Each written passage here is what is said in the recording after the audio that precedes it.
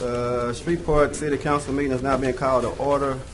We have Fire Chief Wolverton to do the prayer, and Councilwoman Fuller will lead us in the pledge.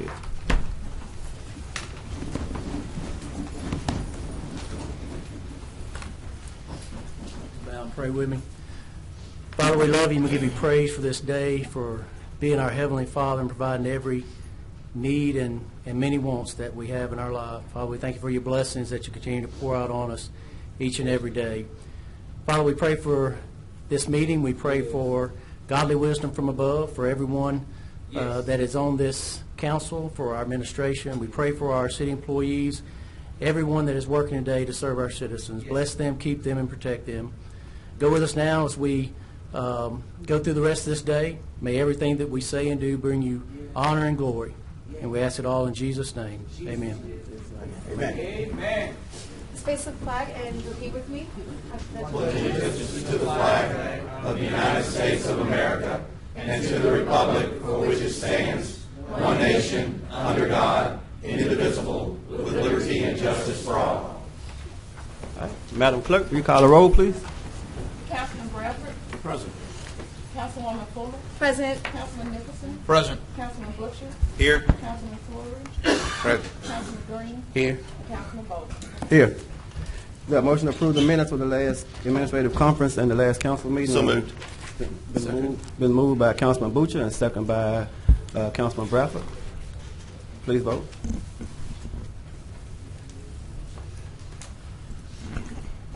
That motion carries with 7.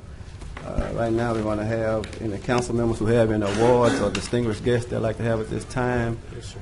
I'm going to call up Mr. Charles Johnson in this group, if he will come up now.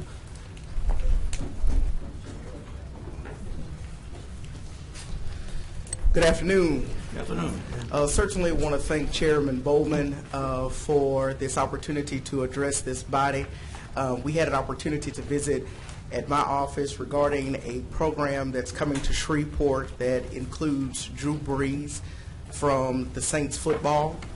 Some time ago, my office received a call from LSUS about hosting this program on their campus, and it's a great program for children grades kindergarten through 10th grade. And along with me is Rick Holland and Jack Brock, who's going to speak more in detail regarding the program.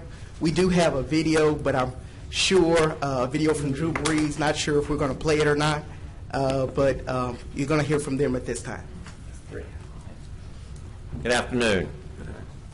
This is a unique opportunity, once again, for our city. Drew Brees, who didn't play contact football till he was in the 10th grade, doesn't want his children to have to play contact, but to have a choice. And so he started a league in San Diego, and it spread to 12 other cities in the country, which we're privileged to be one of. It's in New Orleans, it's in Baton Rouge, it's in Lafayette, and as Mr. Johnson said, LSUS is planning to host it. And so we're trying to get the word out to all the children in the community from, like he said, kindergarten to 10th grade. And the primary emphasis, too, is it's a co-ed sport. It's non-contact. It'll start with training camp this Sunday from 2 to 4. That's open to anyone, free. And then after that, the schedule will be drawn, and the games will start a week from Saturday through April into May. It's spring season. Not the best time to start, but it's a great time to start because we get to set the format up and tweak just exactly how we want this program to go. And I think part of the whole basis of bringing this event here, among other opportunities that our city have, is to think about changing an image in our city where we give kids the opportunity to participate in sports for a little bit of money, and it's a lot cheaper and a lot better for our community than putting them in jail. Any questions from anyone? So we'd encourage you to come out, and any of you that would like to sponsor a child that wants to be in the program or a team, we welcome you. Jackie, you get that? And what was the age group again? Tell me the age group again. Oh, kindergarten through 10th grade. Okay. So I need to know. Reverend Johnson, good to see you. Do you think you could get Ben Rothenberger to come as well? Whatever you want, Councilman. Thank you. Hey, I appreciate you all. Thanks, guys. Hey, can you email me that video and I'll share it with the rest? Thank you. Okay. Councilwoman Fuller?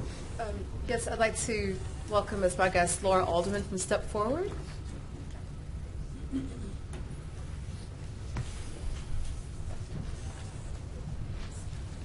Good afternoon, members of the council, Mayor Perkins, and audience members. I'm here to very briefly issue a personal invitation to each of you to attend our Report to the Community breakfast.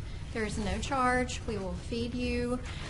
Please come and join us on April 24th and find out about the prognosis of the children in our community from cradle to career. We are a nonprofit community partnership, and our job is to do two things: define problems and develop solutions. And we use data to define the problem.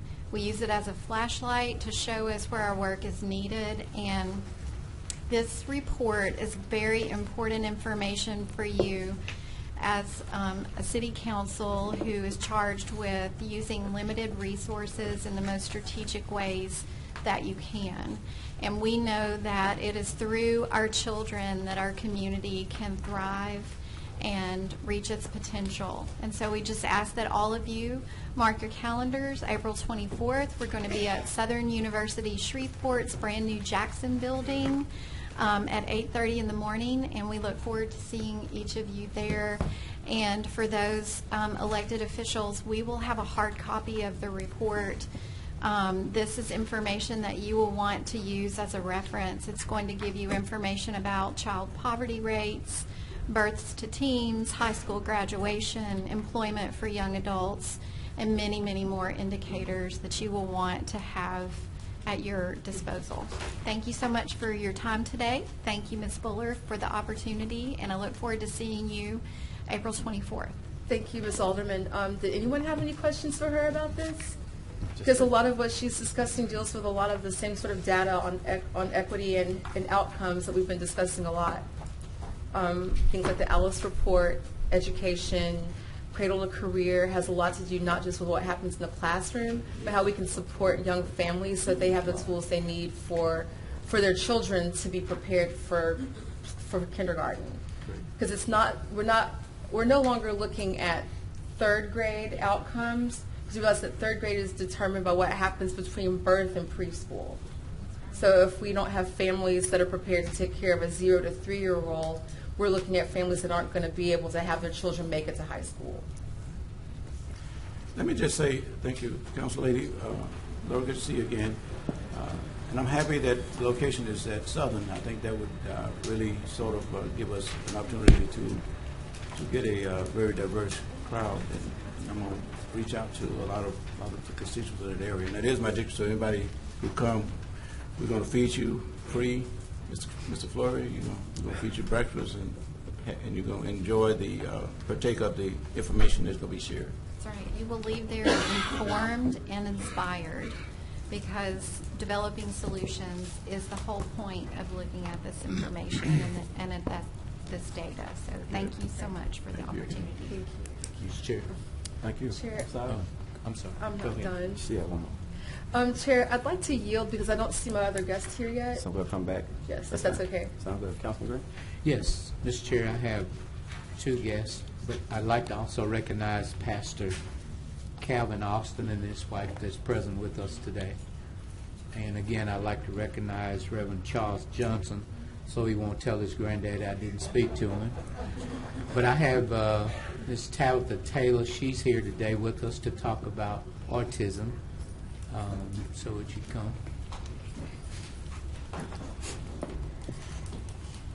She will tell you about some of the great things and what's going to happen on Thursday.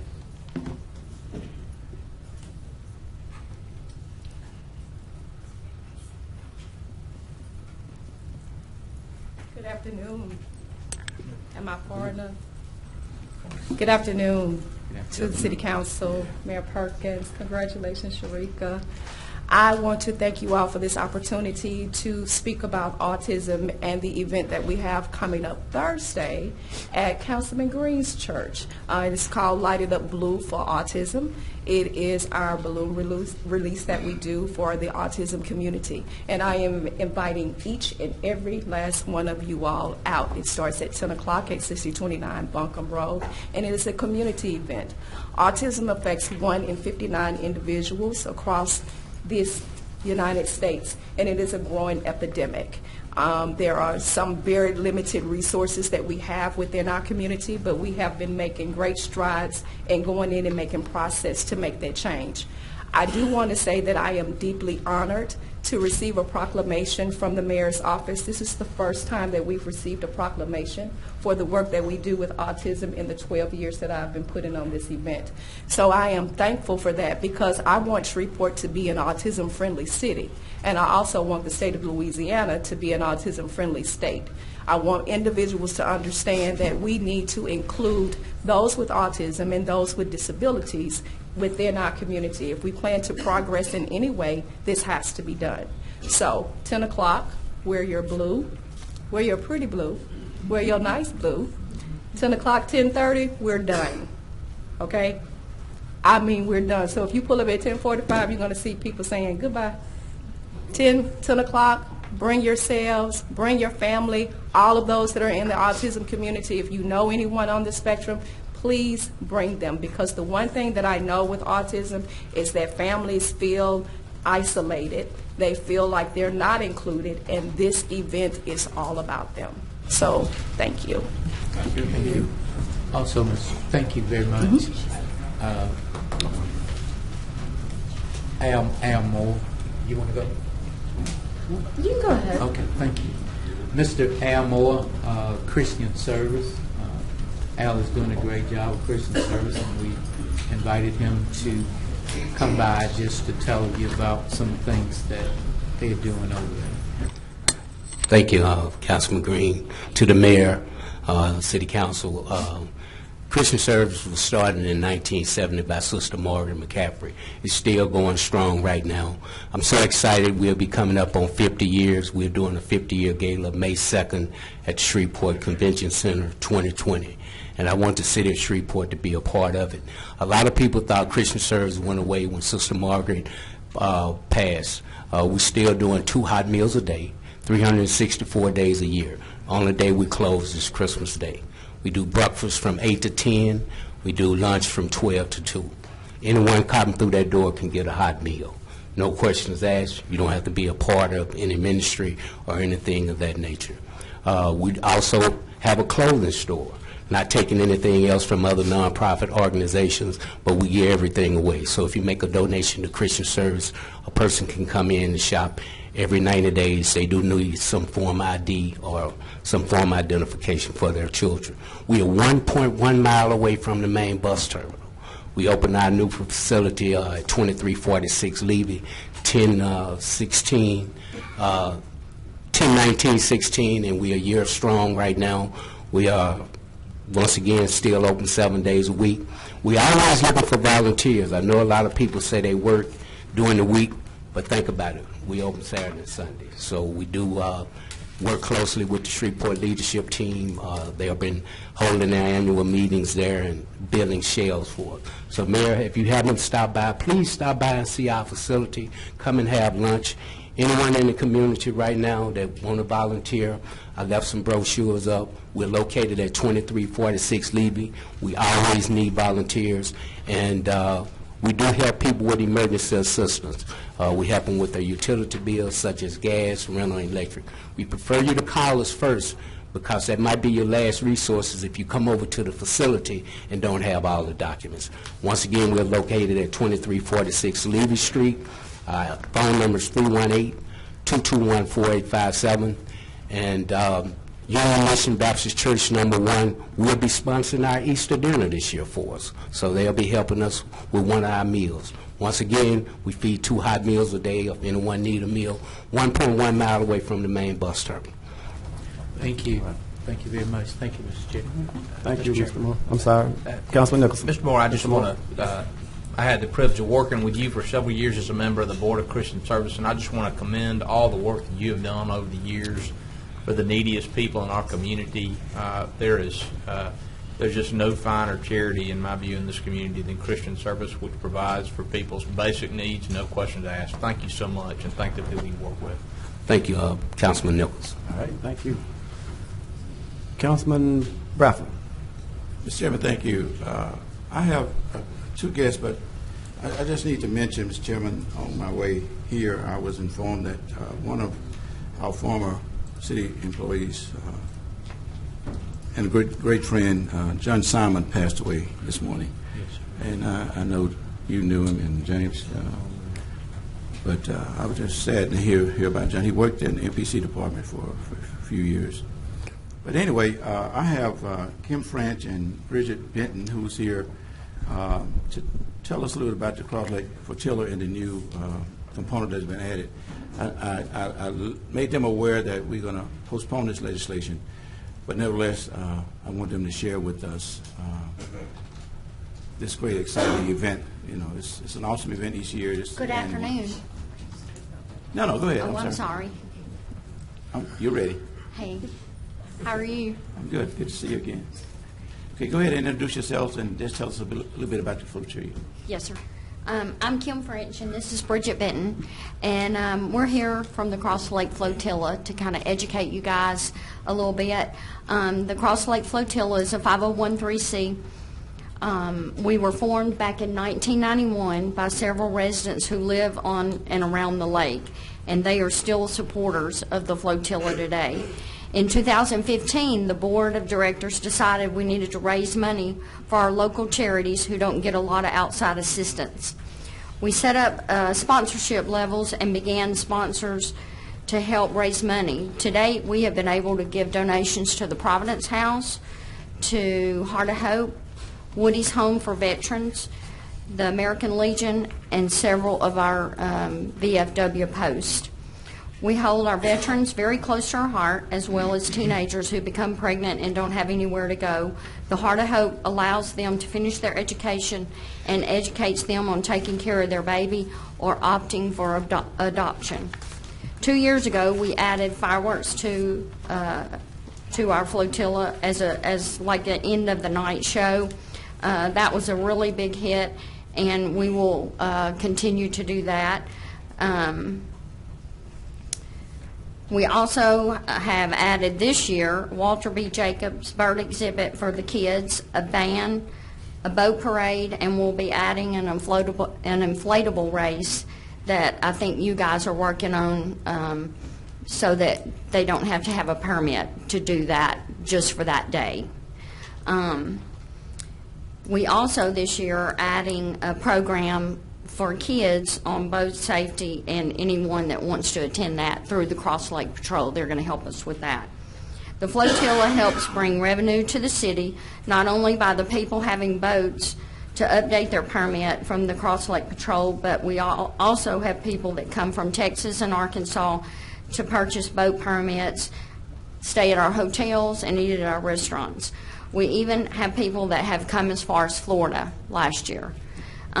We look forward to continue to have support from you guys and hope that y'all will come out to Port-au-Prince at 5301 South Lakeshore Drive on June the 15th this year. And if you don't have a boat, just bring a lawn chair so you can enjoy the band, and the fireworks start about 8:30 or 8:45. So thank y'all for hearing us today. Councilman Flood.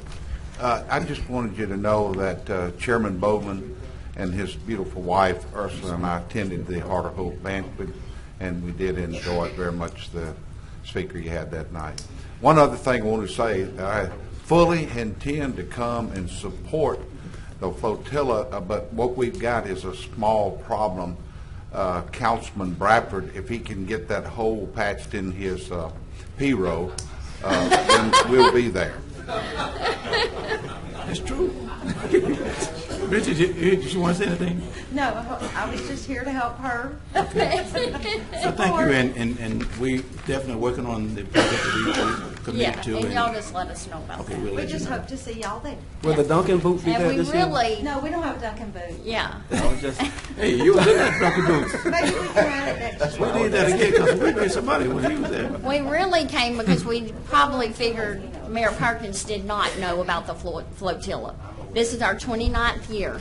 I'm aware. I've never attended, but I will be in attendance Okay. this year, so Okay. I will see. It's getting bigger every year, so Well, I'm all about it. Let's keep it growing. thank y'all. Thank you for coming down.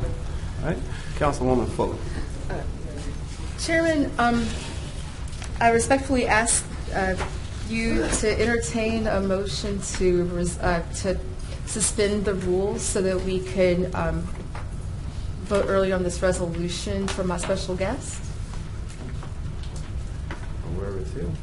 I second that. You're making a motion? Is that the motion? Yes. All right. I second I the have a motion. motion by Councilwoman Fuller and second by Councilman Bradford. Suspend the rule.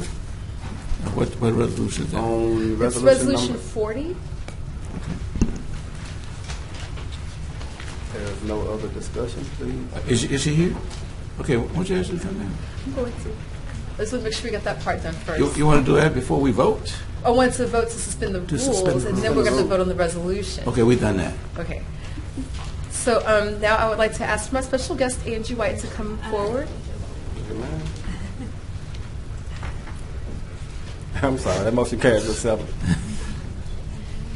And so I just want to say that I am excited to know a lot of amazing people in our community, and I was meeting with NLEP last week just to learn more about what they do in our community, and I found out that the Vice President of Workforce Initiatives for NLEP had been named the ACT Workforce Champion for the state of Louisiana. Would you mind telling them a little bit more about what that means? Because I'm going to join you down there for a photo op. Absolutely. I've given this presentation a lot. I can do it. I'm asleep, so we'll knock it out quickly. There is a tool that was developed by the company ACT that makes the test that we probably have all taken, the ACT. That test measures your four-year college readiness, but the other test is called Work Keys, and it measures your work readiness and your community and technical college readiness. And we have all of the students in the state of Louisiana who are in the Jumpstart High School pathway are taking Work Keys today. But there were not a lot of employers that know what Work Keys is, and Work Keys is only valuable if employers know what it is. So we took the decision in November of 2017 to ask a large coalition of organizations in the 4-parish metro area for Shreveport-Bossier to go through training that ACT provides so that our community can talk to employers and job seekers about Work Keys and its value. So I'm proud to say that we've all gone through the training. DeSoto Parish has already become a certified work-ready community. Our other 3 parishes are working diligently to do that. Now we have 3 parishes in the Northeast that have completed training, and we're trying to fill in the rest of North Louisiana so we can match our cousins in Central Louisiana who are all certified work-ready communities. We think this is a really valuable tool in solving a problem that a lot of our employers have, which is that they can't find trainable employees. It's not that they're not out there, we just can't document that they have the capacity to be trained. So we think this is a great way to do that. And I am happy to come back and give you all a longer presentation on it at another time, but I know your time is valuable, so I'll just say thank you. I'm just excited to have this opportunity. And Chair, would it be okay to ask for a clerk of council to read the resolution? It's a resolution to recognize and congratulate Angie White for being named ACT Workforce Champion for the state of Louisiana and to otherwise provide with respect thereto by Councilwoman Lavette Fuller. Whereas Angie White, Senior Vice President of Workforce Initiatives for North Louisiana Economic Partnership, that's NLEP, has been named the ACT Workforce Champion for the state of Louisiana. And whereas NLEP is an accredited economic development organization providing professional economic development services to the 14 parish region of North Louisiana, and whereas Angie White is leading the charge to certify parishes in NLEP's service territory as ACT work-ready communities using the ACT Work Keys exam to measure a person's readiness for a career, and taking steps to improve the workforce skills that employers need. And whereas Scott Martinez, NLEP president, says Angie's work with work-ready communities ensures that our region can better document the skills of our regional workforce, which will help attract new companies to North Louisiana and support existing employers. And whereas Angie White will receive her Louisiana ACT Workforce Champion Award at the 2019 Louisiana ACT Summit in Baton Rouge on March 28, 2019. Now therefore be it resolved by the City Council of the City of Shreveport in due legal and regular session convened that the City Council recognizes and congratulates Angie White for being named ACT Workforce Champion for the state of Louisiana and for leading the charge to improve the workforce skills set in Shreveport and North Louisiana.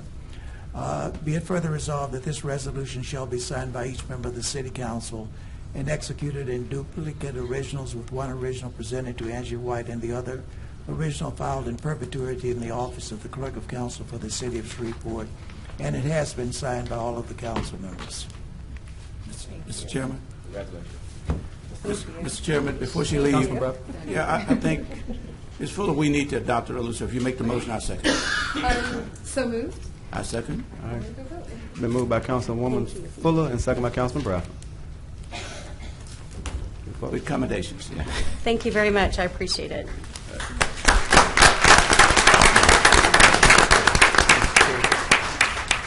Councilman Green? Also, Mr. Chair, I'd also like to say hello to my sister who's joining us in the council meeting today, Virginia Green. I hope I hadn't messed up and she'd come down and straighten it out, but she's here today. Thank you. All right. Any other council member? Seeing none. Mayor Perkins, you have any recognitions you have at this time? Yes, but first I'd like to acknowledge the loss of one of our very own. On March 18th, we lost Karen Mackey. She was a Shreveport fireman. She worked in the communications department, served for 14 years. She lost a bout with cancer that she was fighting over the last 5 months. She loved her family very much, and I'd just like to say we count her as a member of our own family. So I'd just like to acknowledge her and welcome up Signal 51, who is going to play a short video in her memory. Oh, there we go.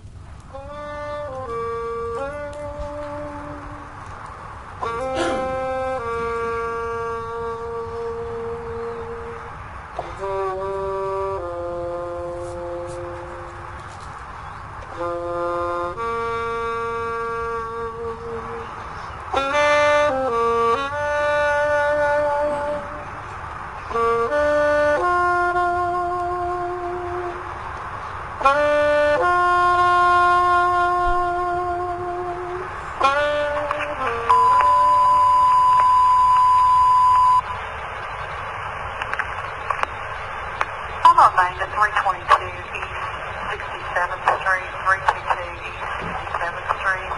Exit 9, medic 10. Have a 5-year-old male having difficulty breathing. Respond only across Henderson Avenue, Fairfield. Exit 9, this is dispatch. Verifying your response. Sprint 9 back in service. Copy, Sprint 9 back in service.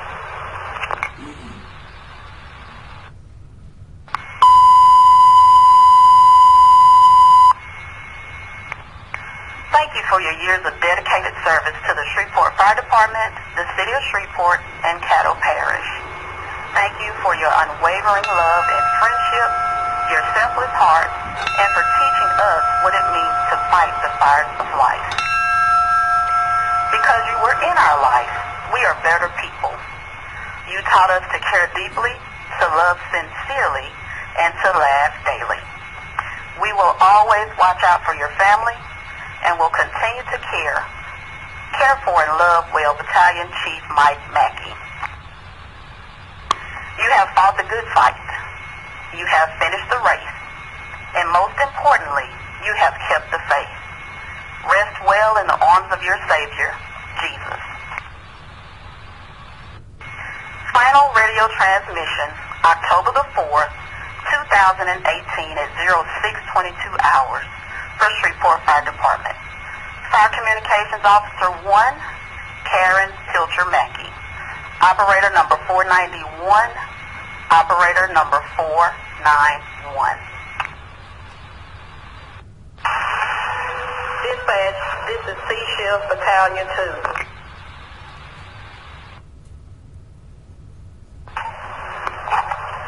Fire Communication Officer 1, Karen Pilcher Mackey, Operator 491. This is C Shift Battalion Chief 2, Chief Mike Mackey. No response. Shreveport Fire Department C Shift Battalion Chief 2, Chief Mike Mackey, clear. Returning to SFD main.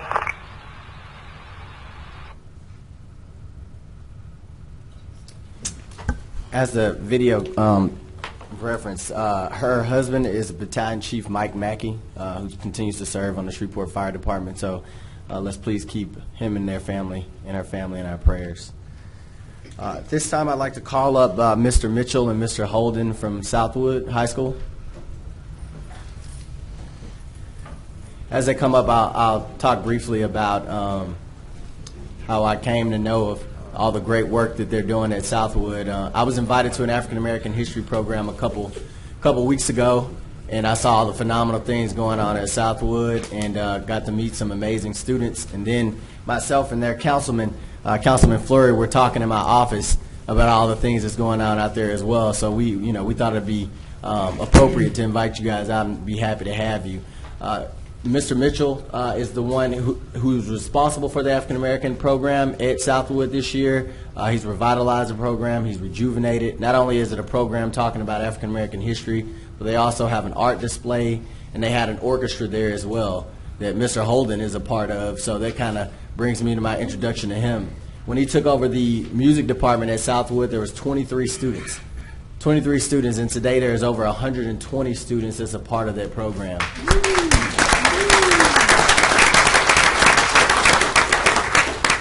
They've been featured in USA Today. They've performed in Atlanta, Jackson, Mississippi, Memphis, Tennessee, and Houston, and have been representing Shreveport phenomenally well. So I just want to invite them. If you have any words, Mr. Holden and Mr. Just go ahead and talk. I guess I'll speak on behalf of me, Mr. Holden, Principal Roberts, Councilman Fleur. Thank you, Mayor Perkins, Council. Thank y'all. He's revitalized the band phenomenally. Not only they are great, on the field between the grid lines marching, but symphonically, the orchestra practice on their own. The kids stay after school for like 2 weeks before the program without any adults, they practice that song on their own. Kids, they're a big part of our school. We try to, in a way, let them take the reins. That's part of the mentoring program. Try to instill that it's a double-edged sword. We help, but at the same time, we pick our top-tier kids to lead so that they get an early experience in leading. It's just a great opportunity to work at that school. I know when Mr. Roberts got there, it was a D school. We're a B school now. When I got there, it was a C school. And it's only going to get better. I'm not going to try to jump ahead of anything that comes out, but we are getting better. We have better kids, and we have the same kids, but we have given them the same grassroots efforts. I know we have a lot of technology that's coming along in education now, but nothing beats just stone cold hard one-on-one mentoring, tutoring, taking that kid that has an A in that class, sitting them next to that kid that has a D or even an F, and if we can get that kid to a C. And I know we spoke about work keys. We utilize work keys all the time. Not every kid is a 4-year college kid. Some kids are better off graduating high school, ready to go straight into the workforce. I have a mother that didn't go to college, but she had a great life. I think one thing, and I'll leave y'all with this, and a lot of people need to realize, I was told by Warwick Dunn one time, make sure you graduate high school. And my reply to him was, don't you mean graduate college? He said, how many people in the world you see succeed without college degrees? And I thought about my mother and many of my own family members. And he asked, how many do you see succeed without a high school diploma? And that stuck with me. So I try to tell the kids the same thing, that these 4 years are integral, they're foundational into what you can do. So thank you.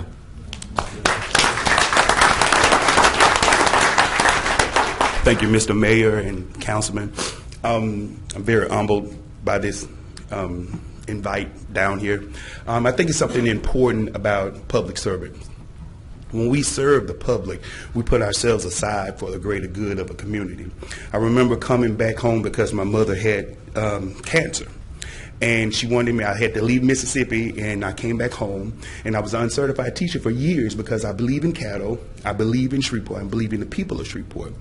And of course my situation has changed now, I am certified now.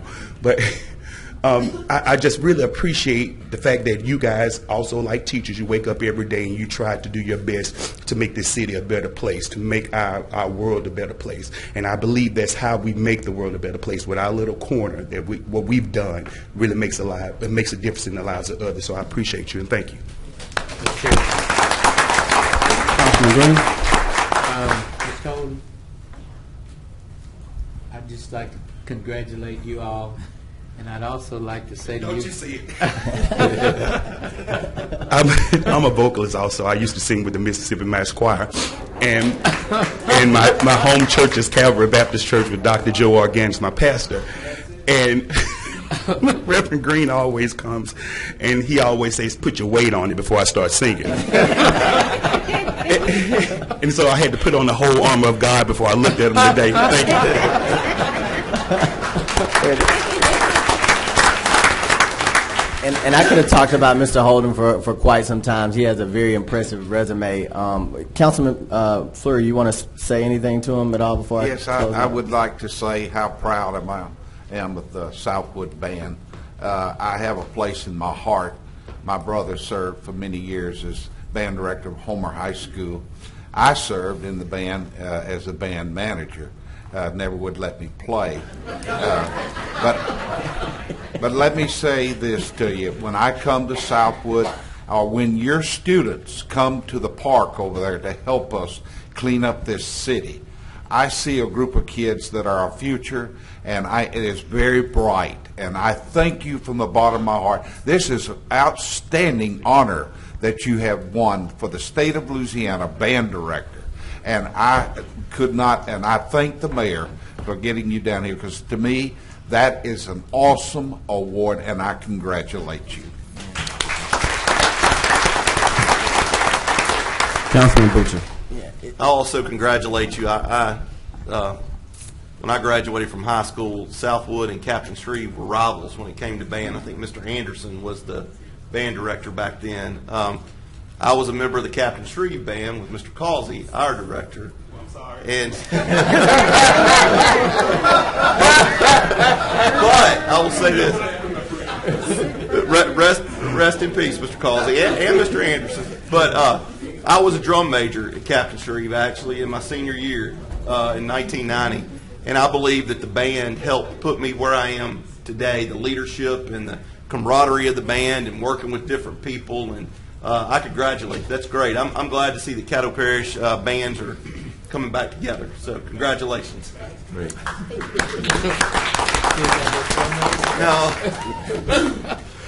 Yeah, it's incredible work what they're doing at Southwood, and to go from a D school to a B school, you could really, if you go on campus, you can feel that change that's taking place on campus. And Principal Roberts, a fun fact, Principal Roberts, and I'm dating myself. I always wanted to say that. Principal Roberts was my track coach in high school at Captain Shreve. So, you know, the intertwining lines between Southwood and Captain Shreve are alive and well. So, again, congratulations, and please continue doing what you're doing for the community over there, the neighborhood over there, and the kids. Continue doing that.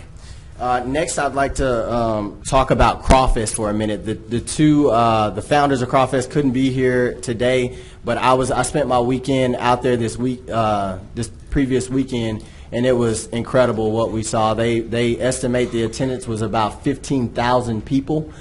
We had Grambling Marching Band. Speaking of marching bands, we had Grambling Marching Band come out, and to see such a diverse crowd love every single note of the Grambling Marching Band was something that I had never seen before, and I've seen them perform at football games, for a really, really long time. So it was such an incredible thing for not just that area of the city, but for the city overall. because now Gramblin's Marching Band isn't just going to be in households that understand historically black universities. There was 8, 9, 10-year-old kids that would have never had that kind of exposure that's going to talk about Grambling Marching Band for the remainder of their life by the looks of their faces. So I just wanted to acknowledge them and thank them for what they did at Crawfest. And they couldn't be here today, and they declined the city's offer for support, but they have turned around and offered us assistance with how we go forward in supporting community events like that. And I think that's very much something that the city should be behind going forward to really just add to the quality of life of our city. Mayor, do you mind if I interrupt you for a second? Yeah, go ahead. 'Cause I approached Mr. Snyder yesterday to see if he could come as my guest to talk about it. Can I read a statement from him? Crawfest was a resounding success. The estimated crowd was 15,000 people and makes this event the largest free musical festival in North Louisiana. The vendors, nonprofit partners, bands, and sponsors gave us overwhelming positive feedback, and the police officers reported no problems in the park for the entire weekend. Those in attendance remarked that this was one of the most joyous and diverse events to take place in our city in recent memory. We are thankful for the community's support and look forward to next year. Although we declined the city's offer of assistance, we look forward to helping the council craft guidelines to create. We look forward to helping the council craft guidelines to create clarity. That's way too many C's, Matt Snyder, and equity for all future events held in the city. Sincerely, Matt, Andrew, and Grant. Thank you. Thank you, Councilwoman. And the last two things I'd like to discuss, Chairman, is the recycling update. Councilman Nicholson, you asked us about it last council meeting.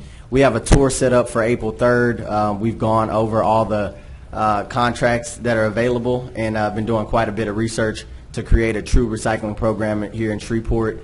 We're going to wait to see how the sanitation fee works itself out before we come up with a final solution. But I just want to point out that this isn't just a recycling problem.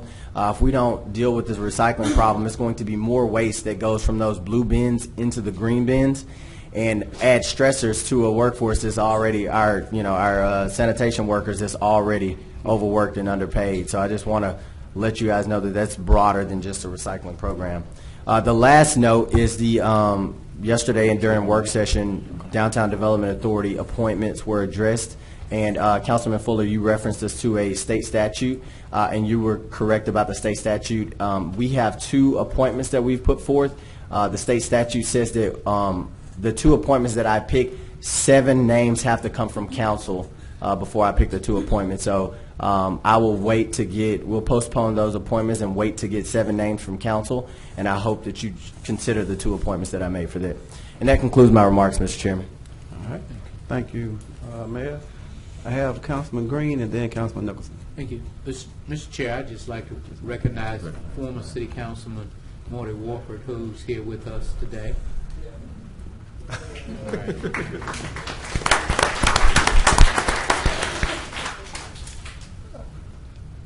I was about to ask him a question, but I'm going to yield to that. Councilman Nicholson. Mr. Chairman, I just wanted to thank the mayor for his update on the recycling situation. I have many constituents who are concerned about the fact that they have been going to great effort to fill their blue bins, and now they are concerned that those efforts are wasted.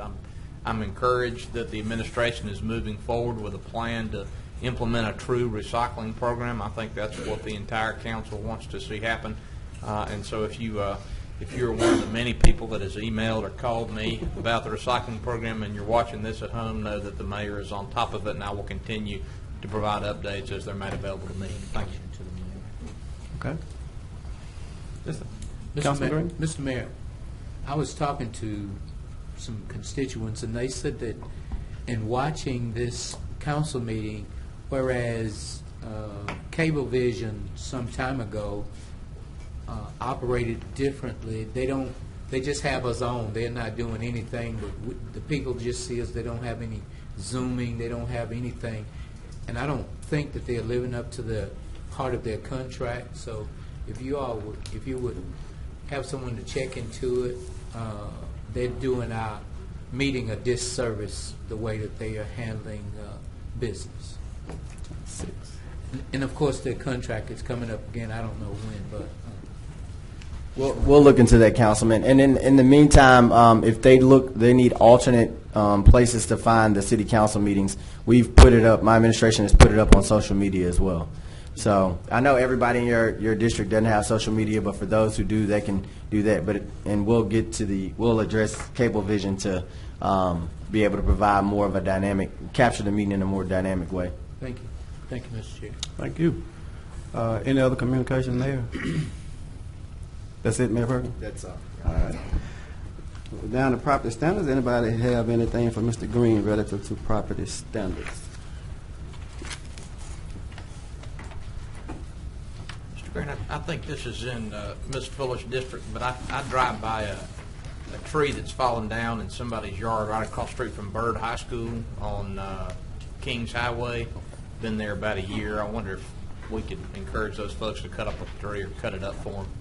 And I could got just you. brought that to me over an email, Mr. Mayor. I could have. I apologize. I feel like I've been put on blast. I drove by it yesterday. It's recently, so I had it on my mind. Councilman Butcher.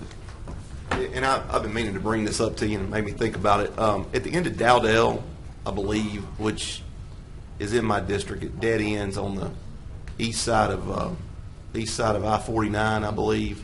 I'm getting a lot of complaints about trash and people going down there dumping at the end of Dowdell, and I don't know if that's something the police department can do, but the last report I had, there's several tires down there. If y'all could check those dead end, and I think it's not just Dowdell. I think there's a few other streets that dead end into where the railroad tracks are.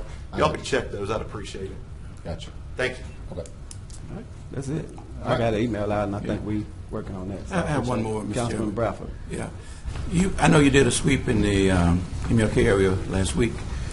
I was called over on Sydney Street, the 3200 block, at the end of the 3200 block. I don't know if you guys had a chance to visit the area, but I need you to go and you see what I'm talking about, okay? At the dead end of Sydney, 3200 block off of Hillary Huckabee, where it intersects with that pipeline that goes through there, okay? There's some rubbish and tires and stuff that needs to be addressed. Gotcha. Thank you. All right. Thank you, Mr. Green. All right. Is Mr. Clark, master plan,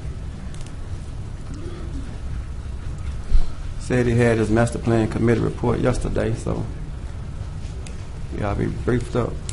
I lost between yesterday and today, but good afternoon, Council and Mayor. As you well know, we have been working on reestablishing our efforts with the master plan. We have to update the master plan. It's been in existence, and there were some problems along the way that we have worked very diligently to resolve.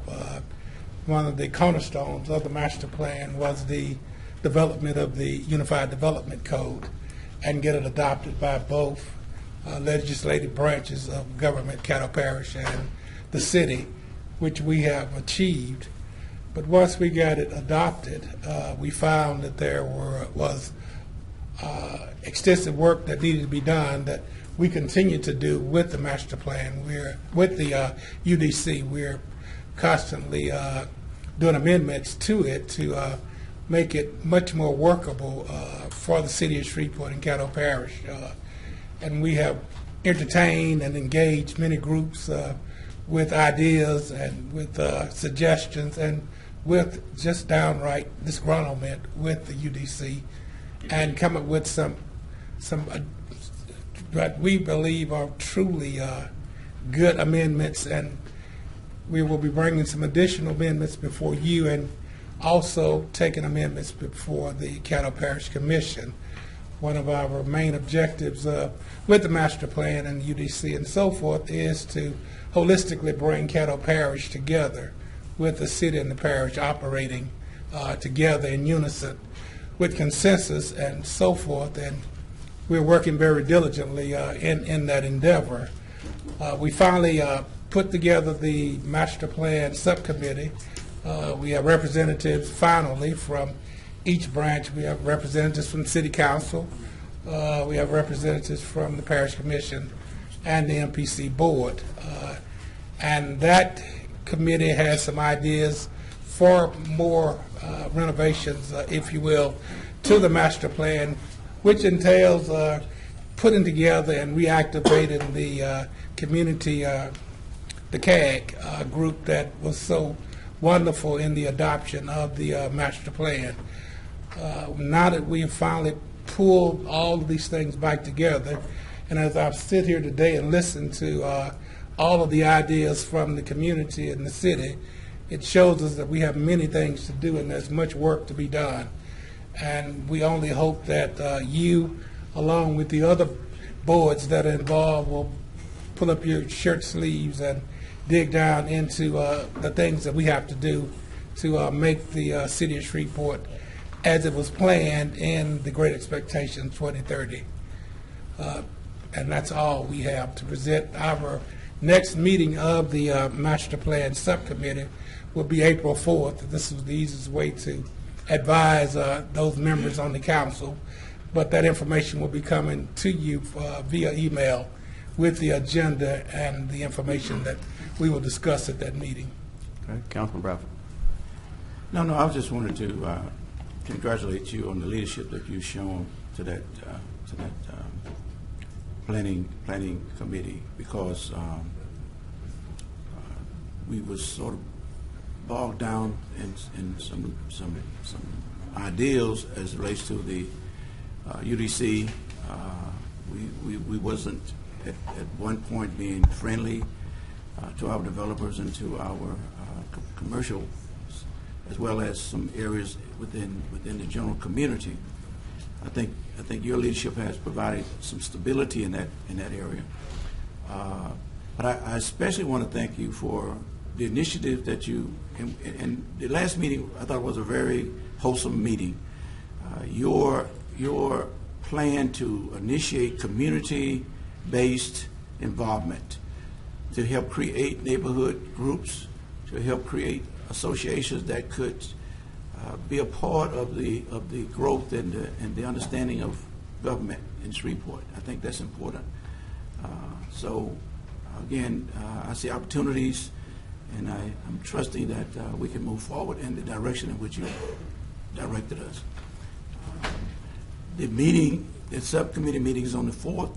The 4th of April, yes. Okay, because I was thinking it was on the 5th, and because we had some conflicts. With the difficulty with having 3 different boards meet is a scheduling nightmare sometimes. But, yeah. Okay, so I know the intergovernmental meeting is on the 5th, so our meeting is on the 4th. Right. Okay, very good. Thank you, sir. And if I may, as you well know, neighborhoods are the foundation of any city, because the people of any city, each one comes from a neighborhood. And if you ignore neighborhoods, then you ignore the city, and the city does not prosper, nor does the city grow. We are ready and we are equipped to take flight on that mission to organize neighborhoods to make the process a more inclusive process, because we want every person in the city of Shreveport to feel a part of the city of Shreveport and engage in the things that are happening in the city of Shreveport. Okay. So with our neighborhood initiatives, we go back, and you're very familiar because you came from one of those initiatives you shared. We go back to the grassroots of what everything is all about and get people involved and make people much more informed and encourage people to be much more engaged in what's going on in the city. So we're really excited about that aspect. I want to be clear now on the meeting on the 4th. Is that the meeting we had said we would wait and elect our chairman? Yep, y'all said y'all didn't want me, so yes. No, we don't want you. But I'm just saying, if that's going to be the meeting, then we need full participation. Yes. So make sure you guys try to contact all the We will members. try. I think we had, if we could just get, I was listening to someone earlier. It's sort of a scheduling thing, and we can get timely presence at the meeting. We could have taken some action, but we didn't quite get everybody there at the same time. If we can get people to come at the 12 o'clock hour, we can elect the chair of that process and then you all can take off. Okay, I just want you to know now, if nobody else shows up, we're going to elect Yvette Fuller as our chair from the You council. might as well, because I can keep a meeting going. We know. We know. We have I'm taking the floor from you. Okay. We have a unique opportunity because it's spring break and there are young people in the audience, and they kind of serve as a canary in the coal mine. And so when I see them on screen falling asleep, I know that we need to speed things up. So I you're want telling them me to stay sit down? civically engaged. I need y'all to bring some joy and passion back into this meeting right now. Mr. Clark, with that said, can you give a quick, just a very brief overview about where we stand on having chickens inside the city limits? Because every once in a while people get excited about that. I want them to realize that part of the reason you can have certain things is because of the Unified Development Code. It's not just about the street and the setback on a whatever. It's also about things that you do on your own property. Do you mind just real fast? Well, when we were doing the UDC and the master plan, we were very concerned about, and it's ironic you referred to young people, because we found the young people did not really understand where eggs came from. I'm a country boy. Heard Mr. Fleury talk about Homer. I'm a country boy from Haynesville, so we knew exactly where eggs came from and what you did with eggs. But the process of having chickens and parents wanted to be able to educate their children to a lot of things that they were not being educated to. When we were in the country, that's all you did. So part of the UDC does address the amount of chickens that you can have, and if I'm remembering correctly, I think you can have up to 8 chickens, but they have to all be hens. They don't want any roosters, and that's right. a whole nother discussion. But Because roosters don't make good neighbors. roosters they fight a lot and they do other things that They wake we you up didn't at want 4 them in to the do. morning. In the multiplying process, we want to remain things at 8. Okay, and my other question was about how are things going with the Historic Preservation Commission now that we've moved those guidelines into the UDC? Is that speeding things up at all? We feel, and we feel very confident that by the changes that were made to the HPC and incorporating it into the MPC and making it a one-stop shop, which was designated by one of the goals of the master plan, has done exactly what we had expected it to do.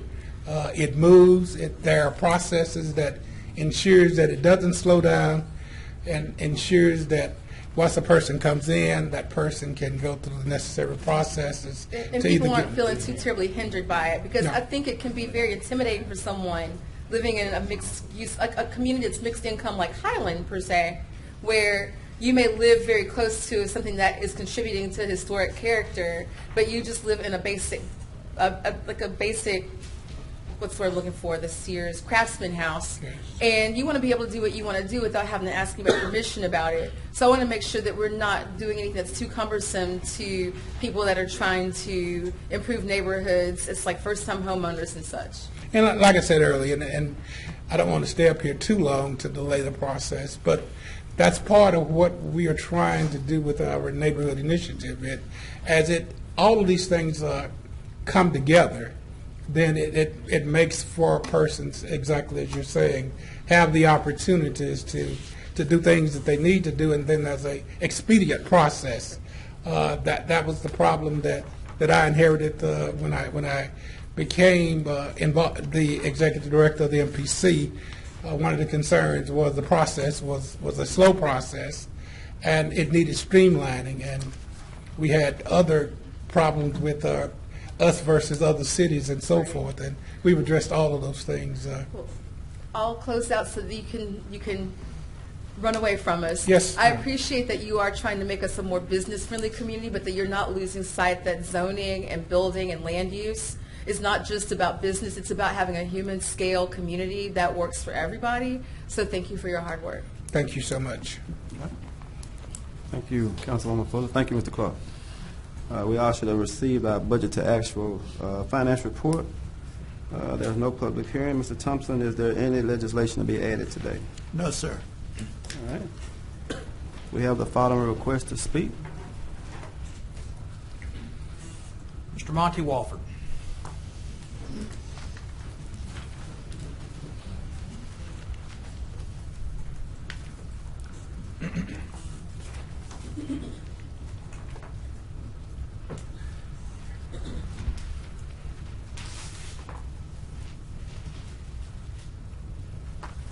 Monty Walford, 960 McCormick, 71104.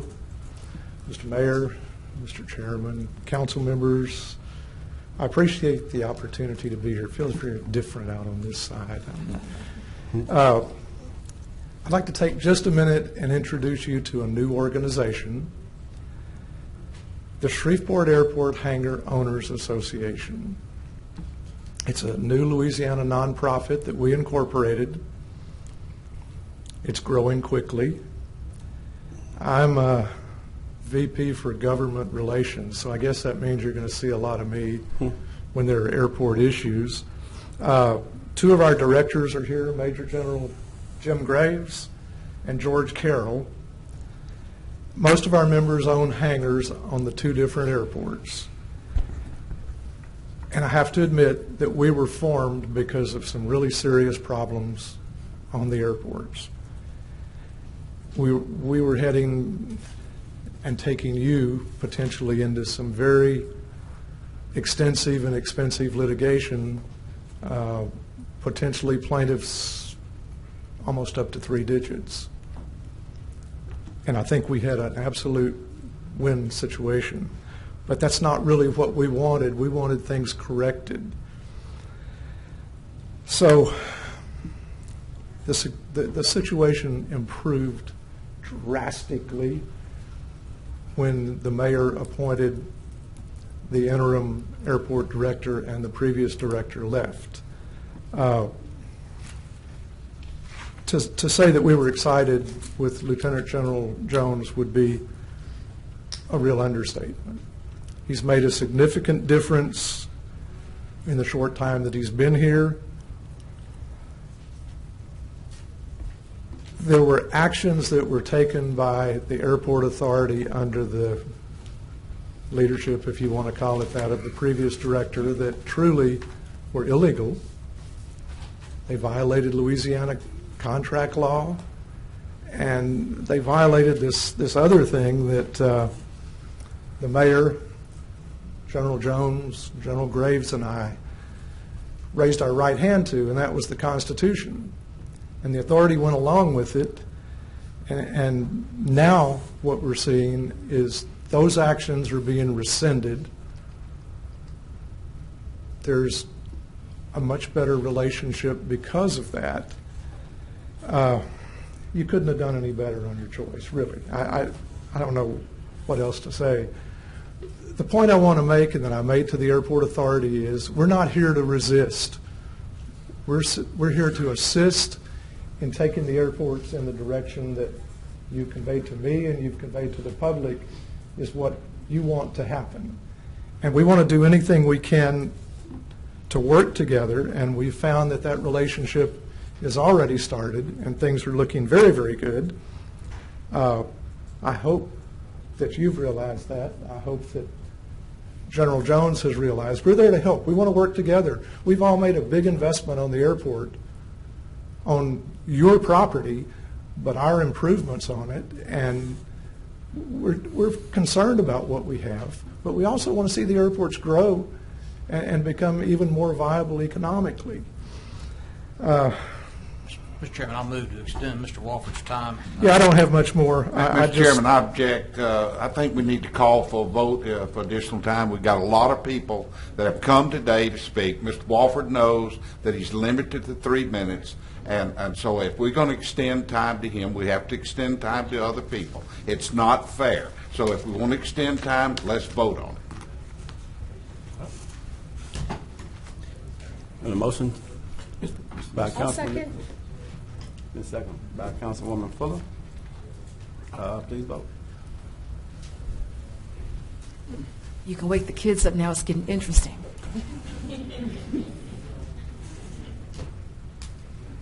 Thank you very much. We are going to come to you, or we're going to encourage the airport authority to come to you and ask you to amend the Code of Ordinances in Section 18 to allow longer-term leases. Right now, they're 15 years. it's very, very hard to truly get the benefit of your investment in a 15-year period. So we're working with the airport authority to extend the lease periods. Some would like 40 years, but certainly more than 15. And right now, for some reason that I never knew, the Code of Ordinances limits leases to 15 years. So we're going to come to you and ask you at some point for that, or we're going to ask the airport authority to come to you for that. The last thing I would ask you to do, we're non-political on this, but I would ask you to support the mayor in the steps that he's taking trying to improve the airports. Please look at his vision and let's improve what we've got. And thank you for the extra time. Thank you, Mr. Walker. Mr. Settle. And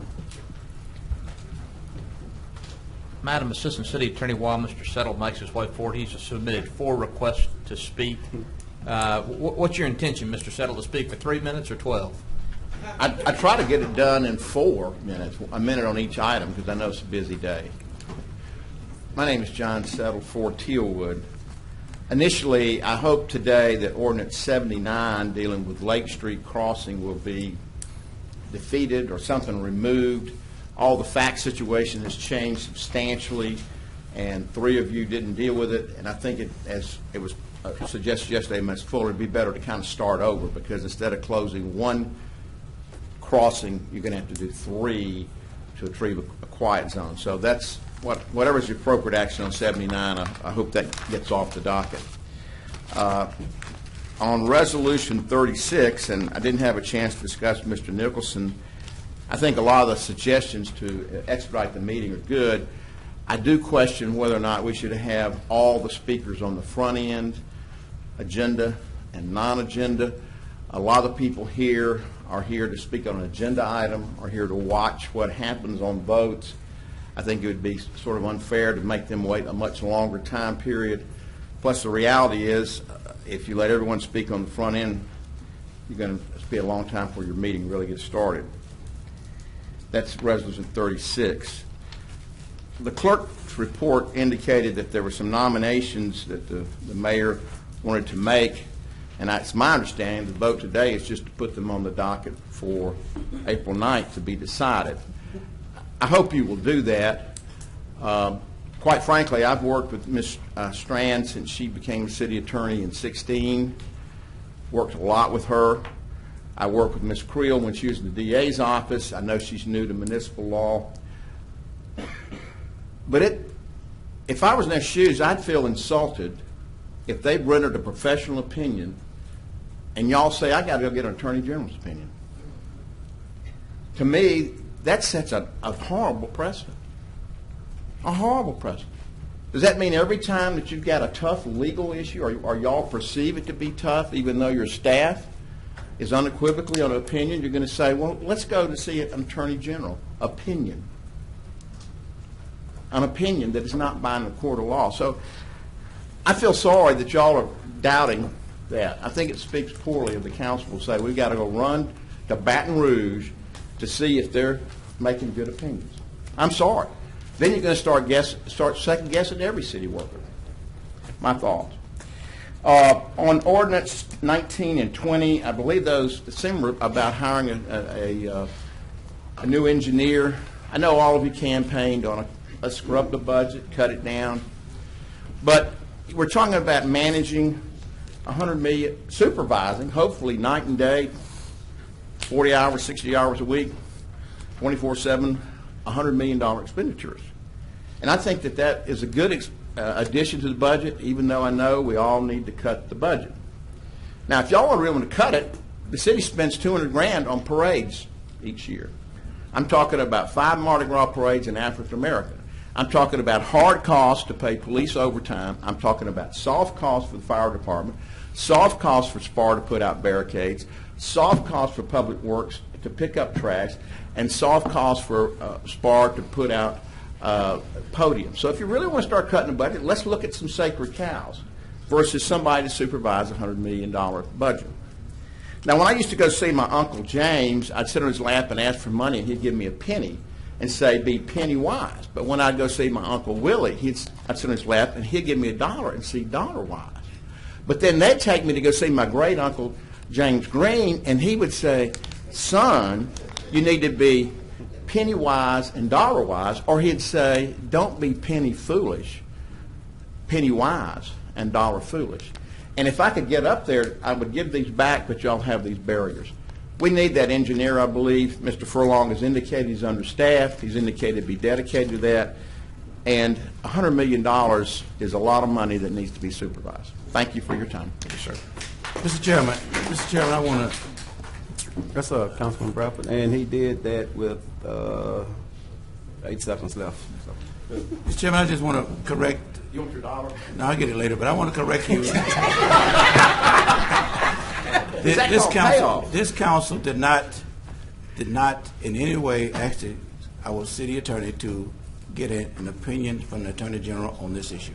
The discussion yesterday was to delay putting it on the agenda for next week until it's received. We said that it was our understanding that a member of the board had filed for an opinion. Now, it was later brought to the attention that by the time this come up to vote on the 9th, that opinion should have been rendered. But this council did not ask ever disrespect our city attorney by questioning her ability to make an opinion. I just want to correct you on that, sir. I'll look at the tape. I think a lot of the comments yesterday were saying there was we no should motion delay. made to ask the attorney general. I mean, our city attorney to make to engage an opinion from the attorney general. There was no motion made to order her to do that. The mayor didn't order her. I stand corrected, but I suggest you look at the tape and look at the tenor of the discussion that seemed to imply that attorney general legislation. I'm talking about comments at a work session. session. The comments is one thing, but I'm just saying unless legislation was offered for her to order her to do that, then the conversation was just conversation. I'm going to keep my $1. Yes, sir. I respect your opinion. Thank you, I sir. disagree, but I respect it. Well, you understand you understand how business is done on this podium. I understand discussion yesterday too. Yes, sir. I do, and I'll look at the tape again. All right. If I owe you an apology, so be it. Thank you. Thank you, Mr. Chairman. Keona Thomas Walker.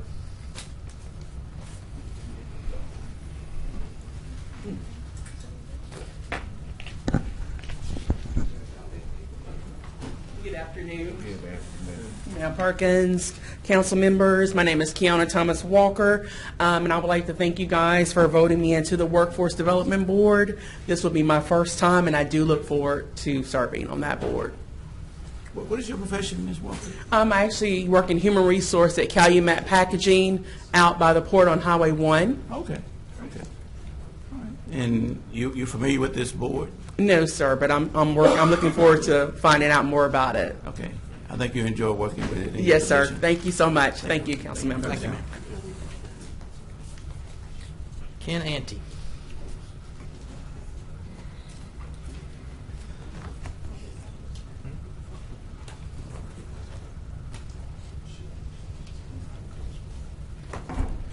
Good afternoon, Mayor, Ms. CAO, from all the former CAOs, we feel for you. Ken Ante, 7932 Batcher Drive, Shreveport, Louisiana. I tried to send each of you a letter today regarding Resolution 33. The email, I'm not sure if it was going through. Some of them said they bounced back. Some of them I didn't get a response. But what I would ask of you in regards to Resolution 33 is to amend that resolution today to delete the investment bankers and the underwriters. I understand from the conversations yesterday that it's very important to keep this project on the same timeline. By removing that, you will not change the timeline in any way, shape, or form. It is not uncommon that applications to the Bond Commission do not contain the underwriters or the investment bankers. In fact, one of the co-bond counsel that's set to be hired today was bond counsel on the Port Commission that just closed March 14th, and when they submitted it to the Bond Commission, it had to be determined. The two bond underwriters were approved after the Port Commission after the State Bond Commission approval, and that's an accepted practice. So you have plenty of opportunities after today to look at the bond underwriters. I know several of the council members are new, and the mayor's new. Ms. Fields is new, but she's very familiar with the bond process, having come from that with her background. The bond underwriters is the third member of the bond team. But when it comes to the costs that the city pays, the bond underwriter is the most important, because they're the ones out there trying to create the market, create the demand to place those bonds. And it's very important to know the background of those bond underwriters. I'm not saying there's anything wrong with the 4 that are listed there. They're all fine companies, but I think they should be vetted to see what their experience in Louisiana is, to see what their experience in Shreveport is. So they have Shreveport experience, and to look at all the factors that I put into my letter. And so I just respectfully request that you remove that, you take the time, you vet them, and you look at them, and then make the determination as to the mayor's recommendation as to who those underwriters should be. And I'll answer any questions. Mr. Ante, thank you for visiting with us this afternoon. All the members of the council and the mayor and his staff understand who you are and what you do. The audience and members of the public may not. So would you back up, please, and explain what company you work for, generally what underwriters do at a basic level for bond issues, and explain why you would like to have an opportunity to participate in a competitive selection process. Well, the underwriter is the banker. They're the ones that bring you the money, they get the bonds, and then they go sell the bonds. They don't give you the money until they know what they can sell the bonds for. So having a broad base of purchasers creates demand. The more demand, the lower the interest rate, the better savings to the city. Having a background in Louisiana creates that larger demand, because we sell every day. We're selling bonds to Louisiana purchasers. To back up, I'm obviously an attorney here in town, practicing 30 years, spent 8 years in the CAO's chair, lived through that, and now I'm a banker in business development with Cruz and Associates, which is a investment banking bond underwriting firm out of Little Rock with offices here in Shreveport and in South Louisiana in Church Point. We, as Cruz, and I wasn't going to get into that, but since you asked, as Cruz, we're the only public finance entity in the state of Louisiana with a public finance office in Shreveport. The few that do have offices in Louisiana are either in Baton Rouge or New Orleans. And we would like, obviously, would like the opportunity, if going through the process, if it's reviewed and determined that all the experience that we have in Louisiana is not valuable and won't bring value to the city, then we'll be the first to tell you. And we have a history of doing that. If we don't bring value, we don't need to be in the project. We believe we do. Over the last 5 years, and I submitted this a couple of weeks ago to each of you, we've done 51 bond issues where Cruz was the lead manager. And as pointed out, I'll let the letter I sent you before establish what the other 4 have done. And again, I'm not saying anything negative about them. They're all fine firms. But we can bring a local and we can bring a Louisiana value to create that demand. I want the record to be clear, Mr. Ante, that you're not here before the council asking us to select your firm as the underwriter for these bonds. You're simply asking to have an opportunity to compete fairly and openly for that business. Is that right? That's correct. We just know, and we know how the bond industry is. We know how the bond industry has been prior to 2008. And when I sat in that chair, I wasn't fortunate like Ms. Jones. I didn't have experience. I had legal experience, but I didn't have bond experience. I had no idea what the underwriter did. I knew what the bond counsel did, and I knew I couldn't do it. That wasn't my area. and I didn't know what the FA did or the financial advisor. I do now, but most people sitting in y'all's chairs have no idea as to what the bond process is. And the underwriter being so important as to the actual interest rate is one that I think everybody needs to have the opportunity to understand the process and to know how important that is to be able to bring that ability to broaden the purchase base. CAO Jones. Yes, I just got Mr. Ante's letter when I came to the chambers, and I intended to call you because I just got your proposal after your meeting with the mayor on at the end of last week, and we do intend to start that conversations with you because we would like to work with you in the future. As far as the current resolution is concerned, we do have firms that are on this list that have, both national and regional presence. They've actually done a really good job of selling Louisiana paper. Our interest rate on the last bonds was at 3.3%, which is really good, considering where the market has been. But we do want to start that conversation with you because we do want to work with you in the future. And again, I don't want it to be perceived in any way, shape, or form. I'm not saying anything negative about any one of the four firms. They're all good firms. I don't personally know any of the individuals. I know a lot of individuals from other firms that operate throughout the state. I know all four have good reputations and are good firms.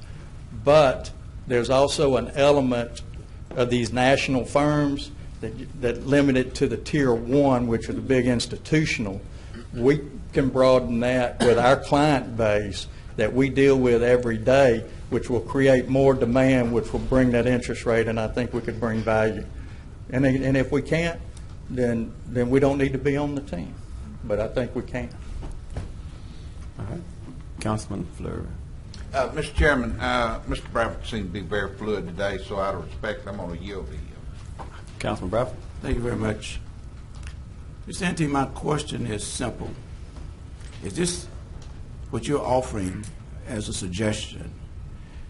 Was this a process was used when you was the CEO? No, it was not. It was not.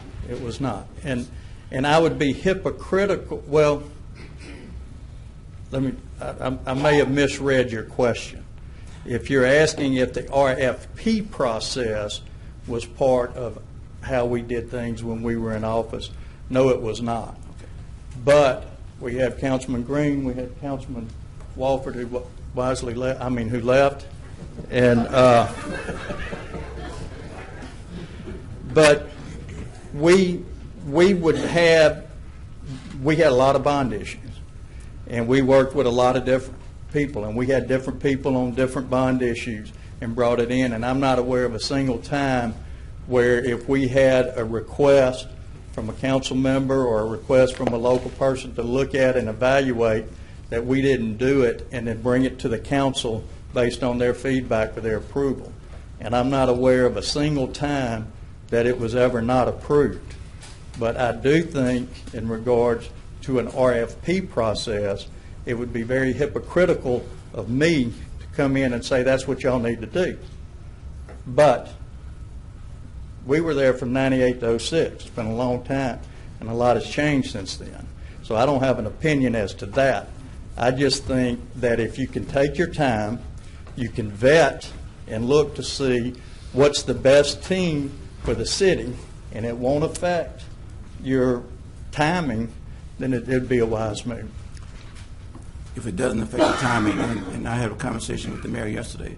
See, and I said this yesterday, and no disrespect to anybody, in that the city charter gives us each responsibilities and tasks, and the charter assigns the mayor with the responsibility of selecting certain entities to do business with for the best interest of the city. And that process has been a continuous process with each mayor. Okay, and I said yesterday, and I'm going to say a different way this time, in that what was good for Mayor Hussey, what was good for Mayor Williams, what was good for Mayor Hazel Beard, what was good for Mayor Keith Hightower, what was good for Mayor Glover, what was good for Mayor Tyler, should be good for Mayor Perkins. And unless there is something that he feels that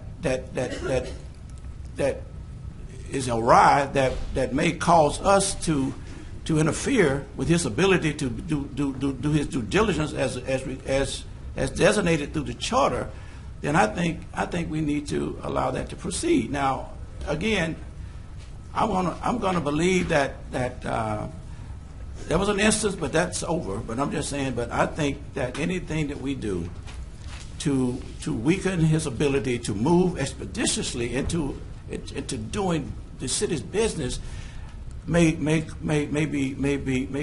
somehow a disadvantage. And I hear what you're saying, but I feel very strongly that somewhere in the middle of the stream we're going to change horses, and I just don't feel that way. And unlike the prior speaker, I'm not disagreeing with you. Okay. And I'm not asking you to do that. Okay. But Mayor Perkins has been drinking from a fire hose since he took office on December 29th. There's been so many things coming at him and firing at him. There's no human on earth that could keep up with every single thing of every issue coming before the city. I know that for a fact.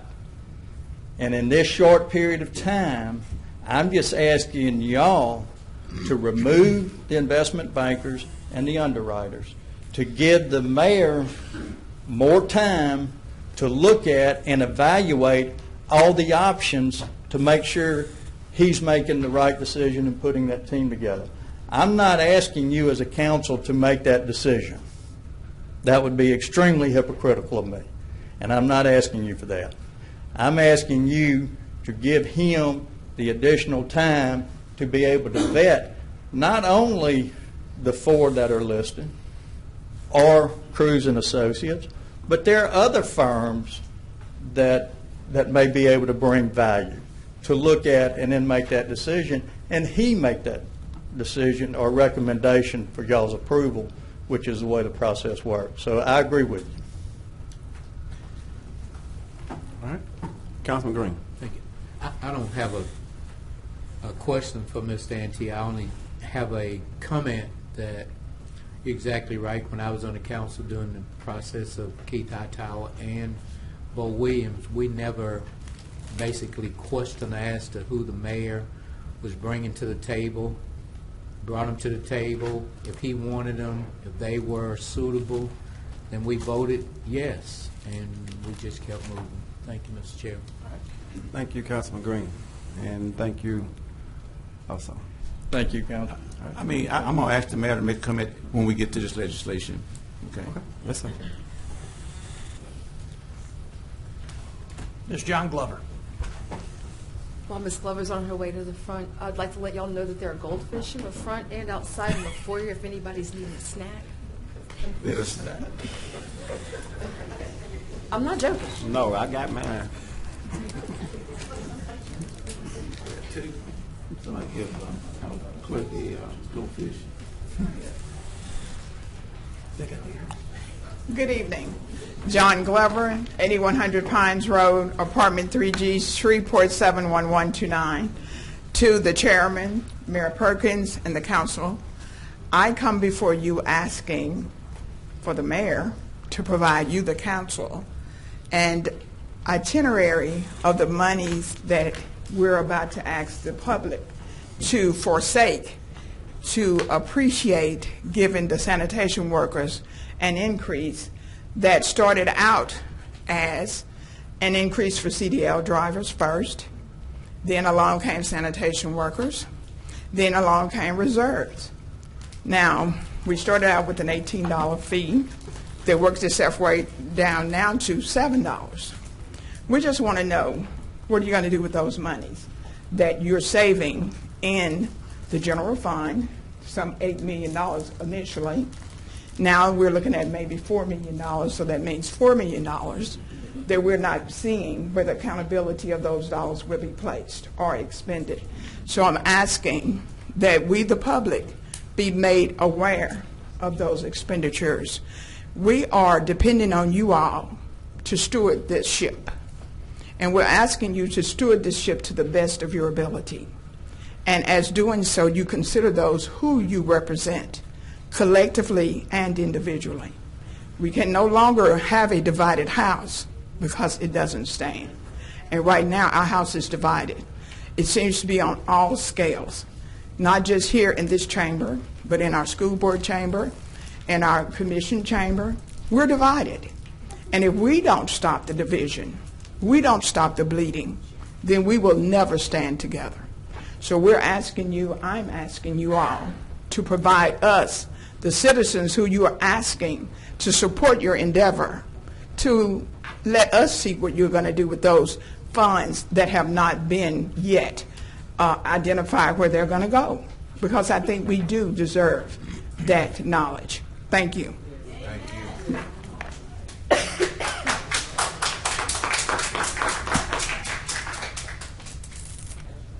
Mrs. Buckles. What chair? Excuse me. Yeah, I did want to respond to that. And Ms. Glover did email me, and I got a chance to reply to her. I just wanted to make a note that, of course, the amount of money that becomes available to the general fund is contingent upon the amount of the fee that is passed.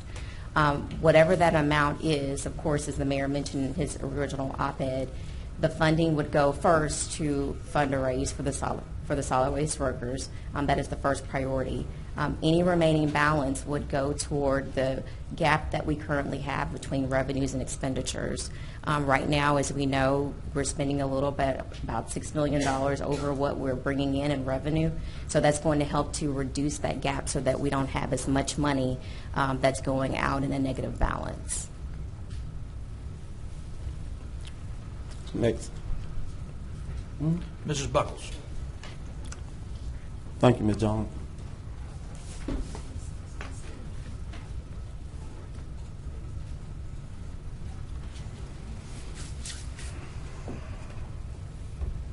Good afternoon, Council and Mayor. Thank you. The last meeting, much information was presented. Oh, forgive me. Mrs. Buckles, Simpkins Drive, Shreveport, Louisiana, 71101. Excuse me, 71107. The last meeting, much information was presented that was tangible and real, but it was overwhelming. At the end, processing, none of it was applicable or legitimate to the sanitation issue and how to fix it. Mayor, I want to thank you for your choice in Mr. Keith Hansen. His information and location of monies to be saved was a blessing. I would like it if the council would kill this idea of a fee at this time, at least until Mr. Hansen and others have had the time to look into the areas. All the city funds are being used. He did a lot in 34 days. I can only imagine what could be done in another window, whether 3 months, 6 months, but some time frame. And then I agree, let us all know how it's being used, the exact percentage that's going to go to the sanitation workers and wherever else it's going to be gone, wherever else it's going to go, excuse me. I still consider this 50-cent proposal about the security information that a former person brought forward was still a doable thing. I don't know all the nuances that it takes for running a government. I don't attest to that, and I've told you that before, but I still think you could look into it. I'm still outraged at the monies that people concerning our insurance plan had gotten away with, and Mayor, I want to thank you for addressing that, and I really want to thank you that you're looking out for minority people who want to be employed, and the fact that those companies didn't want to consider employing African Americans until this was brought up, it was deplorable, but thank you for exposing that. And I pray that other people in the future will consider those things. We're not going to be an afterthought just because they want to get a contract with us. So I wanted to share that, and Councilman Nicholson, I wasn't aware that you were an attorney, and so now that I've been made aware of this, I'm hoping that you would lead the fight concerning, once we find out people who've been abusing the system, go after them, make them repay. Put those monies back. Nobody likes to be abused. I was a victim of sexual abuse as a child. To go through and allow these things to take place in our council is abuse, I think. And personally, I'm not choosing this penis. And I hope you don't either. Thank you for your time.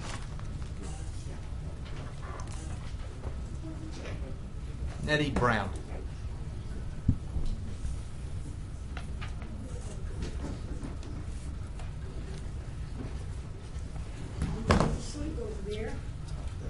As I come up here, I'm asking myself, why am I here?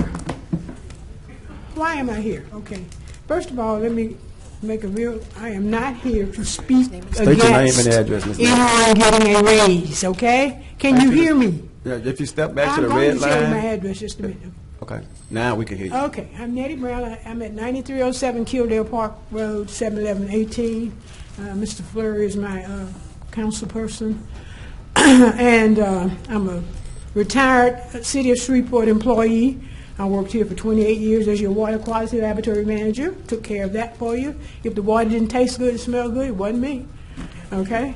And I also was the elected person for the classified service. You know, you have classified service and you have civil service.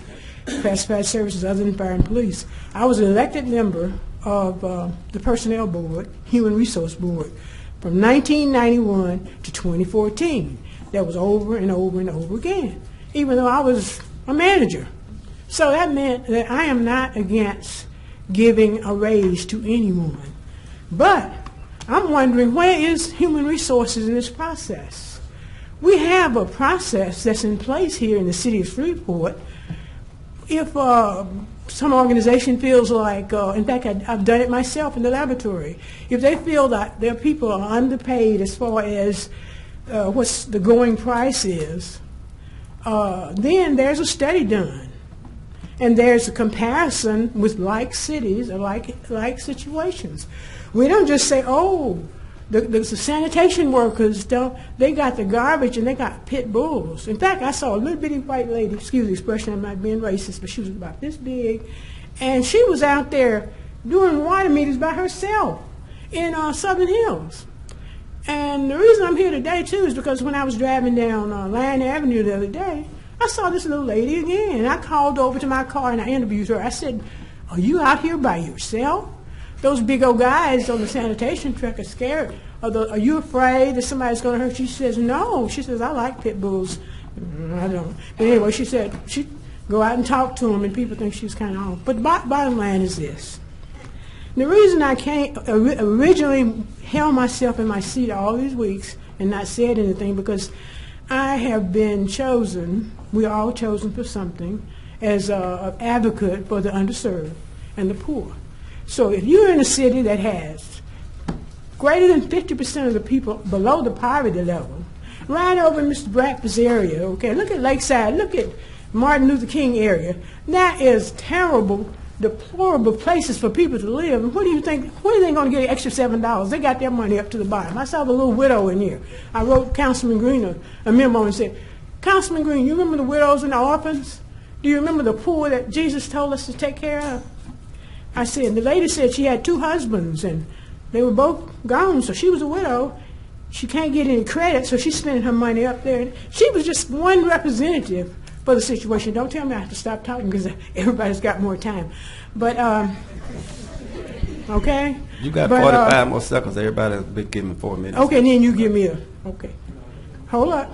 We have to go back and review that part of the thing. But the worst thing is, the worst parts of the city, the Queensboro area looks like a war zone, folks. If those people had money, extra money to pay for a fee like that, and you can do it another way, they wouldn't have duct tape holding their windows up and blue tape on top of their houses and windows out, and it's horrible and deplorable. In fact, I did try to commission Channel 3 to come out, which is not over yet, and we're going to do a documentary. I want to do a documentary of how it looks in these war-torn areas.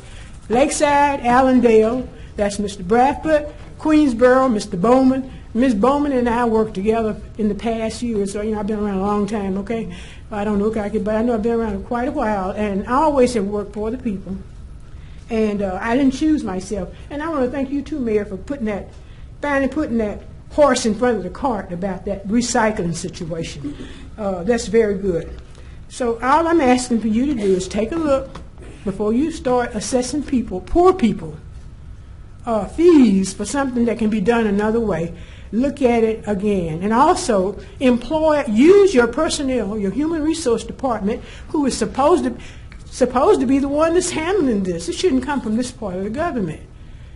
As I served on that human resource board, if there was an area where somebody felt that they were not being paid enough, the management in that area had to submit a plan to human resources. Human resources had to do research, and also they had to, that's how it was done. Because another thing, last thing I'm going to say, I was not going to even talk about that, but I've been getting calls. They've been calling me since I left the city in 2016. Brian, they think I'm still working for them. Yeah, one more minute, please. No, not a minute. I mean, time is, okay. we went over. Well, I'm going to cooperate because it's been a very positive meeting. I heard some ma'am. really good stuff in here, and I want to keep it that way. Thank you. Do y'all have any questions? Okay, Thank you. Mr. Kingcraft. I'm sorry? No, I thought somebody said something. Go ahead. Mr. Kraft. Is it a problem?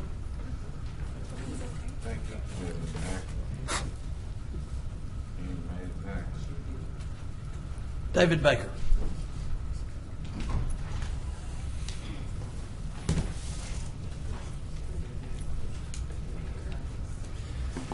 Mr. Mayor and Council, thank you for this opportunity. I've learned a lot here. The first thing I've learned Would you is state your that... name, Mr. Baker? I'm sorry. Your name and address. I apologize. Dave Baker, 9974 Mossy Knoll Circle, 71106. Thank you. Talk about chickens will not keep children awake. That's one of the things I've learned here today. I'm here to talk on behalf of Anthony and Roderick, our two garbage men. Mr. Mayor, I'm glad to hear that you're doing an in-depth study about the blue can versus the green can.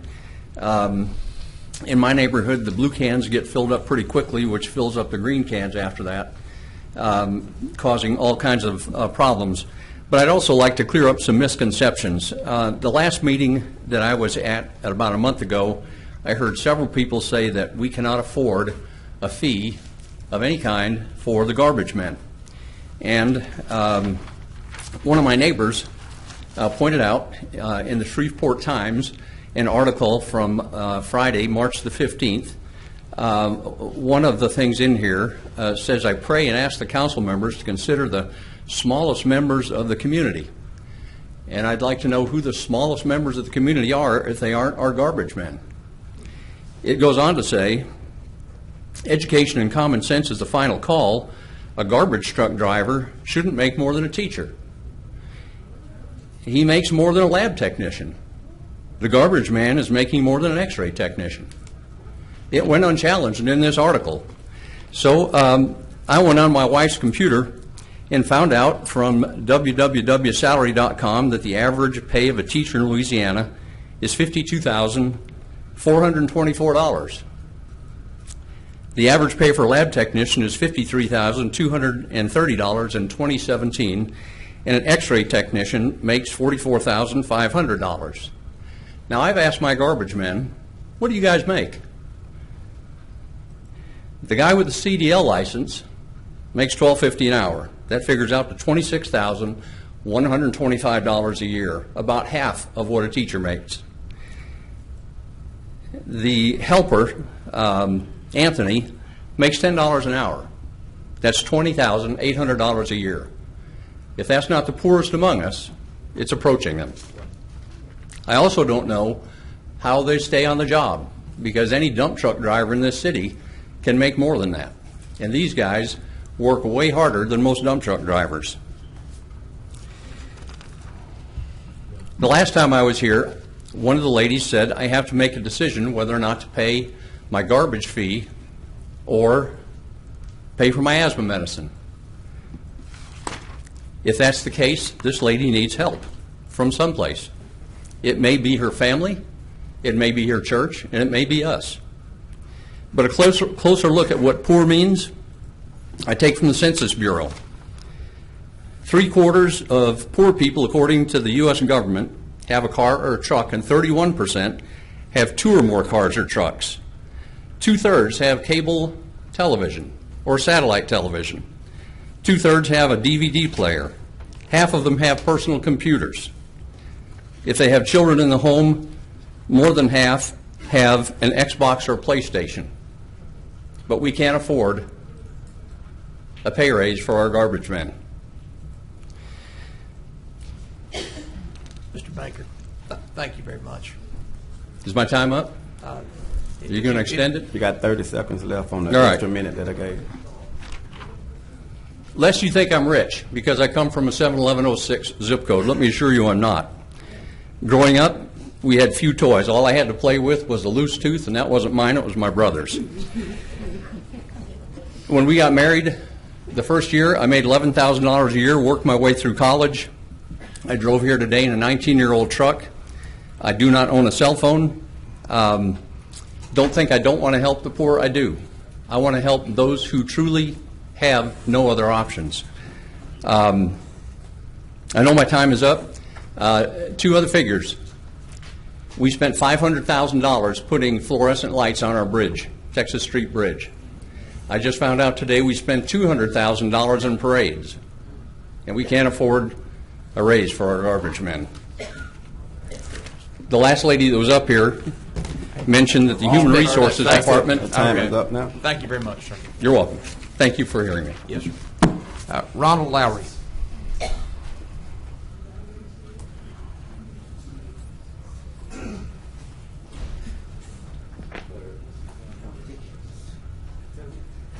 Okay, everybody's talked about Southwood, everybody's talked about Captain Shreve. Look, I'm from Fairpark. Anyway, my name is Ronald Lowry. I live at 607 Diane in Shreveport, 71119. Mr. Bowman, his honorable mother, was a good friend of my mother's, and she had our district. And to start off this, Mayor Perkins, I met on the campaign trail. I am 63 years old, been a part of this community for 63 years. I see a group of councilmen that have started out as guidance people, leaders. That's what makes a leader, when you guide and direct. I am asking Mayor Perkins on this issue of the reappointment of the airport authority ladies. My reason for this, I've been around these three ladies. Each one of them have given more to this community than most people. I ask him, as a elder in this community, to look at the situation before the appointments are made.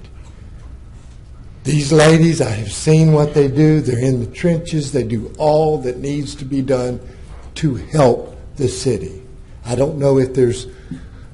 I know that in state government, when I worked in state government, when a person was appointed by the governor, they serve at the pleasure of the governor.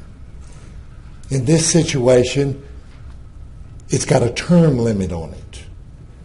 So that does not mean that you serve at the pleasure of the governor or you serve at the pleasure of the mayor because of a term limit. But I'm asking all of these council members to look, because you are the guidance behind this young man. He is doing a fantastic job, I will say that. For his age, he is doing a wonderful job, but he also needs the help of the Mr. Flurries, the Mr. Bowmans, he needs your help. He has done a lot. He's had to deal with a lot in the days that he's been mayor. I don't know whether anybody else could have handled that at his age without having to go to a mental health specialist.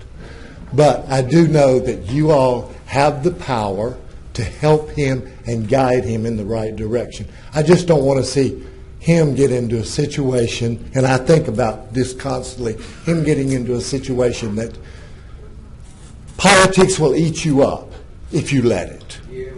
And it will.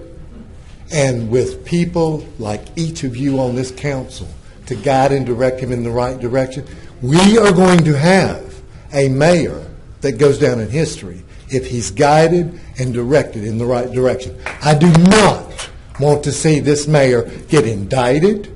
I don't want to see, no, I don't want to see any of that. Okay? Thank you, sir. So anyway, thank you. I just had to express my opinion. I'd like to address this. Sir, before you leave, I just want to say, I know I look younger than everybody up here, but we all do have a lot of experience, and I don't think that we should look at the youthful mayor. I don't think we need to disregard the experience that he brought with him before he was elected, okay?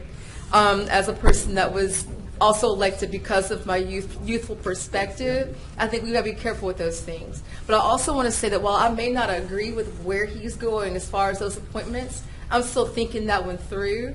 But I will say that you do still serve at the pleasure, but according to the policy, even if there is a term limit, there may need to be cause.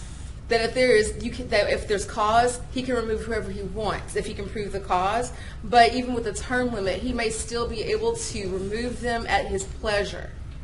He might very well still be within his rights to do that. The reason I used to work in the mayor's office when I was a young man in high school, I was the one that represented the mayor's office to give the key to the city to every entertainer in this town that came to this town. I completely respect that. I just want you to know that it's not as clear cut, but it's not as clear cut as he may not remove them at his pleasure just because it's a term limit. I'm still trying to switch that whole thing around, decide how I'm going to come down on it, but I wanted to make that clear. Okay. Thank you, Councilwoman Fuller.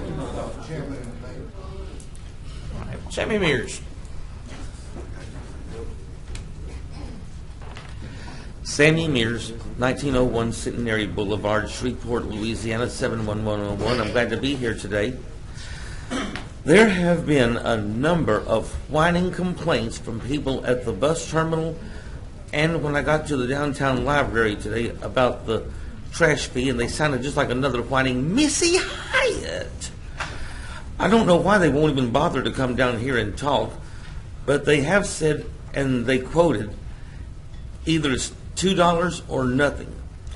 They feel like being on a fixed income that maybe a $2 fee would be a lot better off or not at all, and they have asked that this matter be rethought about. Now, of course, it means a lot to them for some reason I don't know of, if not to anybody else. And just last week, a few said pretty much the same thing, and this was right after I left the Shreveport last week from being a junior weather watch. I was over there just for a little bit to be a junior weather watch on their junior weather watch camera. And after I left, they told me the same thing. Please make it $2 or just not even deal with it. But I did become a junior weather watch just for the fun of it. Thank you, Mr. Mears. Thank you, Mr. Mears. Reverend John Washington, if I've read the name correctly, and if I haven't, I do apologize.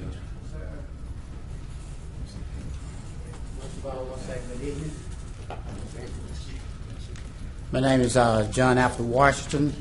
I live at 2823 Kelsey, and I didn't come to blow no hot air. I spend most of the time taking care of an 88-year-old lady. She's been up and down for about 3 years. And yes, my land has got a little bit behind, but if anyone really was checking, I was working at it at all times. And then it was raining. And I wonder what did just that one house on that block took half of the police force and half the whole city block too at my house twice while I'm in taking care of my mother. Two laws came and was out putting citations on my car down in my yard where a driveway being fixed for over 50-some years, gravel, shingles, and all that down in my yard. Okay, but yes, it was one on the streets. It could have been moved, they came and told me. All right, after they did that, I had to rush back in, and because I had my mother jacked up, I was taking care of her. By that time, I'll go back in. That's when I said, have a police force and have for the city had to have me to come out again. And I'm wondering what it took all that. And I'm working in my yard. I'm doing it myself. And I need a little time, a little more time, and you'll see I get it straight. And one thing about it too, I don't have no money paying no tickets on nothing that could have been helped. And I'm working on it. Mr. Chairman, Vice Chairman, what item on the agenda is that? Councilman Fleury, I confess I misshuffled the comment cards, and this does not relate to an agenda item. So that was my error. Mr. Chairman, Mr. Vice Chair, and it's more than that, but I didn't have nothing wrote down on paper, and it's all for me to get. Where you live? Where you say you live? 2823 Kelsey Drive. That's on the Cooper Road? Yes. Okay, listen, let me visit with you on that.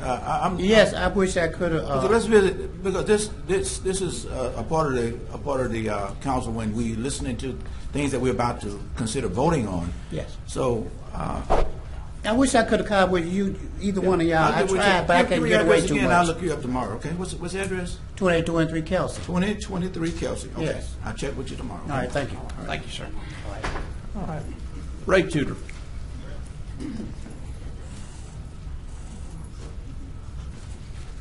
Mayor Perkins, Chairman, council members, does this work?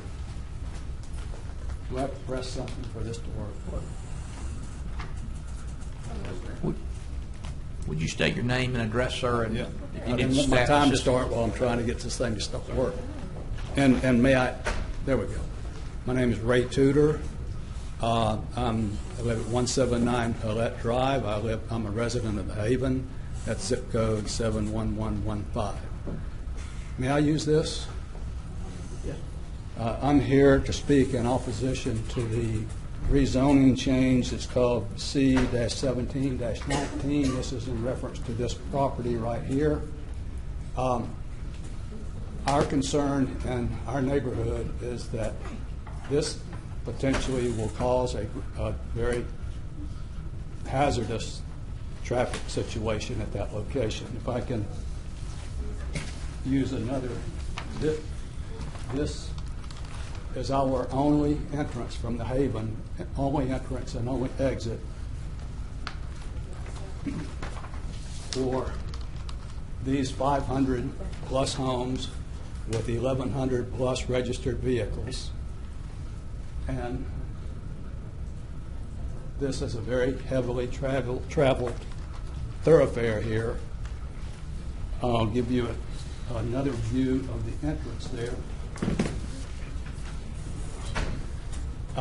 Looking to our left, we have to turn into or across that traffic, and we're talking about just a few car lengths away, creating a commercial enterprise with access to this same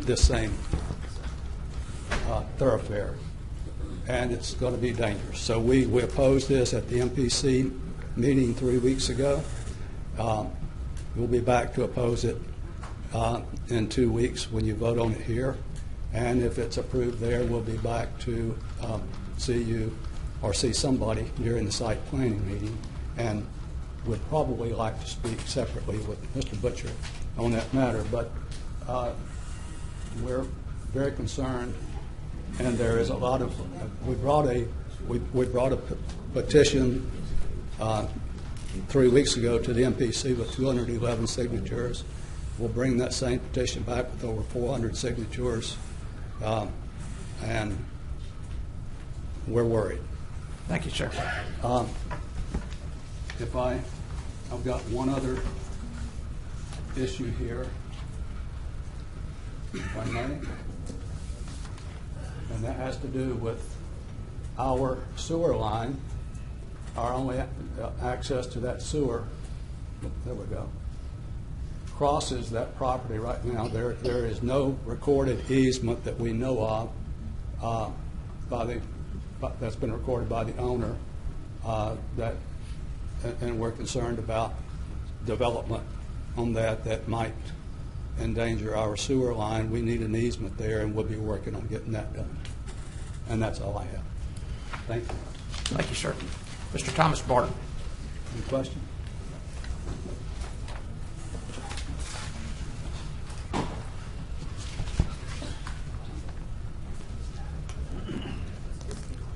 Thomas Barton, 208 Gray Eagle Drive. Council members, Mayor Perkins, staff, appreciate the opportunity to speak in opposition to the council's approval of MPC 17-19. And I apologize to Councilman Butcher for not contacting you earlier. I was unfamiliar with the timelines of the MPC and the council. I only found out this morning in an email from the MPC about the timelines and the opportunity to speak today, and the final approval would be in 2 weeks. But we wanted to, Mr. Tudor and I wanted to familiarize you somewhat, and there'll be plenty more information furnished before the next meeting in 2 weeks. As Mr. Tudor indicated, this community is the Haven. There are 506 homes in here, about another dozen lots left to build out. This is the tract that's sandwiched in between the Haven entrance, shoehorned, if you will, and the Les Massons subdivision. Not to deny Mr. Locke the opportunity to develop that. It's zoned residential, and in my opinion and many other residents of the Haven, the best and the highest use is for residential development. Les Massons, immediately to the south of this tract, has been developed. Wimberley Homes is in the process of building out these first 2 streets where the cul-de-sacs are. Residential development, access could be made either to the entrance, Captain H.M. Shreve Street, or extending the cul-de-sacs from Les Massons, and they could exit onto Kings Highway and the Les Massons entrance, eliminating, this is the concern, a very dangerous entrance there to Kings Highway. Here's another visual approaching the Haven entrance from the south. The entrance would be right in this area. We have a congested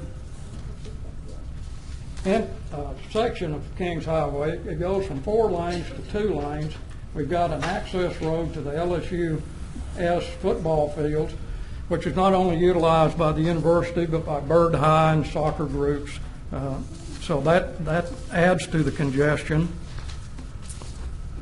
And to give you a little visual perspective, of course, this is an approximation of visual.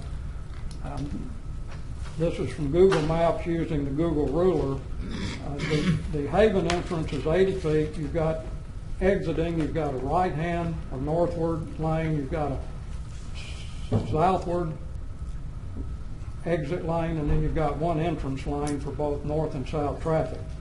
This would be the approximate location of an equivalent on the commercial, if it is zoned commercial lot. And that just creates the traffic. I would encourage any of you that if you're in that neighborhood, particularly during rush hours of morning or evening, That's time. to observe that. Councilman Butcher. Mr. Barton, thank you for coming up and speaking. I'm assuming that how many people did you have sign a petition? We were unaware that MPC regulations only require notice within a 300-foot radius, so only 6 out of 506 homes received it. We only became aware of it on the weekend before the MPC hearing. In 2 days, 211 people signed, and that's during the work week and school week when people weren't home. We feel that we will be able to deliver many more than that by the next meeting. We have 2 weeks. Have you talked to Mr. Clark with the MPC Yes. about this at all? Yes. Well, I mean, at the MPC meeting, he made some remarks, and there was some interchange. Well, I would suggest maybe speaking with him. What we've been told is, and I might bring Mr. Clark up when I guess we could bring him up now, is that this was an accident that happened during UDC, that it should have continued to be C1, and it was a mistake that UDC moved this, and so instead of Mr. Locke or whoever the developer is fighting the city to get it back to where it needs to be, this is kind of a house cleaning type deal. I remember whenever this development came up, and correct me if I'm wrong, I always thought that out parcel was supposed to be commercial. Like when he was selling the Haven, didn't he always say that he was going to put in like a dry cleaners or something like that? I'm not aware. Okay. I think that the thing that Mr. Clark told us yesterday is that if anything goes in there, if we do revert it back to C1, which we've got 2 weeks before we get there, if it reverts back, a site plan would have to be done, and we would have to look at traffic coming in and out. Mr. Clark, you want to elaborate on that since we have a couple people here from there? Yes, sir. All that you will be voting on will be whether or not to rezone the property from the R017 to C1. As you've alluded to historically, back in 2002, when the MPC was operating under Section 106 of the Code of Ordinances, there was a provision in that code that allowed the MPC board, if the base zoning of property was, say in this case, residential, but even if they wanted to give commercial rights, they could extend an extended use, which was an E, where they could reach into those commercial classifications and allow certain uses to be done. And that's what happened back in 2002. But in this case, that's all that's happening. Once, in the event that the rezoning is confirmed, then we would start the site plan approval process. That would include all the different departments of the city. It's not just the MPC, the city engineer's office, the traffic engineer, which would be dealing with the traffic, the congestion, the traffic counts, the circulation, the ingress, egress, and all of those different things to make a determination whether or not it is safe. And that decision will rest with them whether or not a curb cut off of Kings Highway would be allowed, or they would be able to utilize another method to get into the property. And in answer to your other question, I've had no conversation with any person from the Haven. Okay. I would like between now and Mr. Barton, I think you've got my number. I'd like to get with everybody that's involved, including Mr. Locke and Mr. Clark, and let's just kind of sit down and see where we can kind of be, because I understand where Mr. Locke's coming from. I believe it was always his intention for that to be commercial. But I also understand a lot's changed since 2002, and that is, I drive that road quite frequently, and it is a concern, but I hope that we might all be able to sit down and kind of come up with something on it. So, Mr. Clark, we'll be in touch, and I'll get with Mr. Barton. We'll be more than happy to. Don't leave. Thank you. Councilwoman Fuller. Thank you, Chair. I want to remember the context. Is Mr. Lott, does he already know what he wants in that space? No, he's got it for sale, but he wants to sell it commercial. Okay. From what I've been told, I mean, he's not here. And this is the original, he developed the original area? Correct. Okay. Mr. Barton? Yes. When you first purchased your home and became a resident of the Haven, would you have purchased there if you thought that there would ever be commercial amenities at the front of that space? Probably would not. And Probably would not. I did purchase my home from one of Mr. Locke's companies, Locke Okay. Homes. He built a home. I know that this is a long meeting already and that there's going to be more discussion, but just for the folks at home and in the audience right now, these conversations are not going away as we start talking about infill in our community and the types of development that we have. People that moved out to Provenance moved out there with every intention of having those amenities in front of their homes. But I think that maybe the people in the Haven did not. No. That doesn't mean that, I mean, hopefully there will be something that can happen that pleases everyone, but this is going to be a continual conversation, so I want people to start getting themselves ready with the vocabulary for those conversations. And if you're in District B, y'all can call me up and we can talk about it. Okay.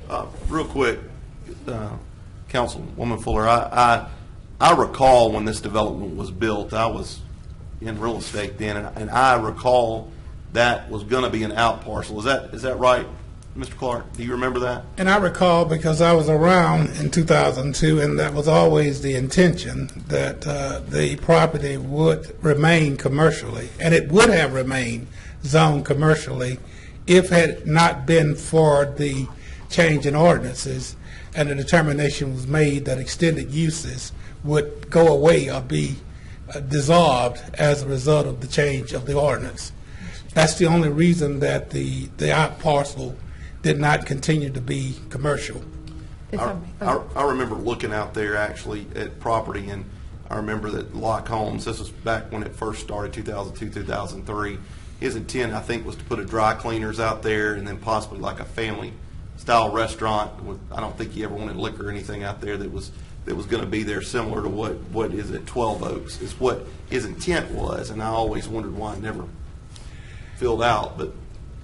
And we never knew why it never filled out.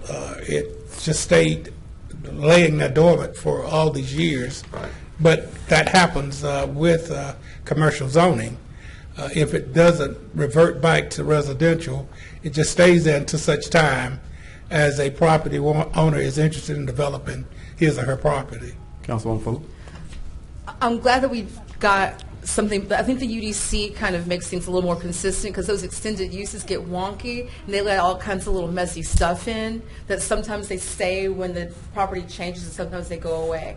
My next question for Mr. Barton is, if the amenities that were going to be added to that commercial area benefited that were designed in such a way that it was more of a benefit to the neighborhood, more than creating traffic to the area outside of what's residential, would that be something that y'all might find appealing? Possibly, but this came up in the discussion at the MPC about how to access any amenity in there. And I'll just say this so we can get on with it. This is why Ms. Bessie Smith's first question is, did they talk to the neighbors?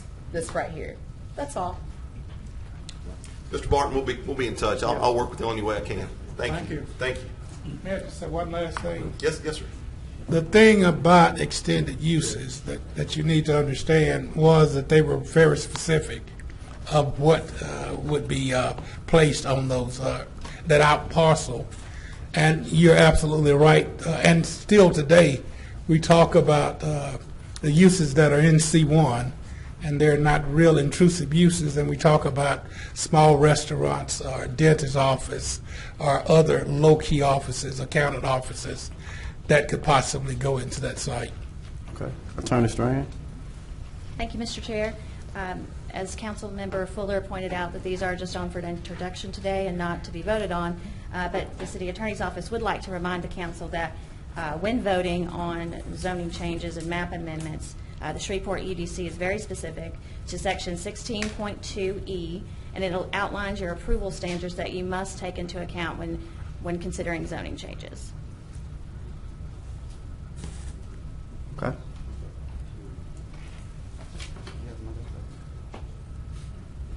Yesterday, I had a gentleman approach me about bike paths, and I think that Mr. Thompson and I decided that bringing him up at the first might be a way to give him a little bit of time to talk about it. And we didn't see him in here. He's here. And is Mr. Sims, can we bring him up? I just real didn't quick? have his. And I know it's not on the agenda, but I had intended to bring him up a little bit earlier. He was here yesterday. Yeah. And he didn't fill out his card to talk yesterday. So, Mr. Sims, you want to come up and speak to us? Yeah, come on. Miss Anderson.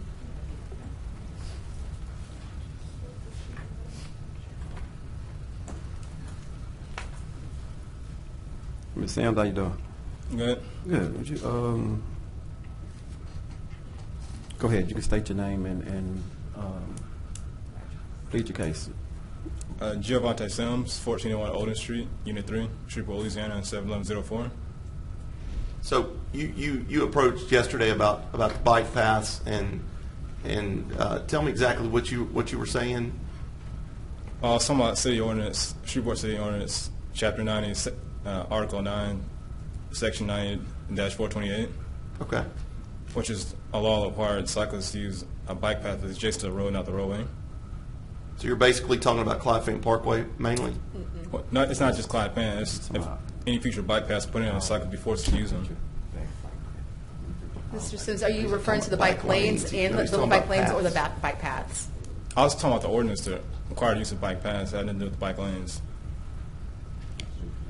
If you don't mind, what I think we're going to do is we're going to refer this to the Public Safety Committee, and we'll have a meeting probably in the next couple of months, and I'll make sure that Mr. Thompson, you have his address and everything. We have it. If I could say something. Mr. Sims' primary mode of transportation is a bicycle, right. And sometimes if you have a bike path, it is more convenient for him to ride on the road because that he is transporting himself the way we would be in our vehicles or a moped or whatever. And so he wants us to look at the ordinance that says you cannot use the road if there is a bike path. And he wants us to look at that. So I think if I'm understanding it, we've written that wrong. What we're actually referring to is the lanes on the street, not just the paths on Clyde Fenton. No, it does not apply to lanes. But it sounds like what we intended it for was that. No, that's not. It doesn't apply to all. That's part of the roadway, so it would not apply. Okay, so we actually, is it written to say that, like, if there's a... I think it's better if we just wait and... Okay. Yeah, let's just, if you don't mind, we'll defer this to the Public Safety Committee.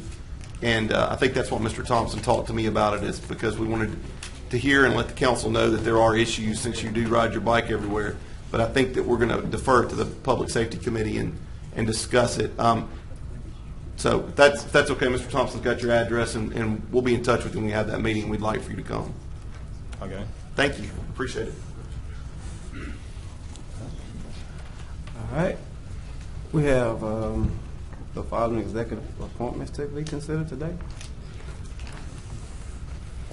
We saw Mr. Herman Hill on yesterday, I believe, and which is field ops superintendent. Assistant to the Director of Water and Sewage was Mr. Don Hobby.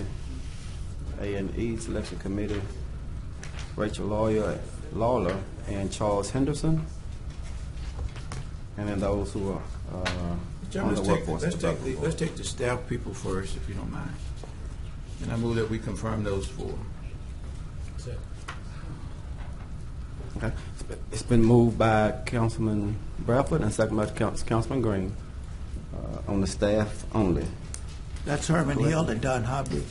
Yes. Yeah. There's no discussion. Please vote. Motion passed with 7. All right. Congratulations to Mr. Hill and Mr. Hobby. Are we going to the A&E Selection Committee now? We've heard from both of those individuals. I so move for their confirmation. Second. It's been moved by Councilman Bradford and second by Councilman Butcher. If there's no discussion, please vote.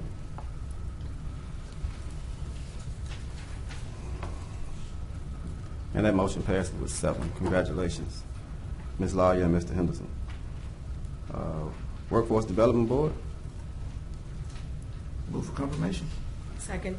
It's been moved by Councilman Bradford and second by Councilwoman Fuller for the Workforce Development Board to be approved.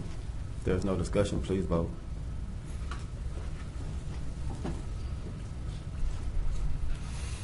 And that also carries with 7. Councilman Fleur. I thought you had pushed up to speak. There are no items on the consent agenda for adoption. Mr. Thompson, please proceed with regular legislation, please. The first is Resolution 33. It will employ professionals with respect to the issuance by the City of Shreveport of not exceeding $100 million of water and sewer revenue bonds in one or more series for the purpose of paying the cost of making additions, extensions, and improvements to the combined drinking water and wastewater collection, treatment, and disposal system of the city, and providing for other matters in connection thereto. So moved. Second. It's been moved by Councilman Bradford and second by Councilman Green. I have Councilman Nicholson up to, I have Councilman Green and second by Councilman Bradford. I have Councilman Nicholson for discussion.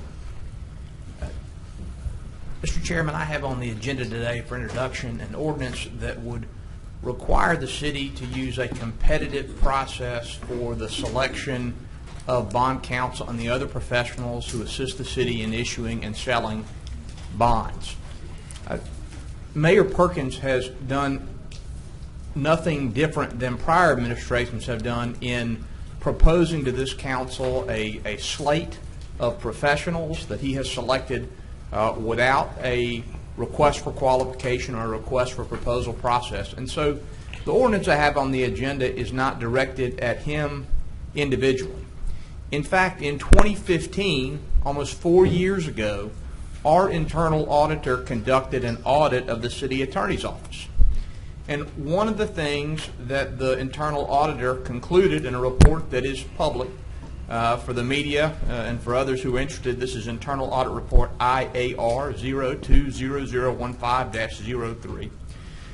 The internal auditor concluded in this report that the fact that we were not using a competitive, open, transparent, and fair request for qualifications process created a high risk for fraud, waste, and abuse of city assets.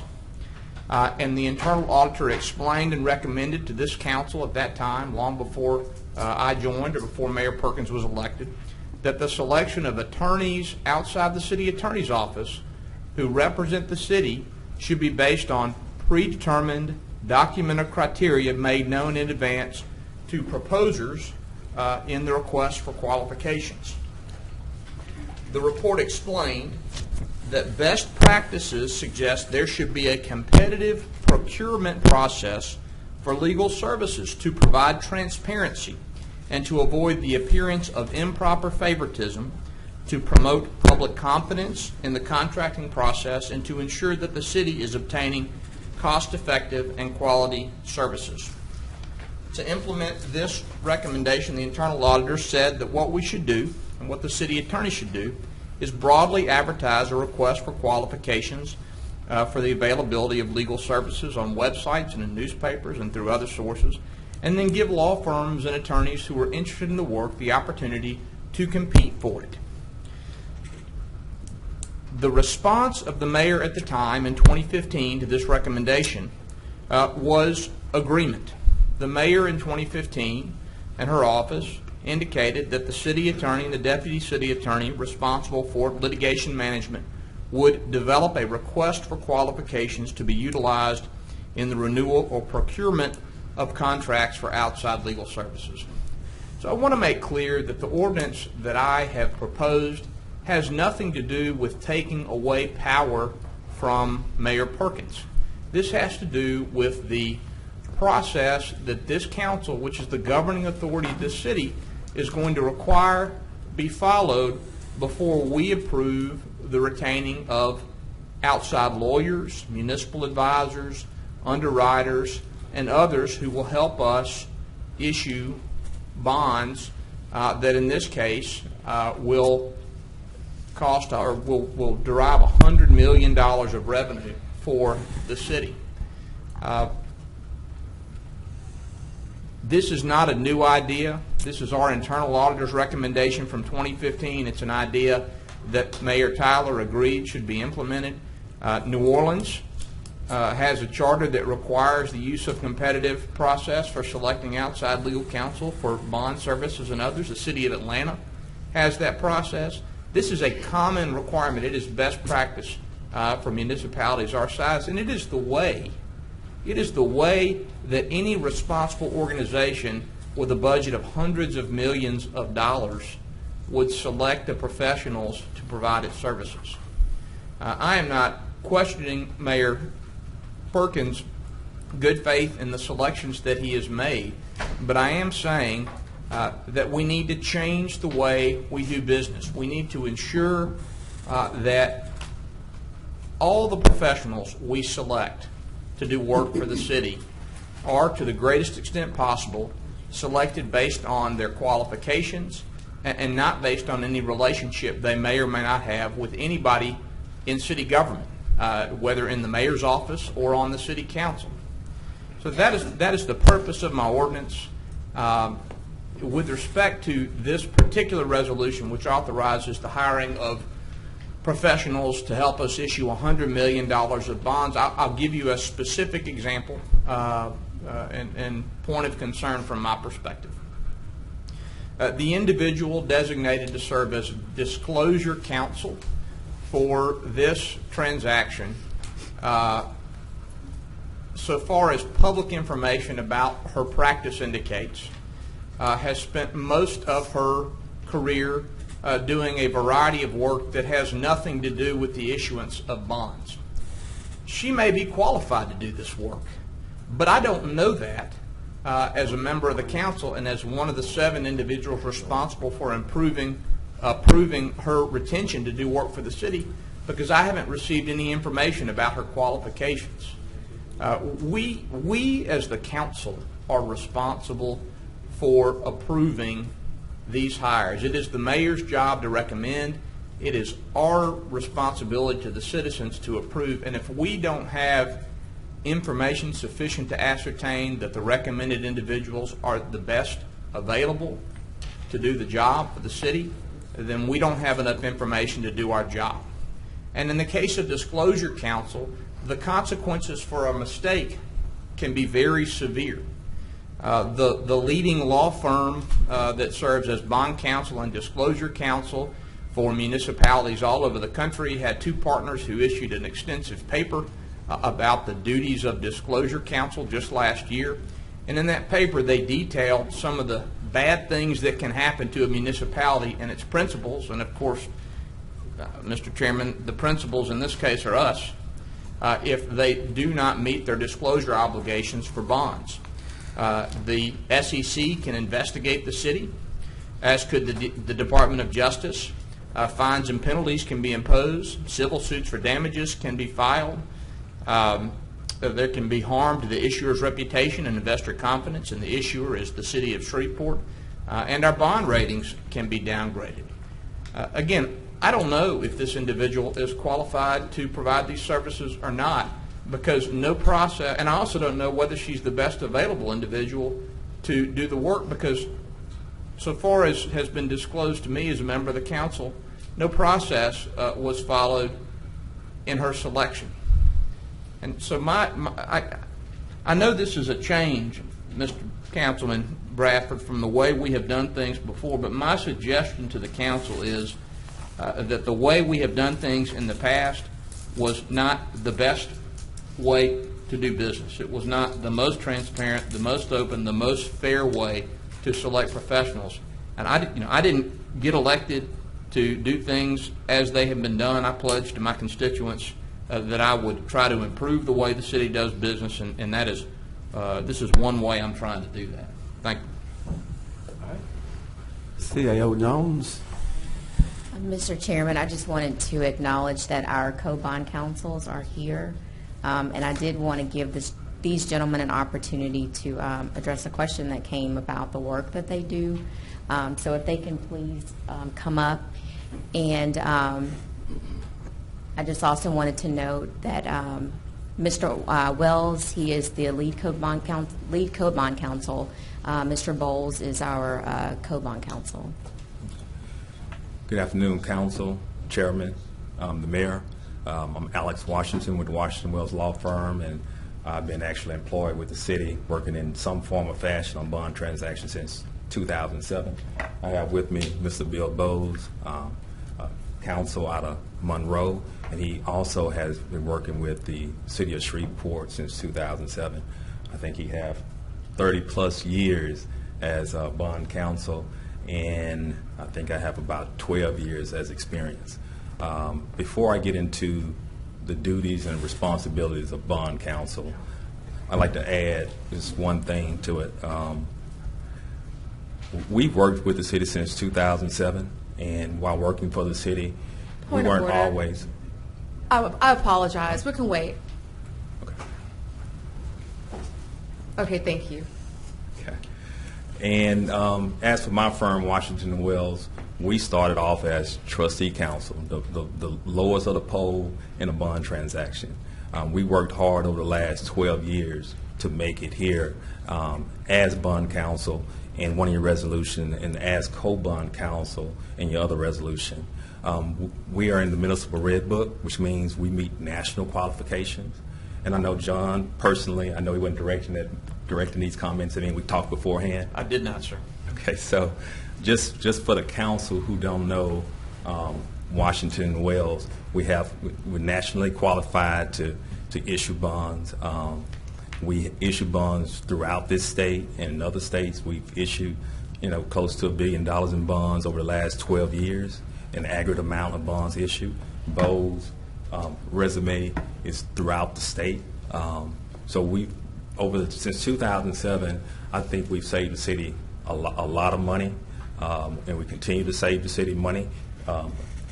Mayor Perkins asked us to stay on board to continue this process in its first 3 months.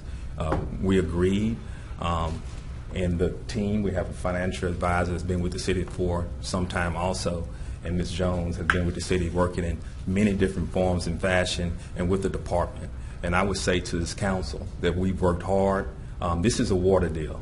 Now, I know you're asking, you mentioned your RFP earlier, but this is a water deal, okay? Water deals, for the council who don't know, is like a bland deal it's nuts and bolts, and we do the contracts, and the FA give us the financial structure. In one of your resolutions, the not to exceed $20 million, okay, that is a loan through DEQ, through the Clean Water Revolving Loan, for the purposes of to help us meet our obligations to the consent decree. That loan is for $20 million at an interest rate at 0.95 that everybody do throughout the state. I'm one of the only councils in Shreveport that done these DEQ loans for Shreveport. And I don't know of another attorney in Shreveport that's done the DEQ loan for the city of Shreveport. Those have done loans and issues throughout the state of Louisiana. So I guess what I'm saying is, I understand your concern. We're early in administration. We're early in your administration. I would ask that this firm is local, and we've been around since 2007. We've worked our way to get here. I would ask that you give us the opportunity to show you what we can do. And if, like Mr. Bradford said yesterday, and hold us accountable. If there's a problem, you know me, you can come see me. But I would say to you that the administration, Ms. Jones, the FA, and this team has done their best since 2007. And if you check the records, we've saved the city a lot of money from that transition from the high tower. And you look at those transactions, you compare the fees to the fees now, we getting paid half the fee, you're getting the price of 2 for 1. And if you look at their fees, you're going to see how much more money they made. So if you look at the fees, we saved. And I know you mentioned the audit in your discussion, okay? But the audit, I think, was discussing litigation. So if we're going to get into the issue of RFP and what attorneys we should do RFPs for, let's look at the entire spectrum. And please, don't identify, I don't respect you, John, just don't identify bond counts. I think you have to identify all attorneys. But in answering that, let me go a little farther. I know Ms. Fuller looking like your time. Okay. All right. So in this transaction, the duties and responsibilities for the DEQ loan, we have to first prepare the application where we work with administration, work with Barbara Featherson, and this starts a while before it makes it to you. So that's why I mentioned yesterday that we started to work beforehand. Once the application is submitted to DEQ, they send us an approval letter. That approval letter says, hey, you approved for $20 million, City of Shreveport, go ahead and fix your water. But that's just the beginning. We then had to draft the resolutions, bring them before the council. At that point, myself and Mr. Bowles discussed who should do what based on the fee arrangement, and it's usually proportionate to the work.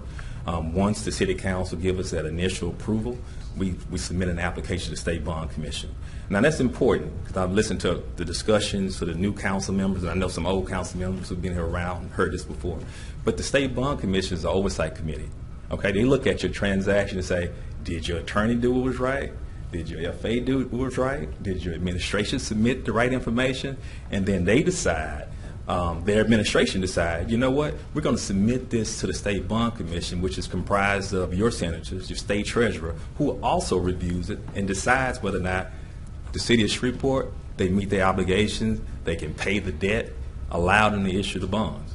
Once we get that approval, the next step, we have to come back to you all. And we give you a series ordinance based on another ordinance that kind of describes how y'all should issue bonds. And this council reviews it and makes a decision. Well, you know, we want to go forward with it because Barbara Fellison said we need the money at a certain time. So for the $20 million, that's the process. And I'm sole bond counsel, so I do all the work. Now, for the $100 million deal, we split that work. So that process, everything I just told you, that's the first step. Now, the second step, Mr. Ante mentioned earlier, well, now you got underwriters involved, right? They purchase the bonds, and now we have to deal with what you call, I won't bore you out with, POS, basically a Bible information that we have to read through. Again, in this situation, if I did the front half, all the way to the State Bond Commission, I turn it over to Mr. Bowles, which I did this week, and say, hey, you start looking at the POS, and then from there, we'll move forward with the series ordinance. So to answer your question, I think last time, we have worked together, Bowles and whoever I worked with in the past, we've split the work, and we've done the best we can do for the city. And if you can check the numbers, you want to see if we saved the city money, you can compare from 2007 to now. You can look at the fees, and the fees is very low compared to what the city was spending before. Any questions from the council? No, I think I have next. I don't know if you have any questions, but I know that Councilman, no. I think you answered Councilman Fleury. Okay. Councilman Boucher. I really don't have any questions for y'all, but I have a couple of statements that I want to make in reference to this. What you're telling me is extremely similar to what I heard from the insurance company, that you've already done the work and that you have been dedicated to the city.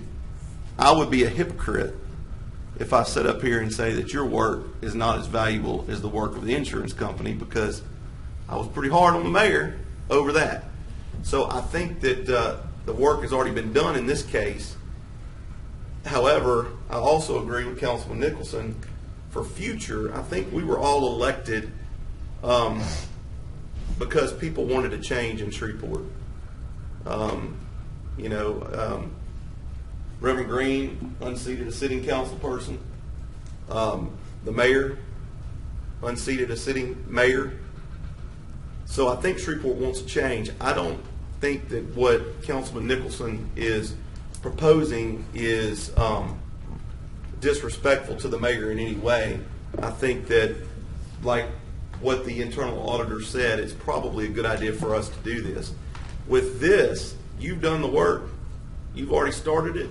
I think we need to move on where we are right now. That's just my opinion. So my vote will be to go the way that we're going, because if not, I become a hypocrite because I criticized him for doing the same thing I'd want to do to you. And you do have a good track record. We have a good relationship with you. So I believe that we probably need to move forward with this. However, I also am in favor of Councilman Nicholson's ordinance as we move forward. Understand. Thank you. All right. Councilman Bradford.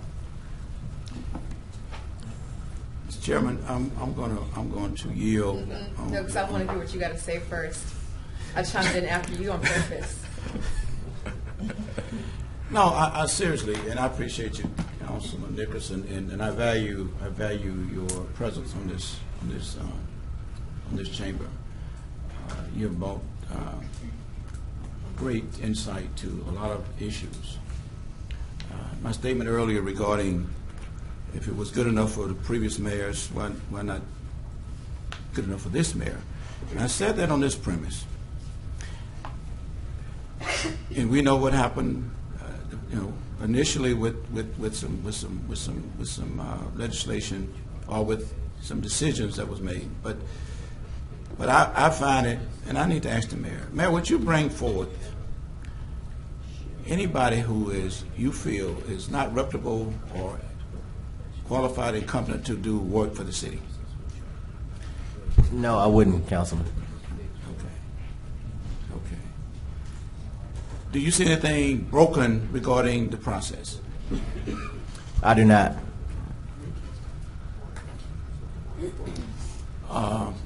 And again, my comments regarding the legislation that Councilman Nicholson is offering, I would reserve some time for that. But I'm just saying that Point of order. We can wait. no. It's just for me, I got a little ADD and I can hear them and I'm trying to pay attention to what you're saying. Also, I feel like you deserve the same respect that was offered a minute ago to Mr. Washington. The crosstalks just got to stop. Apologies. Thank you.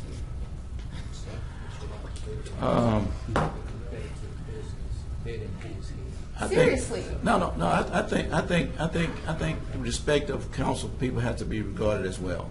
I mean, there will be some sidebars going on. I don't know if that's necessary because I feel like a Well, lot I mean, of but it's their a privilege. public They have a meeting. privilege to do that, Mr. Chairman. All right, Councilman Bradford, you have the floor. Thank you, Mr. Chairman.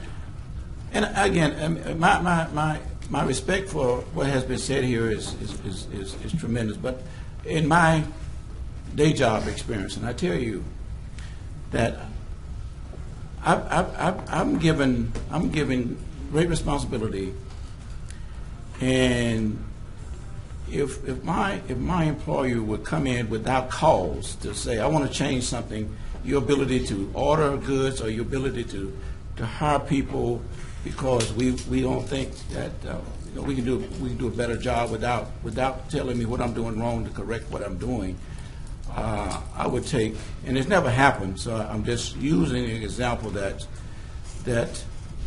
if we're going to do something, it should be done in a way that is corrective in creating remedies to issues that we feel like are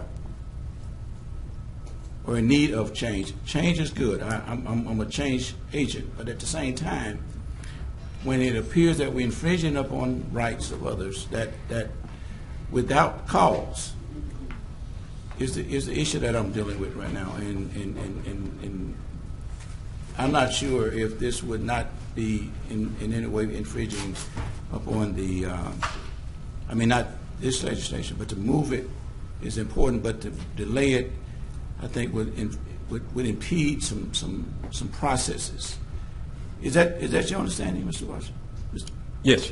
Okay. Yes. So anyway, I'm just saying, this has been for the last 3 months, this council has been very, I think, responsible and responsive to the needs of the city in dealing with issues. I respect each one of these members.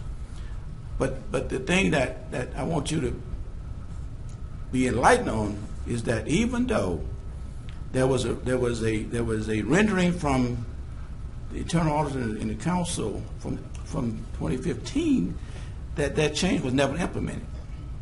It was never implemented. So we still operating under the same premise as we have for the previous mayor since we changed our form of government. Thank you, Mr. Chairman. Thank you, Councilman Bradford. Councilwoman Fuller. Thank you, Chairman. I have a couple of questions, but first thing, it's not just about the respect of everyone and that there might be certain things that need to be said in a sidebar. Some of what you're saying in the sidebar might need to be public, and there are a whole bunch of people out here that deserve the respect of knowing what's going on at the dais. That's just my personal opinion about that, and this is not about me not respecting you all, but we're here to pay attention. One, to what's being said here at the podium, and to what's being said from the rostrum. And the people who are sitting out there want to know that we're paying attention so that we can make serious decisions. Now, my question is But if somebody has, and I'm just not cutting you off, but I'm just telling you, if somebody has something they feel like they need to sidebar on, then Ms. Councilwoman Fuller, I think that they have their right to do so. Maybe not so loud. Maybe they can not sit so back loud. some, but they have their right to do so. Maybe that's the issue, Okay. is just that it's so audible. But it also Ma'am. gives the impression that they're not paying attention to the things that are going on, and big decisions can happen really, really fast. Agreed. So my question is, I think for the mayor and to our CAO, how many more bonds are we going to be going out for in the near future? For the consent decree, we're going to have to continue to go out each year until we have fulfilled our requirements. We've done $100 million over the past couple of years. This one, including the DEQ, would be $120 million. We expect to bring forth another $100 million next year. So this is it for the year, though? Correct. For Okay, this but year time for is of water the and sewer. essence for this one, right? That's right. Okay. I'm of the same opinion as Mr. Butcher, that we need to continue to move for this particular set of bonds. But I think that moving forward in the future, we need to actually heed the warning from the 2015 audit. But to address something you said, Mr. Washington, I completely agree with. We don't need to just be looking at our bond counsel. We need to be looking at this across the board for any time we're bringing in legal counsel for the city. And I appreciate you bringing that up. And I think that's it for my statements. Thank you. All right. Councilman Green. I'll come after Councilman Green. Councilman Butcher. Just real quick, the side conversation that was going on was something related to what I said that pertained to the charter, and I do think that it was relevant. I'm sorry that it was too loud, and I didn't mean to disrespect. I don't think Councilman Green's intention was to disrespect either Councilman Bradford or anybody up here. It was something related to the charter that was a question that I had brought, and I appreciate him bringing that up. And I will be more mindful of respecting everybody up here and the public, but I do think that what he was offering me was relevant. Thank you. Thank you. Councilman Green. I don't have a question for you. Councilwoman Fuller, I'll tell you in the nicest way that I know how. I've been a cat too long for you to try to treat me like I'm a kitten. Thank you. All right. Councilman Nicholson. Mr. Washington, I just want to thank you and your co-counsel for being present and reiterate that I don't have concerns about your experience or competence. You and I have known each other for a decade or more, and I count you as a friend in the bar. But that's really the very reason I think that at least on a going forward basis, we need to have some kind of competitive process. The public doesn't want bond counsel or anybody else selected because they have a relationship with a member of the council or the mayor or anybody up here on the dais. And I'm not saying that's why you were selected, but perception is important and process is important.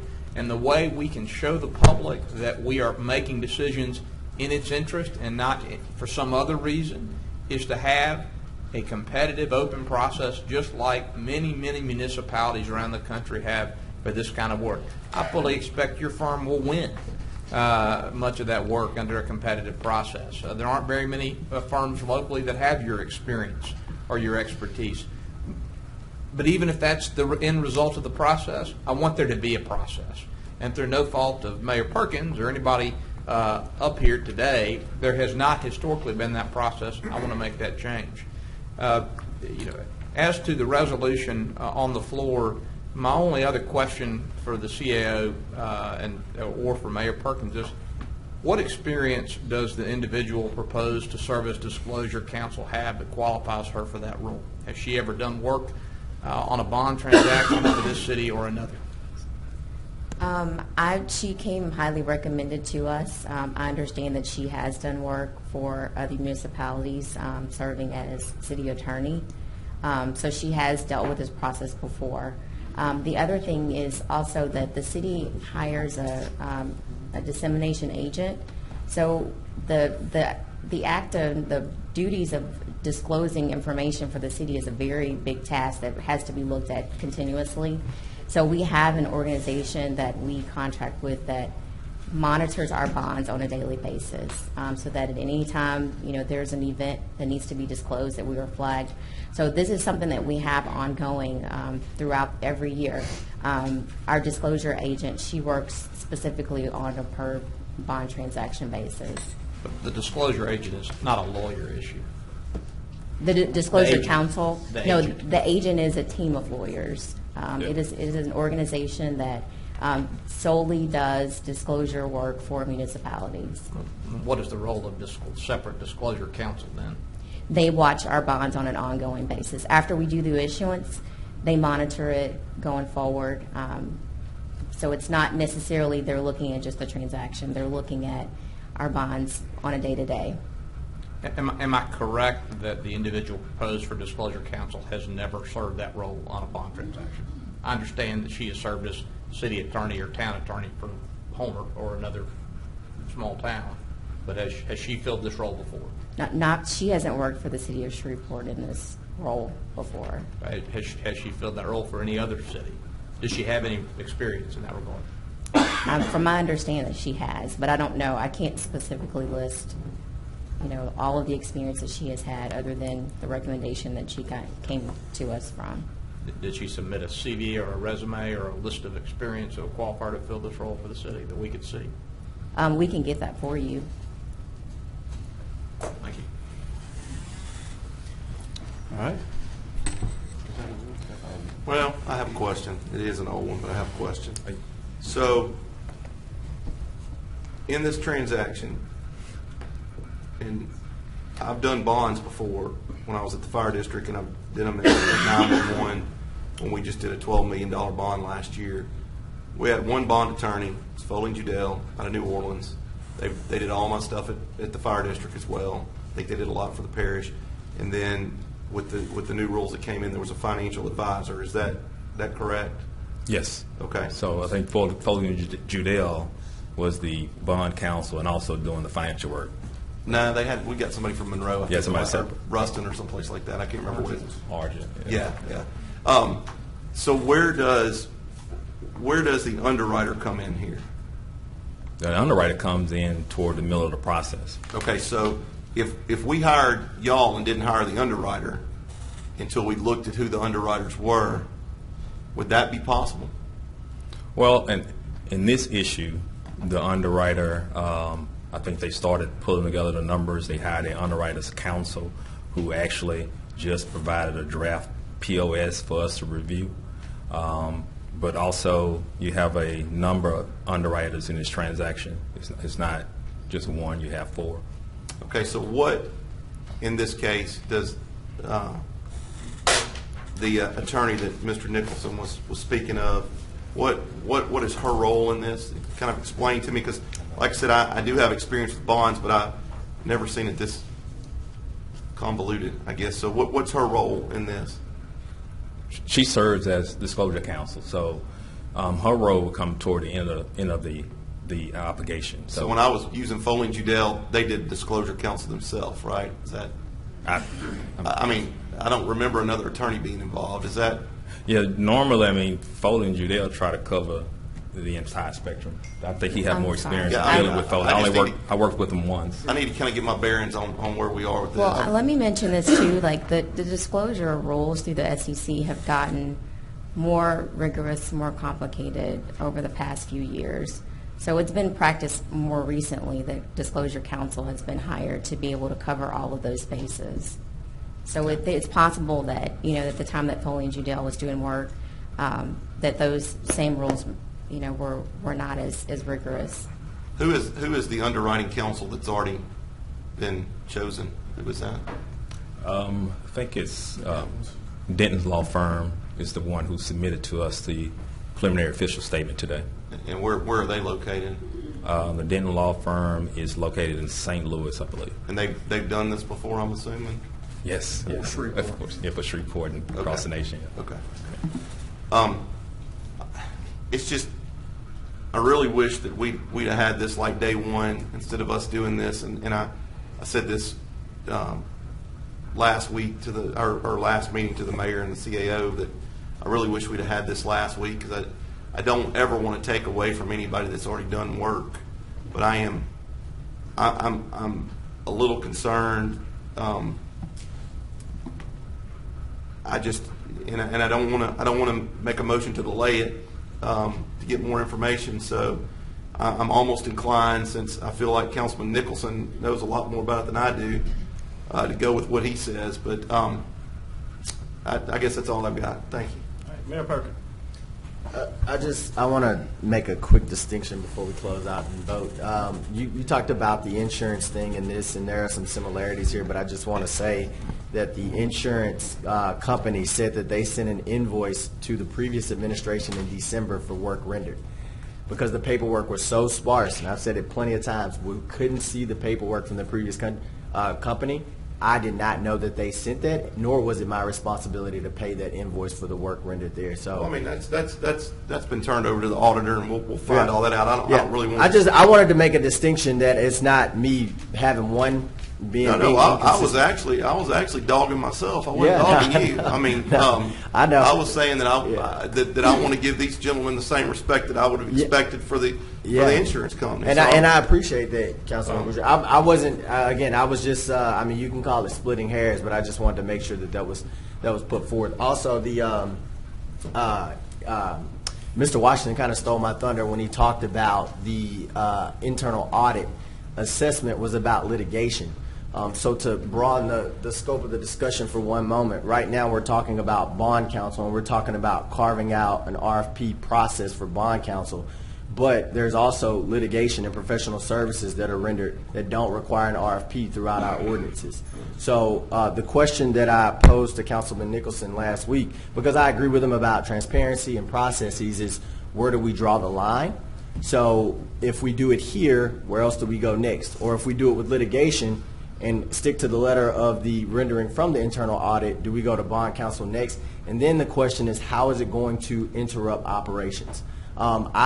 I stay in my office pretty late at night just doing, the basics of the city and pushing the city forward. I don't know how it'll disrupt or if it even would operations at that point. So that would be a pretty involved process for all of us to look throughout the city ordinance and change things.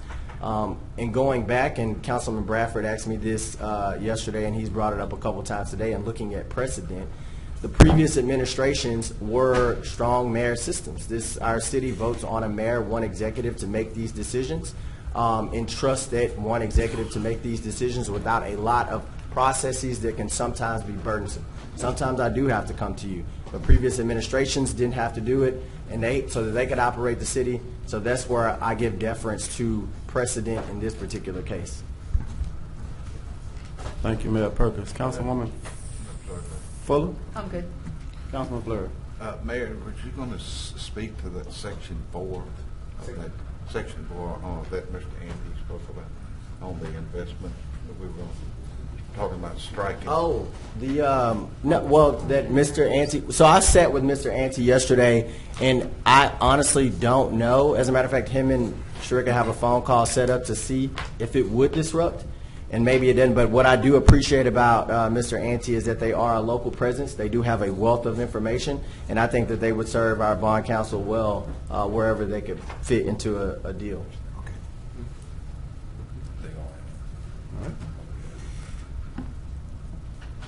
Councilwoman Fuller? Sound good. Okay.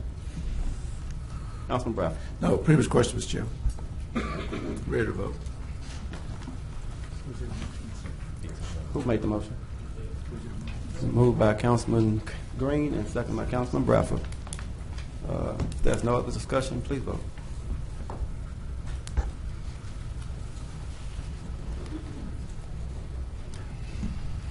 Motion carries with 4. Resolution 35, employing professionals with respect to the issuance by the City of Shreveport of not exceeding $20 million of taxable water and sewer revenue bonds in one or more series for the purpose of paying the costs of making additions, extensions, and improvements to the combined drinking water and wastewater collection, treatment, and disposal system of the city, and providing for other matters in connection. So moved. Second. Then moved by Councilman Green and second by Councilman Bradford. If there's no discussion, please vote. Point of order, just real quick. Mine was supposed to be no on the first one. I hit the wrong button. Can we change that? On 33? I hit yes instead of no.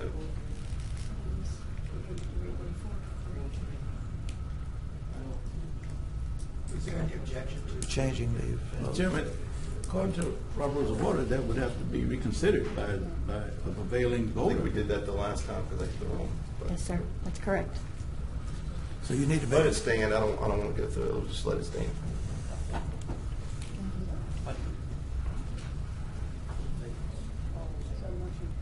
Oh, it was. Okay.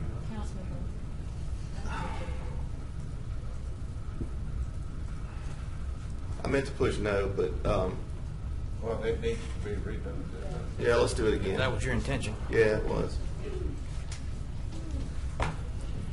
So the motion would need to be from a person from the prevailing party would make the motion to do a reconsideration. That would first be voted on, and then you would take the vote. Are we talking about 35 or 33? 33. Well, if you voted for it, then you was on the prevailing side, so you can make the motion. I can make my motion. I motion to correct my mistake. No, motion to reconsider the. Hold on. Reconsider. Motion to reconsider. If your motion was, if you meant to vote no, then you wouldn't prevail. He He voted on the prevailing. Oh, yeah, Billy's done that before. Mr. Chairman, is there a second? Second. So this is a motion to reconsider on the Right. floor. Yes, sir. Allow reconsideration. All right.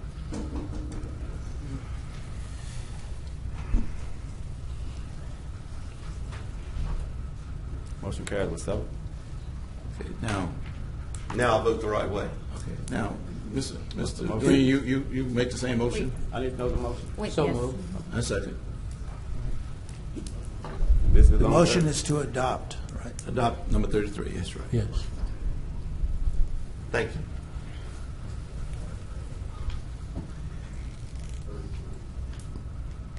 Motion carries with 5. All right. Next, Councilman Mr. Chair? Clerk.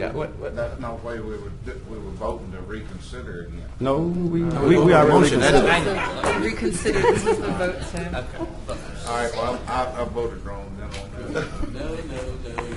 So I make the motion that, for reconsider. Second.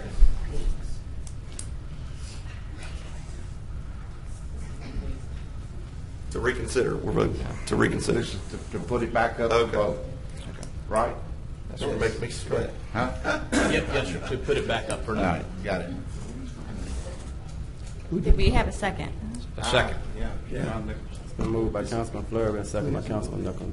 This is only to reconsider the vote. Motion carried. I'm sorry? Motion carried. Okay. That's fine. Now, Make the motion again. So moved. I second. It's been moved by Councilman. Can we So please have some the clarity on what the I'm motion sorry. is? The Thank you. motion on the floor is to adopt Resolution 33, and so if you are in favor of adopting Resolution 33, vote yes. If you are opposed to Resolution 33, vote no. Thank you.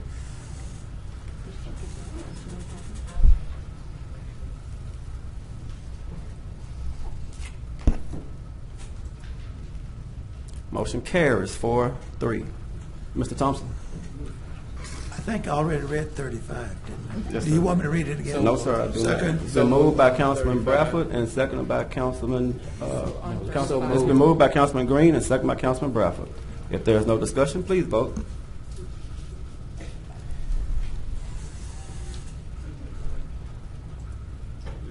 That motion carries with 4. Mr. Thompson? Resolution 36 will amend portions of Section 1 of the Shreveport, Louisiana City Council Rules of Procedure. Mr. Chairman. Councilman Nicholson?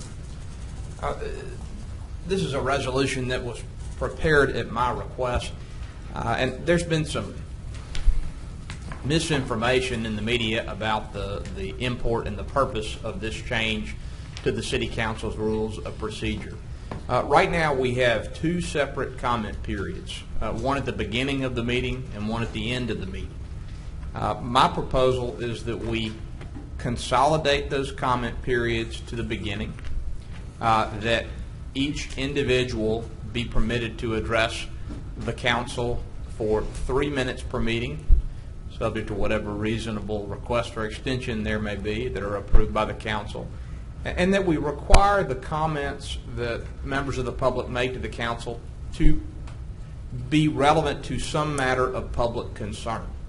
One member of the public has suggested that perhaps we should not allow citizens to make comments on anything that is not on the agenda. That would be a fairly substantial change from our long practice, and I'm not proposing that with this resolution.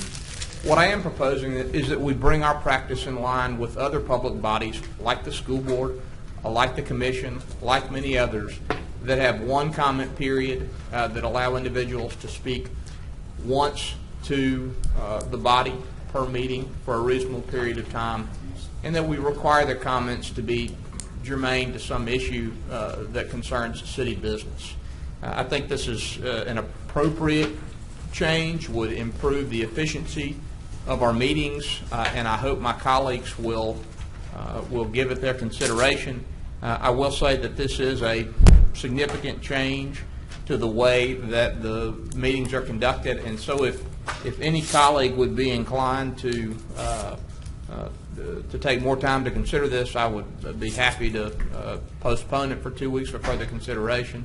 And the only other thing I'll say about this before I yield to the next member is that, if you want to come address this body and you want to say something that is not about an agenda item, you now have to sit for hours and hours through meetings like this before you get to the end of the meeting and get to say what you need to say to the council. I'd like everybody who has something to say that we're going to allow them to say to be able to speak at the beginning of the meeting, so that if they would like to stay for the next 4 hours, they can.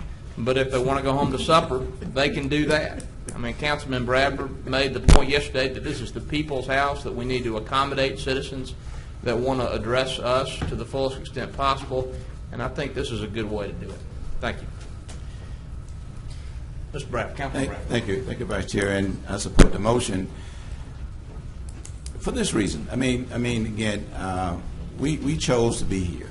I mean, we chose to be here, and you guys are young, but I see again that in previous years, meetings have extended up into the night. Okay. Now, unlike what Councilwoman said earlier regarding grandstanding, I don't think nothing we have done here or in previous meetings that we individually have done to extend meetings. Okay. Our discussions is what has created lengthy meetings, and I think we need to fully discuss whatever agenda items that we need to discuss. It need to be full and complete. Now, I support your resolution because we have people submitting requests to speak online now. We asked them to be here by 3 o'clock to submit a request to speak, and then they sit here for another 2 to 3 hours, and when we call their name, they leave because they're not paid. I mean, we're not paid; we give them a tip, but to stay here. And I think if we stay here until 6 or 7 o'clock, that's our duty. But I think it's unfair, like you say, to have people to come here for 3 o'clock, and then they want to express themselves to the body or to the representatives that they sent here, and they won't be given that opportunity because our procedure extends time and they have to leave. So I think it's a good resolution. I don't think it's going to at all do anything to hinder our ability to make decisions. I think it would give the citizens a chance to voice themselves, and then we for the rest of the meeting we are open to discuss and to consider whatever legislation before us. Thank you, Councilman Butcher. I've got a couple of calls on this, and I hadn't had a chance to talk to Councilman Nicholson about it. I'm almost at a point where I think I'd like to delay this until the next meeting to get some more input. I've got some calls from some people that typically might bring lawyers or things like that may want to speak on behalf of a zoning issue or something like that. And if we have the public comments all combined and extend them, there's no way to say how long those public comments could go. Like today, if we'd have combined all these together, they could be incurring more cost for their attorneys. I agree, or their appraisers or whoever else they wanted to bring for that matter to talk about zoning issues or any other relevant issues. So I'd like to get a little bit more feedback. I did have 2 or 3 calls from professionals like that today that were requesting that I vote against this. I didn't have anybody. Question: If we adhere to the 3 minutes, or we can modify public comments against agenda item to 2 minutes. I mean, would that be a consideration? I think that's the reason I'd like to delay it, for us to be able to discuss this a little bit more. Okay. I don't think this is something that has to happen today. Yeah, Councilman, I agree, and with that comment, I'll make a motion. Can I do that as a vice chair? I'll make a motion to postpone for 2 weeks. Thank you.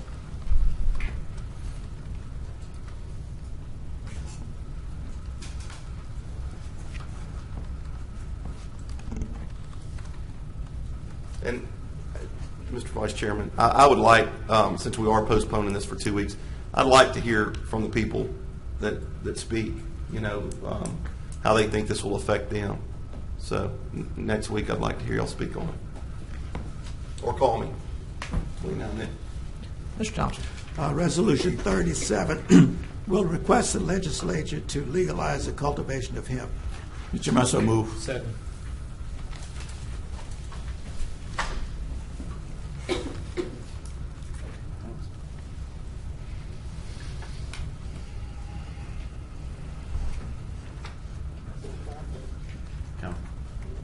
I'm sorry? Oh. Motion carries with 7. On Resolution 38, Mr. Bradford is the author. I think the city attorney is prepared to opine that the human-powered inflatables that are contemplated are not boats, and therefore the fee would not be applicable.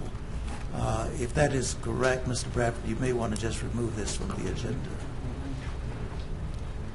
Okay, let me understand. When you say applicable, that these They wouldn't have to prices- pay it. They would have to pay it. They would not. Oh, they would not have to pay it. Right. So it's not necessary. That's correct. Is that the opinion? That's correct.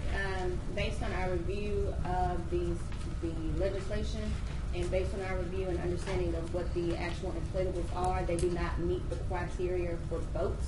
Okay. Therefore, this is. Okay, the $20 fee is not. That's correct, sir. Okay, very good. Okay, with that, Mr. Chairman, I move that we will withdraw this legislation. Okay. Moved by Councilman Bradford, second by Councilman Green to withdraw this legislation. I want to be clear now. They would be notified that they could continue to operate this new. I will notify the applicant, and I believe that the CAO, the city attorney will notify the CAO or whoever needs to. Okay, good. I just want to make sure they was here yesterday. All right. That motion carried with 7. Resolution 40 has already been adopted. We're now in the introduction of resolutions. There is one. Yesterday, the question was raised about whether or not there was a tax question, and I'm asking the administration, do you want this one introduced? That's the cooperative endeavor agreement with the Aqua. Yeah, the city attorney, I know she may have made some connection with the organization to find out if they will be able to pay. Yes, I'd ask that we postpone this one until the next meeting so that if they ask questions about specifics, I'm able to provide those specifics. There's a current ordinance that prevents us from passing this. So we're waiting until they can take care of their business, so their ordinance application goes away, and then we can accept it. But right now, we can't. So do you want it introduced or not? Not today. We want to. Can we postpone it to the next meeting? Need a motion for that? We could introduce it then and choose not to take action on it in 2 weeks on final passage. Your preference. Yeah, that'll be good. It's just introduction. So it's authorizing the mayor to execute a cooperative endeavor agreement between the city and Planet Aqua Group Foundation relative to affixing permanent storm drain markers on designated storm drains during an Ocean Day event in downtown Shreveport. So a motion to introduce would be in order. So moved. I mean, you're going to read them all? You're going to read them all the introduction? It's just one under resolutions. What I'm looking at. Okay, I'm sorry. Did I read it right? Yeah, I read it. You said move for introduction? Second. Okay, it's been moved by Councilman Green, second by the Vice Chair.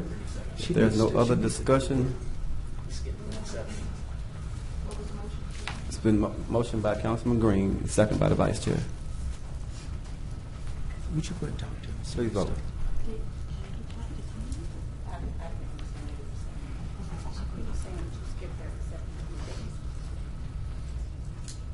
Motion carries with 7 to introduce. It was adopted. Go talk to him. Mr. Chairman, was that introduced? We're now in the introduction of ordinances. Ordinance 27 repeals and replaces Article 7 purchases in Chapter 26 in Finance of the City of Shreveport Code of Ordinances. Ordinance 28 to revise Chapter 105 Wireless Telecommunications Facilities of the City of Shreveport. Ordinance 29 amends the City of Shreveport capital improvements budget. Ordinance 30 is a zoning matter C-11-19. It amends the official zoning map of the City of Shreveport, the Unified Development Code, by rezoning property located on both sides of Corporate Drive, northwest corner of Barton Drive, Catahoula Road, from I-2 Heavy Industrial District to I-1 Light Industrial District. Ordinance 31 is a zoning matter, case number C-17-19. It amends the official zoning map of the City of Shreveport, the Unified Development Code, by rezoning property located on the east side of Kings Highway, approximately 150 feet south of Captain H.M. Shreve Boulevard, from R17 Single Family Residential District to C1 Neighborhood Commercial District. All right. Motion to. Second. Motion No, by. we didn't have to vote on Yeah, just a motion and second. it. I said I thought we didn't have to vote on introduction on this. That's correct, just a motion and second. We're now into ordinances on second reading and final passage. Ordinance 7 to 9 Wait, I'm notifies. sorry, did you get the vote? I mean, the motion? Okay, it was motion by Councilman Green and second by Councilman Bucci. Okay, I'm sorry. Okay. Ordinance 7 and 9 notifying Union Pacific and other interested parties that the city engineer and director of public works through the office of the mayor are authorized to begin the process to reopen vehicular access to Lake Street from Commerce Street to Cyport Discovery Center, including reopening vehicular access to cross over the Lake Street Railroad grade crossing as specified herein. All right. The motion would be to adopt, but we So actually. the motion would need to be in the affirmative? Yes, and then vote against Then vote it. against it, yeah. Okay, so moved. Second. Moved by Councilwoman Fuller and second by Councilman Bryant. Just for the sake of discussion, the best thing for us right now would be for this to fail. And to keep it short, Mr. Settle spoke on it, all the valid reasons for that earlier today. Thank you. And just so that I understand, the motion on the floor, a no vote keeps the crossing closed. Correct. That's correct. And a yes vote does what? Start the conversation. It doesn't open the crossing. It start the conversation to start looking at alternatives to open. But we want to start over again. A yes vote would open it, would be my understanding. A no vote would keep it closed and let us start over from scratch looking at a new legislation. Because we need to start over clean. What's the purpose of starting over, though? I mean, it's been closed. I think it's just been closed. That's my opinion. It's been closed long enough. So, That may be the case. yeah. It has been closed a very long time. Yeah. The issue is that what it's going to take for us to open it back up and have the quiet zone that would make everybody happy is going to take a couple of years and several more $1 million than originally anticipated. So if we open it back up now, we're going to come into we're going to be at a point where it may be. No, we'll be at a point where the hotel that we have now will be in jeopardy of losing its flag. So we will end up with a hotel downtown that is flat. It's generic. And generic hotels don't tend to be boutique hotels where movie stars want to stay. They tend to be a much less savory element. And the owner of the hotel is wanting what to happen. The owner of the hotel would like for us to keep the gate closed so that fewer horns actually blow for the time being until we can find something that's more compatible for everyone. And in order for us to do what we could have been able to do 4 years ago, we still have to go through a study and place at least 3 gates in order to have a complete quiet zone that would be acceptable to the railroad to keep the horns from blowing. Okay. All right, thank you. The motion by Councilwoman Fuller and second by Councilman Butcher. Councilman Green, I'm sorry. Please vote.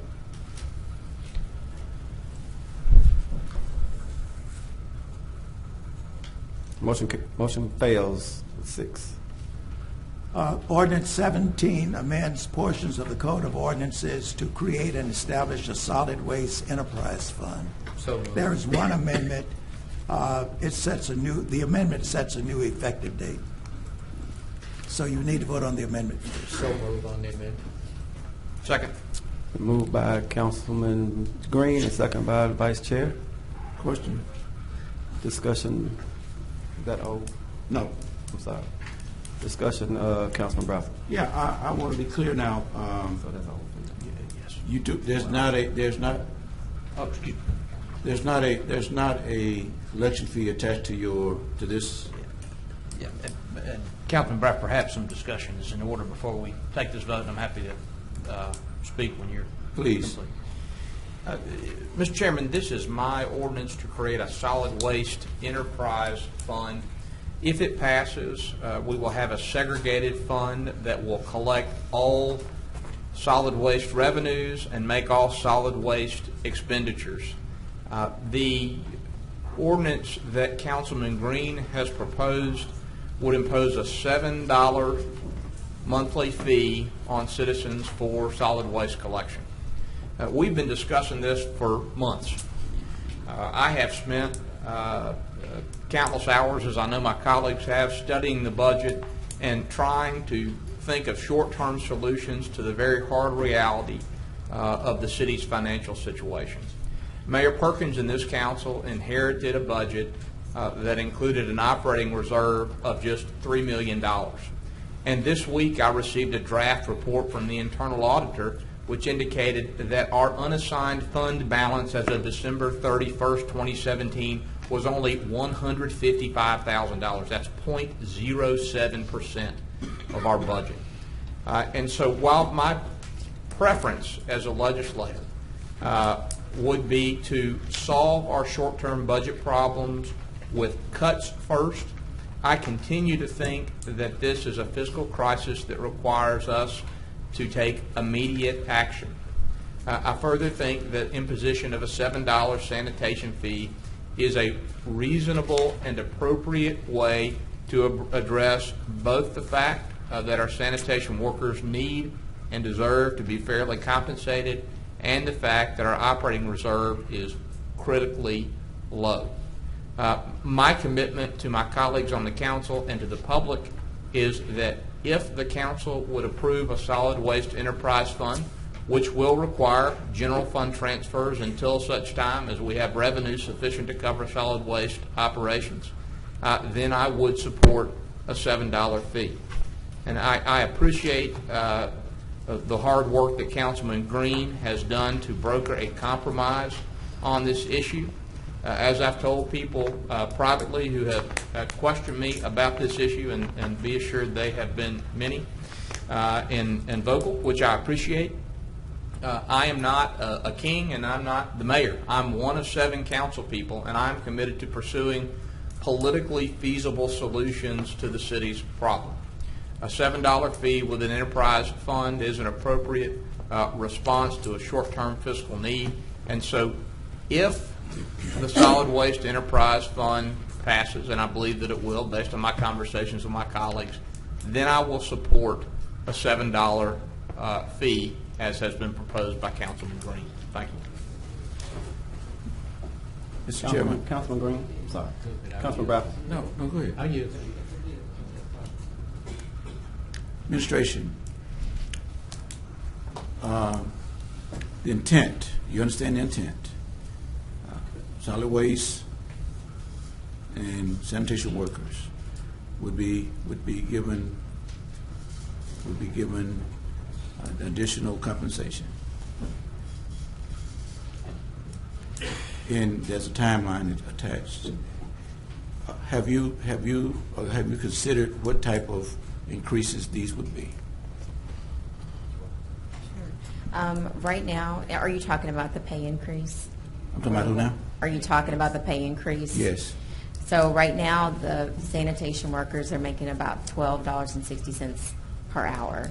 And the increase that we initially proposed, and hopefully we'll have a budget amendment to follow this if approved, would take them to slightly above $15 per hour. Okay. And you understood, and I agree. I think the motion or the legislation is good, that this would operate the sanitation and that funds would be transferred into it to come to supplement until we can further increase our revenue stream. And that's doable for you. Yes, Councilman, it is. Okay. And it's, somebody earlier was asking where the money is going. It's very simple, just two places. To the sanitation workers, Public Works, to take care of our trash pickup, and whatever is remaining will go in the reserve. Whatever is remaining from the money that we used to subsidize, yes, will go to the reserve. So we clear on that. And somebody asked earlier, tell us where the money is going. So this is the answer. Okay. Yep. All right. Thank you, Mr. Chairman. All right, Councilman Green. Thank you, Mr. Chair. I know that at this point in time that this is called the green tax. I didn't start this. In fact, Councilman Fleury brought it to the church.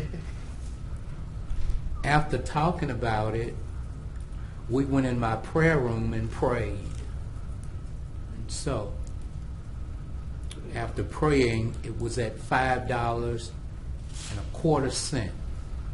Of course, our delegation said that they would not, I talked to Senator Tarver, and they would not take the $0.25 to Baton Rouge because they tried last year. The governor wanted, in the last session, he wanted to raise taxes, I think, a penny or whatever, but they refused that, and they were not going to do it for the city. So then I went to another plan.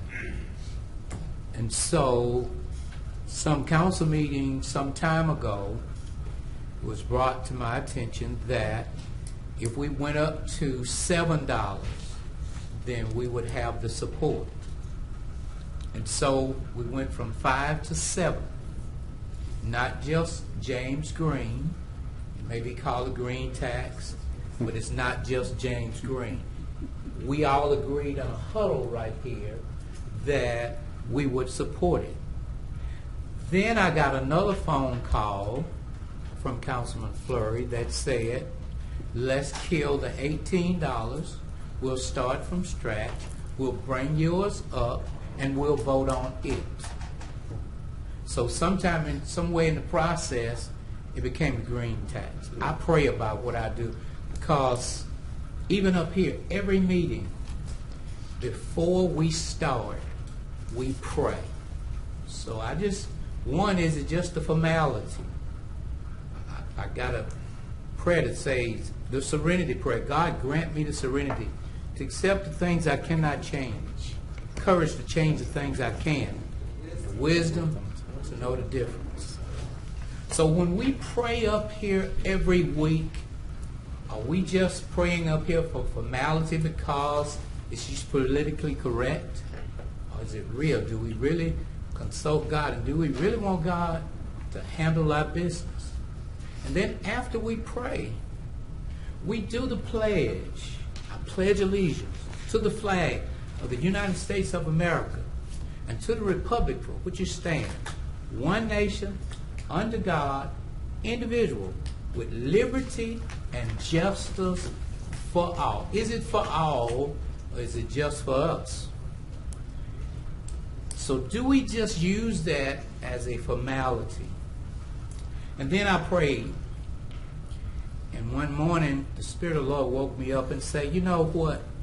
You all took an oath of office. And in taking that oath of office, Judge Pittman was there. And I looked through this oath, and I never found anything where it says that once you have sworn in that you would go to the council, and every A, every B, every legislation that you would call your constituents and say to them, do I vote on this? No, because they empowered you, they empowered us to have the ability to do what's right. And then in this oath of office that we put our hands up, it would have been okay if it had just ended by saying the duties that is incumbent upon me according to the best of my ability and understanding. If it had just stopped there, then we would have been cool. We could just do whatever we want to. But on the one that I signed, it says, so help me God. So is God really in what we do, or is it a formality?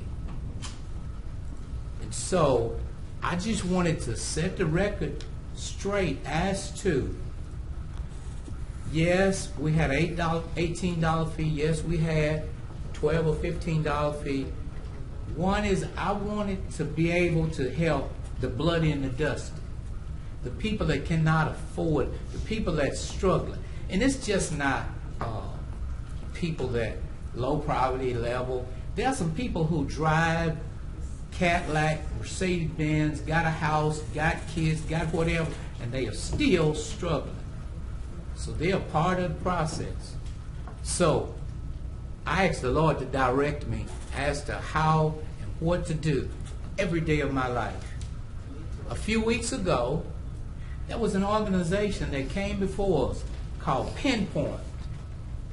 And they needed the city to be a part. Of course, later on they refused it. But they needed the city to be a part. We figured out a way as to how to help them. We figured out a way. At first, we were talking about the budget as to what we could not do and what we were struggling. But before the end of the day, the next day, we figured out a way to help Pinpoint. Here we have our own city workers who, blood, sweat, and tears, who go out week after week, day after day, pick up our garbage, do whatever it's supposed to be. And for however long, we postpone this, we kick the ball down the road, and I don't think that that's right. I think if, in fact, we took an oath of office, and sometimes in life it's like our whole country is just angry. If we're not angry about one thing, we're angry about something else. And then that anger, I never thought it would come to the council, that we would just be angry. We get upset with the mayor and we say, well, because the mayor this and because this, because that. But we got to do what's right. When our hands went up in the air and our hands came down, we said to my ability and understanding, so help me God. And whatever we do up here, it may seem light, it may seem whatever, but one day we're going to have to give an account. And unless we do what is right by these people, then it's a shame on us. We can change the charter, we can tell the mayor you can't do this, but then now the ball comes to us as a collective body. As we did for Pinpoint, as we would do for some other points, we got to come together and say, well, it may not be what I want, but do you have anything better? If you don't have anything else better to offer, then you have to go with whatever is laid before you. So I just believe that we as a body ought to do what's right for these people and for the city of Shreveport. That's my story, and I'm done. Councilman Fleury. Well, I just got 3 texts that he's preaching, and he does preach beautifully. I've been to his church on many times. And I did call it the green tax, but, you know, I really wasn't after James. But let me tell you about James Green. he has this tendency. Well, let me just tell you the story. Once upon a time, I was over here at the Caddo Parish Clerk's office, going to qualify for office. I got up at 5:30 in the morning. I shaved and I got dressed. I was the first one on Texas Street before the courthouse. I looked good, standing up there for nearly 2 hours by myself. First in line. Well, lo and behold, here comes my friend James Green. We hugged and we shook. When the doors opened, Brother Green dashed around me and run in there to be able to qualify first. But the Lord took care of me because James had a little problem with paperwork, and I moved around and rescued him. I thought right then that was awful funny. I got down early and he dashed around me to beat me to qualify, but I love competition. Then he presented me with this scenario, and I tried to work with him, but then he got this pie in the sky, and he told me, he said, you got to have faith. Well, you got to have reality. And the reality is I did take an oath in office, and I've been here, and I've worked, and most people, I think, like what I've done, but this is what you got to be careful of right here, is your billfold. All I said was that we ought to look at our expenses. You got to look at your income and your expenses, and then at the proper time, then we could give the raise.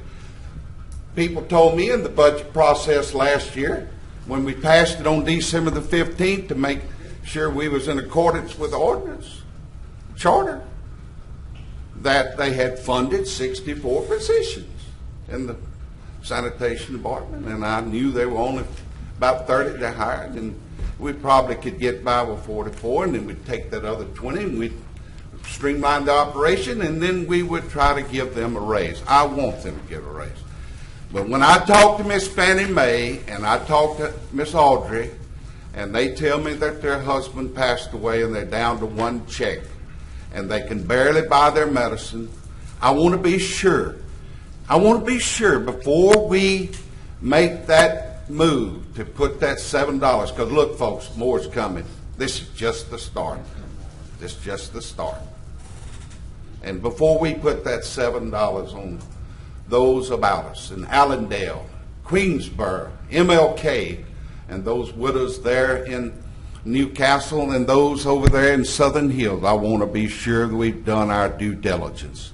That's what I'm saying. Thank you. All right. Mr. Chair. Chair, Councilwoman Fuller.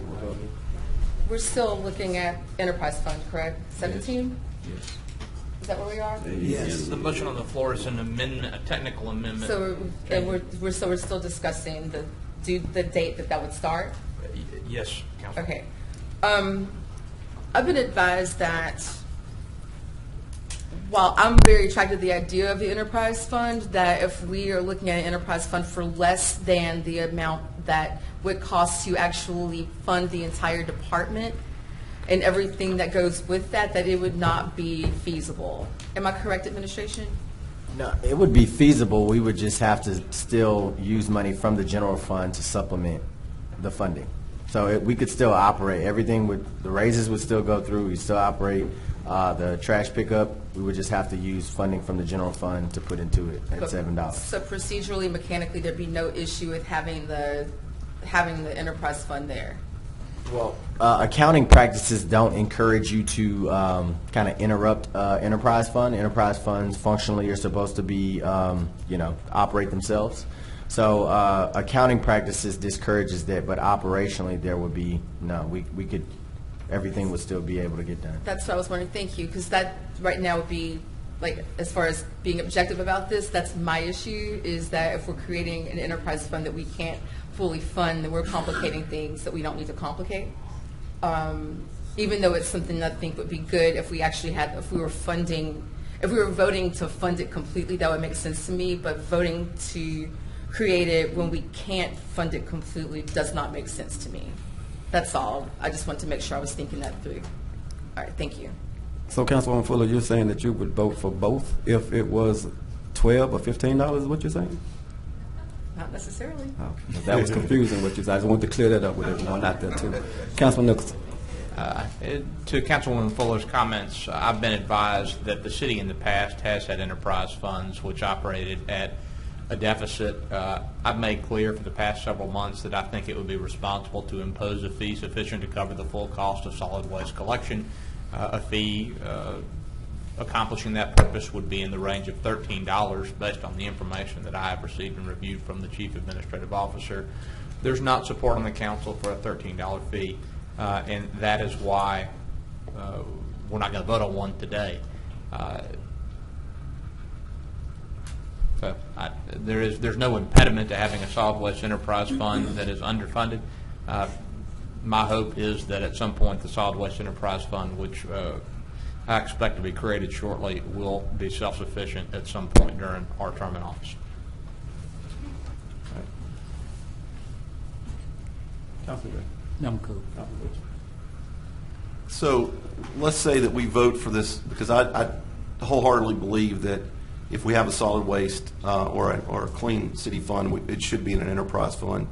And I kind of hate that the cart's before the horse here on this, but if we pass this enterprise fund and the clean city fee fails, then we have to move money out of the general fund. Is that correct? Well, Mr. Chairman. Council Vice Chair.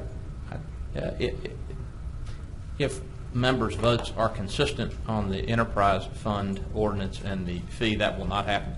But if it, for some reason, were to happen, we could rescind the enterprise fund with a new ordinance. And if the fee does not pass at $7 this afternoon, then I would support legislation to rescind the enterprise fund, and we'll be back to square one. You know, I don't really want to talk about the fee until we get to it, because I'd like to stay where we're at. I do feel like that if it is going to pass, we need to have an enterprise fund. You know, right now I was one of the ones that spoke to Councilman Green about this and was in agreement, and we've pushed down the road a month now since that discussion took place. A lot of things have changed for me, and I think that's actually, no disrespect because I'm not a preacher, but actually that's what prayer gives you guidance. And sometimes the first instinct that God gives you may not be the right instinct. So I'm prayerful about it, and I honestly am with Councilman Nicholson, and a lot of my constituents wouldn't agree with this, but to do everything that I would like to do for the city right now, which would include, I presented something to the mayor and to the council that, and Councilman Bowman and I discussed this at length after this last meeting, and we actually went back and talked to the mayor about it, and you know, $12 to $13 would do what I feel like we need to do, which would include raises for fire and police, raises for all employees, and raises for solid waste workers. It also would give us a reserve to start replacing our equipment like Ms. Jones has said is going to happen, and Gary Norman has said. My concern is I don't want to pass $7 and come back and ask this body for more money in order to fund the things that we need. I am also 100% behind cutting as much as we can before we do this. So I'm very conflicted about it. I want to give our sanitation workers a raise. I want this to go into an enterprise fund, but I'm just not quite sure that an enterprise fund is going to work unless we fund it. Thank you.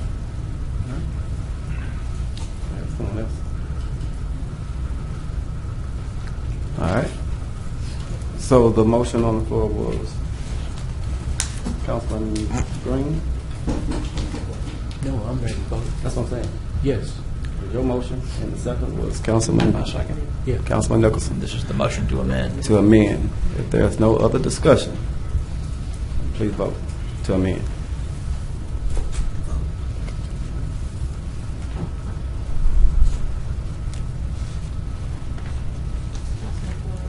Councilman Fleury.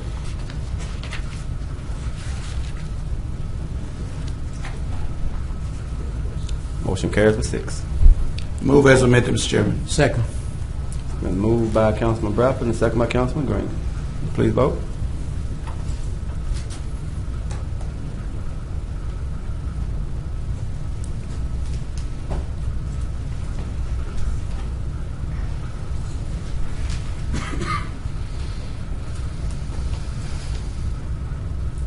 That motion carries with 5. Mr. Chairman, a note for the record. On the amendment to this one and to the $7 fee, the technical amendment, I've been asked why was it proposed. Well, in reviewing the ordinance, we noticed that there was a discrepancy between what the ordinance said the effective date would be and what the charter requires as the effective date. And therefore, I asked the city attorney's office to do it, and then I notified the authors, and they agreed with it. I just wanted to make that note. Yes, sir. We're now under ordinance number 19. It amends the City of Shreveport Water and Sewer Enterprise Fund budget. And this will fund the position of Division Chief in the Department of Engineering and Environmental Services. So moved. Councilman Butcher for discussion, but it's been moved by Councilman Green. I'm going to, this is another thing that I've debated on because I feel like we're asking the citizens for money, and we're creating this position. I'm going to vote for it due to the fact that I feel like that we need some oversight in this division. I trust what the mayor and Mr. Furlong said about the need for this position. I will say this, though. I believe wholeheartedly that when budget time comes around, if we don't see some true work, if this person's put in place, which right now I understand we don't even have any applicants for it. So it may be the 2021 budget. When it comes around, if we don't see, and we're seeing all these different things going on in the consent decree, I want this person to be held accountable for what they're doing. And I can promise you I will defund it after this is reviewed. But I believe that we need it. And my job performance, I'm self-employed. I think that Councilman Nicholson and Councilman Fleury, we're self-employed. Our job depends upon our performance, and I will be holding this person accountable, and I will be making sure that Mr. Furlong and the mayor and the administration live up to what they're promising me. So I'm going out on a limb here, and I'm going to vote for that. Thank you, Mr. Chairman. Thank you. Oh, I'm sorry. All right. Reverend Green, self-employed as well. Been motion by Councilman Green, second by the chair. If there's no other discussion, please vote.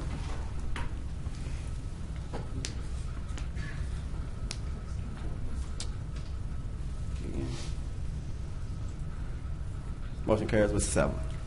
The next is ordinance 20. It amends the general fund budget. This is the second step that's needed. It's a companion. Second. Been motion by Councilman Green, second by the vice chair. If there's no discussion, please vote.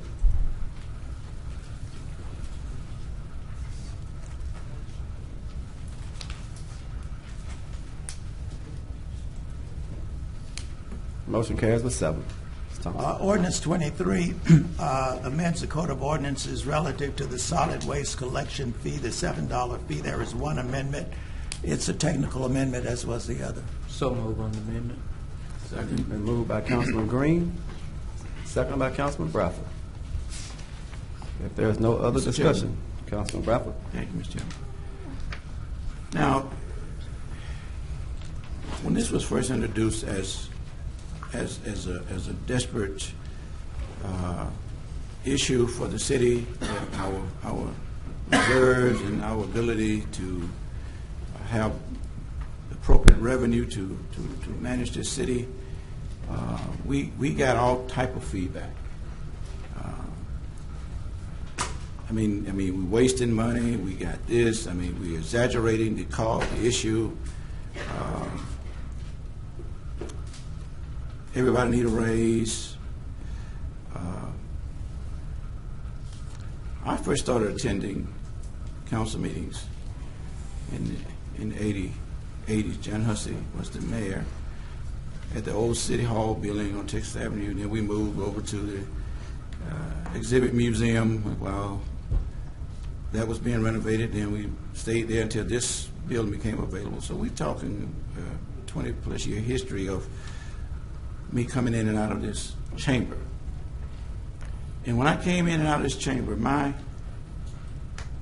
95% of the time, my articulation and advocacy was for poor people. I have been an advocate for the least of the citizens of Shreveport all my life because I came from the least of Shreveport. And you've heard the reports. Okay, Shreveport is not the Shreveport that we used to think it is. Shreveport is a different Shreveport. But yet our citizens, like we sometimes, we see Shreveport not as Shreveport is, but we see Shreveport as we are. And that's why this council has been very, to me, very positive in the fact that we can at least see things alike. We can at least see things alike. We can see the ability of our citizens collectively as our citizens, what we are struggling with. If we can see that we are not exaggerating when we say we got to create a stream of new revenue. We agree that there are issues and causes in this budget and the way we operate that need to be reviewed and corrected. Again, I'm just going to reference last week. I was in a meeting of the civil service, and I'm looking at us paying at least 3 lawyers. And to me, that was unnecessary. You know, I work for one of the largest revenue generating institutions in the city, but we don't waste our resources. We try to be prudent in how we operate our resources. When time comes for we to modify, make adjustments to the market, we do that. Now, I want to be clear that I'm here for District A, one of the lowest economic disadvantaged districts in the city. You don't have to believe me. We're gonna go for a bus ride, Mayor. We're gonna go for a bus ride, and we're gonna I want all the councilmen to get a view of Shreveport, the good, the bad, and the ugly. And when you ride through my district, you're gonna know the conditions of the majority of my constituents. I would never impose upon my constituents an obligation that I have not vetted them to consider. Now, we've all gotten feedback from various constituents and various citizens of our city. The majority, even while we're sitting here, you got text, I got text, everybody got text. Don't do it, don't vote for it, don't vote against it. Even this morning, I got people coming to my office telling me one way or the other. We represent, we should represent reflect the constituents of our district. We're not here on our own fruition. We're here representing people that we're supposed to have a relationship, a type of bond that we represent. But we also represent this city to be prudent and to be fiscal responsible for the needs of this city. So I went back to my district. I've gotten pros and cons, fors and againsts. But the majority of my people, who are, again, out of one of the least economic private districts, said we can go with $7. The majority. Now, everybody didn't say that. I want you to understand. Everybody didn't say that. but I represent the majority. I consider everybody, but I represent the majority. And if they feel like I am not representing them in the best interest of them, then they have the privilege of removing me, and certainly not to reelect me. So I'm just saying all that to say that in representing one of the most economic disadvantaged districts, I'm going to support the $7. I appreciate the fact that we're going to create the enterprise fund so that we can monitor and make sure. And I believe, and I told the mayor this, I told the mayor that he inherited something that he didn't create. But if we can show the people of Shreveport over the next year, this year, that we are responsible, and that we are in some way putting together some relationships that we can grow our economy. And we met this morning there with a very strong, positive development that's going to add to this city. You agree? Absolutely. So we're on our way. Okay, we're on our way. So I feel comfortable that come next year, we be evaluated by the action that we take here today, that our constituents and our citizens gonna be proud. They're gonna say, I see something happening. They are on the right track. They're being responsible. So I'm gonna vote for the $7 into the enterprise fund, and I'm gonna believe that come next year we would be able, because of our accomplishments in growing our economy, that we will be able to do something like Councilman Nicholson said. We have the ability as a council at every meeting to adjust, modify, rescind, whatever we want to do. We are not committed to anything we do if it don't work. If it don't work, we can eliminate it. But we gotta give ourselves a chance for things to work. Let's do something positive, and let's show our citizens that we're looking out for even the least of them. Thank you, Mr. Chairman. All right. Thank you, Councilman Bradford. Motion was Councilman Green, seconded by Councilman Bradford. Yes, correct? Councilman Dixon with it. Councilman Butcher? No, I he wants to speak. Okay.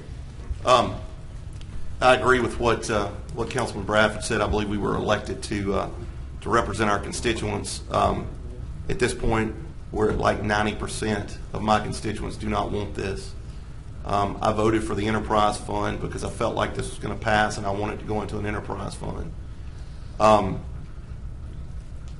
I think that the work that I've seen from this council on this has gone above and beyond to serve the citizens. Even the people that vote for this and the people that don't, we have diligently worked to try to find better solutions for the city of Shreveport. And I wholeheartedly believe that. I cannot get behind it because I just don't feel this is the right vote. I do appreciate Reverend Green and his trying to be the mediator and taking the small steps, but my district at this point does not want this. I have the privilege in my job of going all over the districts and all over the city of Shreveport and all over other cities in northwest Louisiana and going in homes and seeing how people live. And you're right, people in District A, and they're poor. I mean, I see people that sleep on floors. I see. So I'm representing all of the city, and I just feel right now that I hope that we don't have to come back and ask for more. And I'm kind of afraid that's what's going to happen, and that's why I'm going to be voting no. Thank you. All right. If there's no other discussion, please vote. On the amendment, the motion on the floor is for the amendment. Is that correct? Yeah. Now, I move that we adopt it as amended, Mr. Chairman. Motion passed. Second. 5-2. It's been moved by Councilman Bradford, second by Councilman Green, as amended. If there's no discussion, please vote.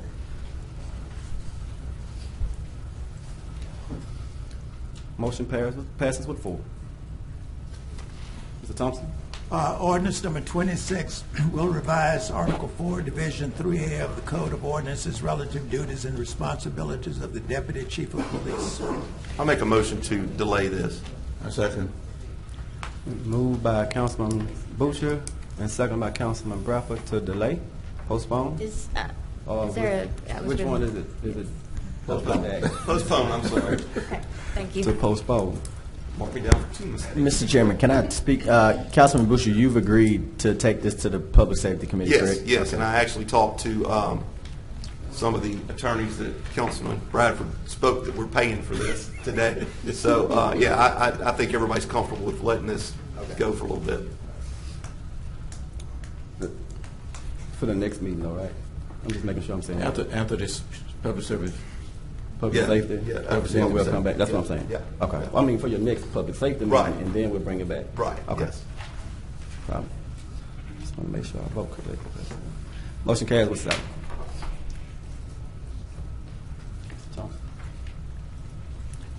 Those are all of the matters. There's nothing on the table, and there are no appeals. So we're now down to reports from officers, boards, and committees. Are there any? I'd like to speak about the Public Safety Committee real quick. Councilman Boucher? We had a great Public Safety Committee meeting last Thursday. Councilman Fleury, myself, and Councilman Bowman were there, along with the police, with the Assistant Police Chief Wayne Smith and the Fire Chief Chief Wolverton, along with the City Marshal. I think that we've got a lot of things that we're going to be looking at, from body cams to pay raises. There's a lot of work going into trying to get our public safety pay raises. That's one of our, I think, a lot of our campaign promises up here.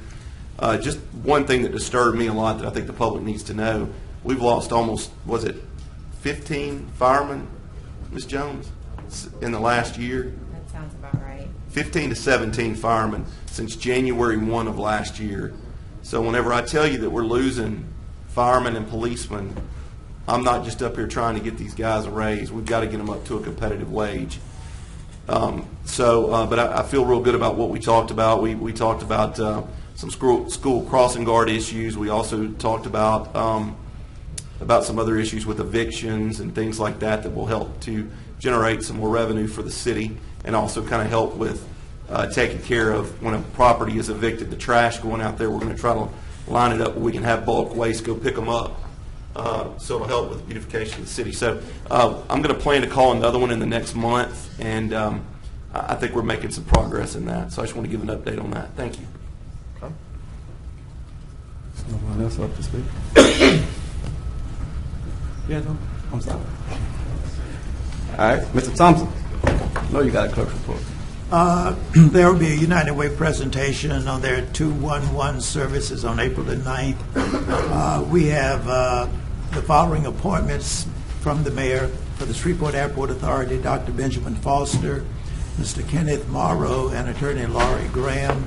For the Downtown Development Authority, Ms. Candice Baptiste, Mr. Lloyd Brown, and Assistant Director of Property Standards, Mr. Mortimer Harris. Sir? Mr. Chairman. Councilman Bradford. Thank you. I mentioned yesterday regarding the Airport Authority current members, and wanted to give them,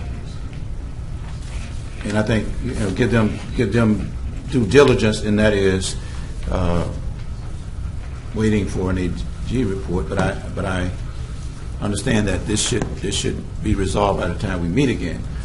And this council or the mayor never asked our current city attorney to apply for an AG opinion on this matter.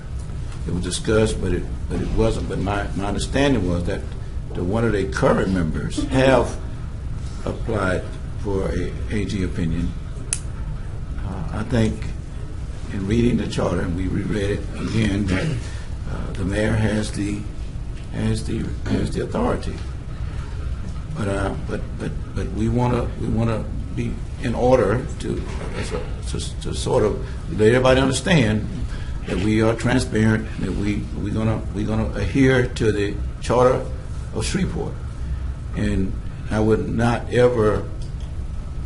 We could amend some things, but to circumvent the mayor of his authority would not be a part of what I would engage with. So I think we will have an opinion back by the time to confirm these individuals. And hopefully at the next work session, they'll be here to be interviewed. And that's my desire. All right, we're down to... Mr. Chair, Mayor. Yes, sir. Ms. Creel, have you notified the administration my concern with one of the conferees in regards to the residency? Yes, sir, I have, and I believe they are in the process of. Can't hear you. It says it. I'm sorry. I said yes, I have, and they're in the process of making sure that that gets rectified. Okay, thank you. All right. Are there any additional communications from Mayor Perkins? Not at this time. Just a comment quickly, I guess, on Councilman Fleury. Yeah, we rectified that, so 2 of the 3 will go forth, and we'll notify council about that particular change. Thank you, Mayor. Any council member have any additional communications? Mr. Chairman, can I just express my appreciation to the mayor, to Councilman Fleury. He mentioned yesterday that the church that I attend, Lane Chapel Christian Methodist Episcopal Church, celebrated our 146th church anniversary on Sunday. The mayor was kindly enough to present 2 documents. One, a proclamation congratulating Lane Chapel on 146 years and declared Sunday Lane Chapel Day, which got an ovation. But he also did a letter of welcome to Bishop Charles James King, who is the newly appointed bishop of the Christian Methodist Church for the Louisiana, Mississippi district. And Councilman Fleury was kind enough to attend the church and express to the bishop his warm hospitality to be in the city, and welcome him and offered the city hospitality and service or whatever he may need, and then presented him with the award, which he greatly appreciated. Now, this is a big deal. The Women's Missionary Society of the Christian Methodist Church, connectional, that includes all of the United States and abroad, will be hosting their General Assembly here in June. All the general officers and bishops of the church will be here.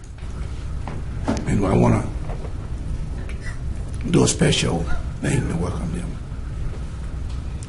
I'm having a meeting on Friday, and I've asked the clerk that we will have a representative to accompany me to the meeting so that we can see what else we can do to help make that event a very good event.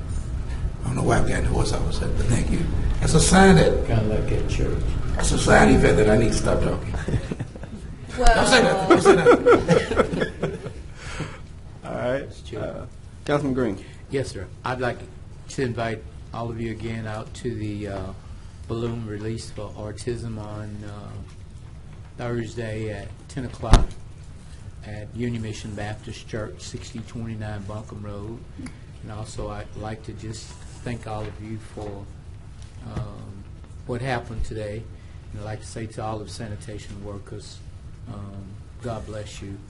And that's it, Mr. Chair. All right. Thank you, Councilman Green. We're down to public comments now.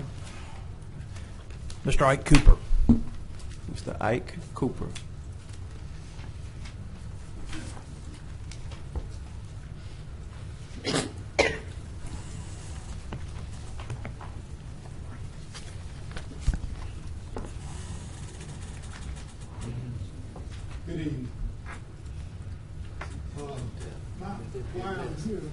Mr. Cooper, yes, sir, if you would state your name and address, and if you'll keep about 8 inches between your mouth and the microphone, we'll be able to hear you better. How about that, sir? Yes, sir, thank you very much. Okay, my name is Ike Cooper. I own the Save You Money car lot on Linwood towards West 70. And, I used to be in Highland, but they run me out from over there. So I'm on Linwood. My problem is I keep having multiple trouble at the police department. I have, I put 5-day tags on my car. I pull up in a grocery store, they get snatched out. Either I may forget one of the days done passed, I'm a day late, and they just harass me all the time about that. But the main thing, what happened to me around about my birthday in October last year, I got pulled over on Linwood. The officer was going the opposite direction. I was going to my shop. They pulled me over, had me to get out of my truck, spread them, stretch them, and all that. I'm saying, man, what did I do? You were speeding. But they give me tickets for several other things other than speeding. Then I go to court. I get railroaded. If they want to rob me, they could have just asked me to give me my money. I get in there to Judge Pamela's latte or something. She found me guilty. She didn't ask the officer anything. And, if you want to rob me, just go ahead on and rob me. And when I asked to see the supervisor before all this stuff was over with, he told me I was in the wrong neighborhood, that they didn't have nothing but criminals down there. And they assumed everybody in that area was criminals. And I've had my business running there for 6 years. And I just feel disgraced. I'm spread eagle all across the hood of my truck, patting me down like I done robbed the bank or something. And these are people, and it ain't got nothing to do with race. These people of color.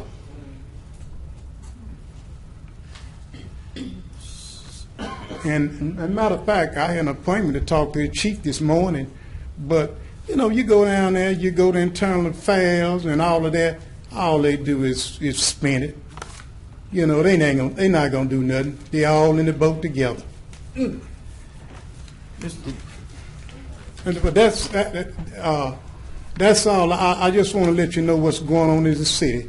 I'll soon be 74 years old. I ain't finna fight nobody. Let me ask you now. I apologize for any harassment that you may feel is going on, and we want this city. We don't have the luxury. You're a businessman in this city, and we need all the business people that we can get. And I want to see what we can do to address your feelings that you're being disrespected and harassed. Now, if you have violated something, then that's nothing we can do about that. But if it's something that you feel is chronic, that you're being targeted, then that's something we can't do about. So let me say this: they hiring these people too fast. They looking at too much cops on TV. Well, I didn't. You stopped me for a ticket and you make me spread eagle. That's what you told me. You said I was speeding, and then you make me spread eagle. No, what I'm asking you is that I cannot address the training techniques of the Shreveport Police Department. I'm going to trust that the training has been sufficient and adequate to respect the rights of our citizens. What I want to do specifically address some of your issues.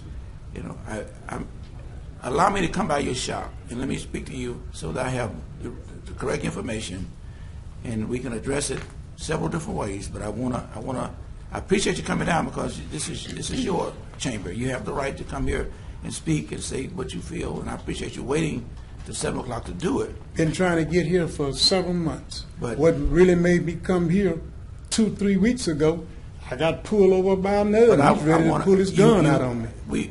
I want to go over some of these citations with you and see if they are warranted in a way that a pattern has not developed. I don't want you to be, as a legitimate business person in Shreveport, Louisiana, you need not be treated any different than any other business person in Shreveport. We need you to be here. We need your business. We need your tax dollars. So let me come by and visit with you and see what options we have to address your issue, okay? Sure will. I'm at 6640 Linwood Avenue. 66. I got the address. 6640 Linwood Avenue. I'm gonna share the phone number with you. I got it. 318. The chairman has. No, I'm gonna share. we- I got we- it. I'm gonna share it with them all. So the chairman would direct us how we handle this. Okay. So, but I you will don't be mean- hearing from us. I don't mean to waste y'all time, but No, I feel no, sir. You did violated. not. No, You you're did not not. wasting our time. And I just like to I add. have Councilwoman. Go ahead. I'm If I sorry. may, Mr. Cooper is here at my invitation today so we could start this conversation, because I've heard this sort of scenario a few times, and not just from people of color. In fact, I read on Facebook, and I think she thought that I ignored it, but I didn't, and she's sitting back there right now, where another one of my constituents felt like she'd been profiled for trying to ride her bicycle downtown. And it wasn't just that she felt like she was being profiled; it was the rudeness, the lack of courtesy from the officer that she felt that she experienced, and that kind of lined up with what I was hearing from Mr. Cooper. And I thought that the appropriate place for this conversation might be to the chair of public safety, Mr. Butcher. But that's why I invited him to come today to bring this. Thank you. Thank Councilman you. Nicholson. I'll just say very briefly that the sort of problem that this gentleman is describing is one that would be very effectively addressed with body cameras, something that Councilman Butcher has advocated for. If we had body cameras on our officers, we wouldn't have to guess at what happened. We would know. So I hope we can make progress with that. Excuse me, sir, you got to make sure they have them turn on, and then, really, I don't think it do any good, because they tell you go see the internal affairs, and you write them a letter and go talk to them, and we don't find nothing wrong. Something wrong with that. Mr. Cooper, That we don't coming. make no sense. No, that's not true. There's a solution to every problem, okay? All we have to do is know it, and there's a process, okay? The best possible solution could be identified. Let us talk with you, and we'll look at some options on how we can address you, okay? I'm gonna make arrangements to come by and see you, Mr. Cooper. Well, I would do that. But, I mean, let me say one thing. When I was up in the Highland, they didn't want certain people over in there, and they used to harass me all the time. And they did have some police chief in there that would listen to me. He made 5 of them come over there and apologize to me. Good. That's good. So, See that? but anyway, I get angry every time I think about it. So I appreciate you. I had Mayor Perkins up to speak to you too. Yeah, Mr. Cooper. Before you walk away, the police department is directly under my stead, and I just want to say, are you still meeting with the police chief tomorrow, or you say you canceled that meeting? I met with him at 1 o'clock. You met with him this morning, okay? And as long as you've communicated the names of the officers, we are absolutely going to look into it. I second what Councilman Bradford said about respecting you as a business person in the city, but I go further, and every citizen in Shreveport should be treated with dignity and respect. And we'll make sure that we are doing everything in our power that every police officer is internalizing that concept. So I hate that you went through what you went through. Every time I get an opportunity to speak to officers, speak in the community, I emphasize community-oriented policing. So that if anything, if they see you and you need help because you got a flat tire, they're going to be there to assist with that, and they're not harassing you in the street or anything of that nature. So, we are going to continue to work on this, and thank you for coming forth today and letting us know what you've been going through. Thank you, sir. Thank you, I Councilman. don't mean no harm. I don't No, mean we to understand. bash you. We understand. But most of them not trained well. Okay. Thank you. One more. Yeah, Councilman Butcher. I just wanted to, so we did, I'd push my button after the mayor, or before the mayor had asked this question. You met with the chief today? Yes. And gave him all the particulars about I what? met with about 4. Okay, good. So Maybe that, no 5. well, I'll follow up with an email as well for the Public Safety Committee to talk and make sure that we get some answers on what happened there. And I will say this, I had a family member of mine about 2 years ago who had the same thing happen to him. He's Caucasian, so it happens to us all. And I think it does go back to a level of training. So, but I'll try my best to get to the bottom of it. Thank you. Thank you. Mr. Albert Brown.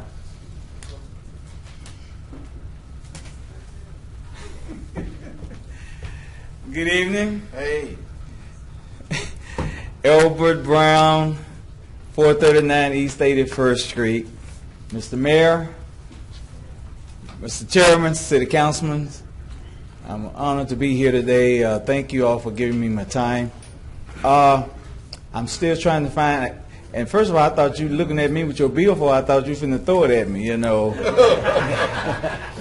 thought, hey, throw it over here. And also, I'm a Captain Swede graduate. I wanted to find out what is going on with our situation on Linwood, because we haven't heard it. I mean, it's still the same way, and I can't understand what is taking so long. And I would ask you all, if y'all was so kindly to just ride down there. The supervisor should have been fired. How they just throw that stuff in there. He was. And it just bumps, and it doesn't make it. I love Shreveport. This is my hometown. I love it. We're talking about Linwood. You're talking about Linwood, the whole street, the whole thing, you know. And I've been coming and I'm gonna keep. I'm just like that woman, and Brother Green can witness. I'm just like that woman. The widow woman at the judge, she kept coming because why? She wasn't afraid. I'm going to keep on coming down here. I'm going to keep on knocking till we see something going on in Linwood. What's going on, guys? Please tell me something. Okay. That street, it doesn't, I mean, and you know, Linwood School there, you got all that. It doesn't make no sense how that supervisor they shouldn't even had pass, because it's just rough down there. It doesn't make any sense. What we doing? Okay. Even with the last administration, I mean, it's just what's going on. Can I comment? Yes, sir. Or does anybody else? Yeah. So right now, I know we do have plans to go back over the stretch of Linwood that you're talking about. Yes, is the same one you referenced at the last meeting? If you can give our number, I will get the city engineer to call you to let you know what phase it is. I do know a lot of our construction has been postponed because of the weather. When you're talking about cementing roads and having smoother roads, when it rains, it prevents a lot of that stuff from sealing. So it causes a lot of other issues. And over a lot of Shreveporters I noticed, over the last 5 months, we've gotten over a year worth of rain. Mm-hmm. So that could be holding it up, but I'll have him call you and give you an update on Linwood and a timeline as well on when we'll be getting to that. But there is money allocated for it. There's a plan to get to it. Right now, it's just the time. Yeah, I understand. You're doing a great job. I understand. But I just wanted to find out how they just let that go like that. And that's before you got in. They just let, because I know everything has to be inspected. I used to work construction. And how they just throw that out there like that and just. Well, I think they'll go back and correct that if I'm not mistaken. And I don't even think it's the same contractor. And I will leave my number. Yeah, I don't even think it's the same contractor, actually. Councilman Fleur. Just get it to me. You can give it to Jackie. She'll give it to me. Oh, Lord. Right. Okay. Thank y'all so much. Okay, just wanted to make sure. Mr. Sammy Mears.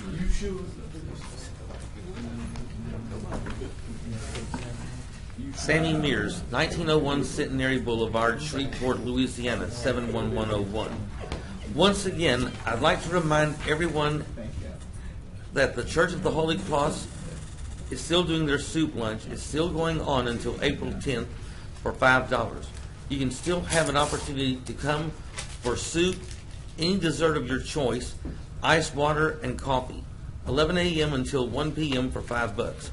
2 of you have been there before, but many of you have not, and that's why I would like to once again remind you, please come.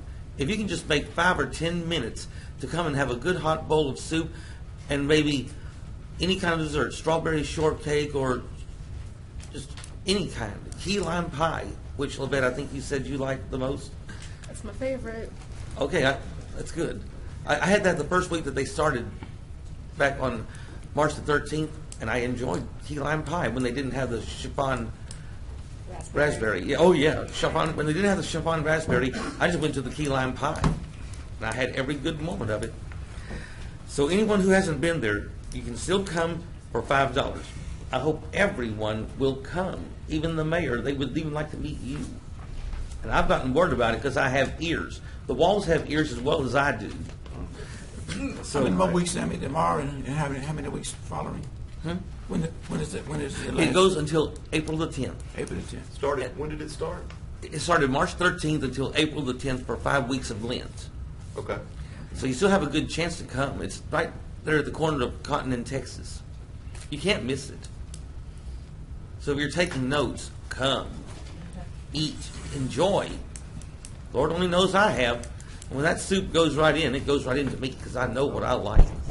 So if that first bowl doesn't fill me up, can I get another bowl for Yeah, $5? yeah, yeah. I have to pay $500? Yeah. Go for it. But the pecan pie was good. Yeah. Mr. Cedric Murphy.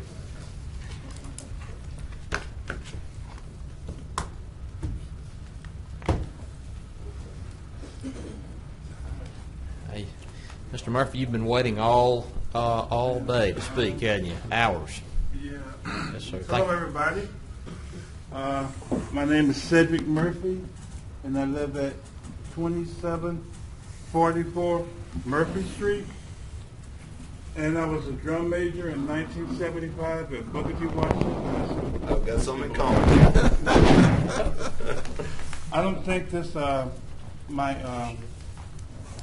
thing is going to work. Go ahead. What you trying to do? Councilman Bradford, didn't you go to Booker T. Washington? Yeah, I did.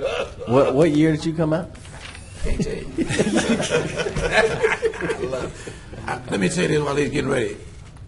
On Thursday, my wife and I will be celebrating our 49th wedding anniversary. Congratulations. Congratulations. And so and I got married when I was 18. So that'll tell you what year I graduated. Do some math. And in May, Councilman James Flory will be celebrating his 50th wedding anniversary. Congratulations. Huh? So All right. I'm going to be passing the hat for his 50th. All right.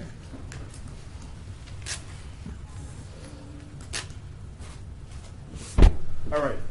There was two situations whereas I went on the trip with the VA because they don't do spinal cord injuries here, and they drove me up there, but they didn't make plans to come back, so they flew me back on the airplane.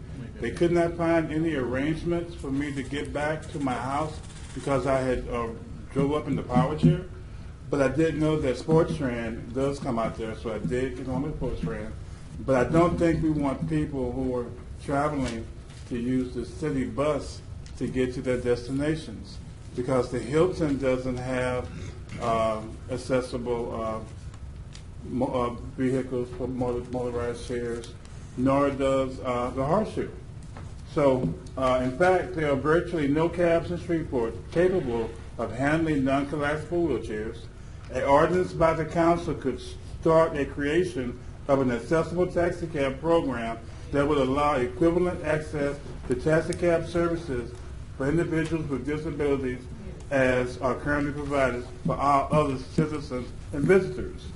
This ordinance should not say how many accessible taxi cabs, but the decision should be made up by the Taxi Cab Bureau. But this is something that I'm asking you guys to think about, how we can go about setting up a ordinance.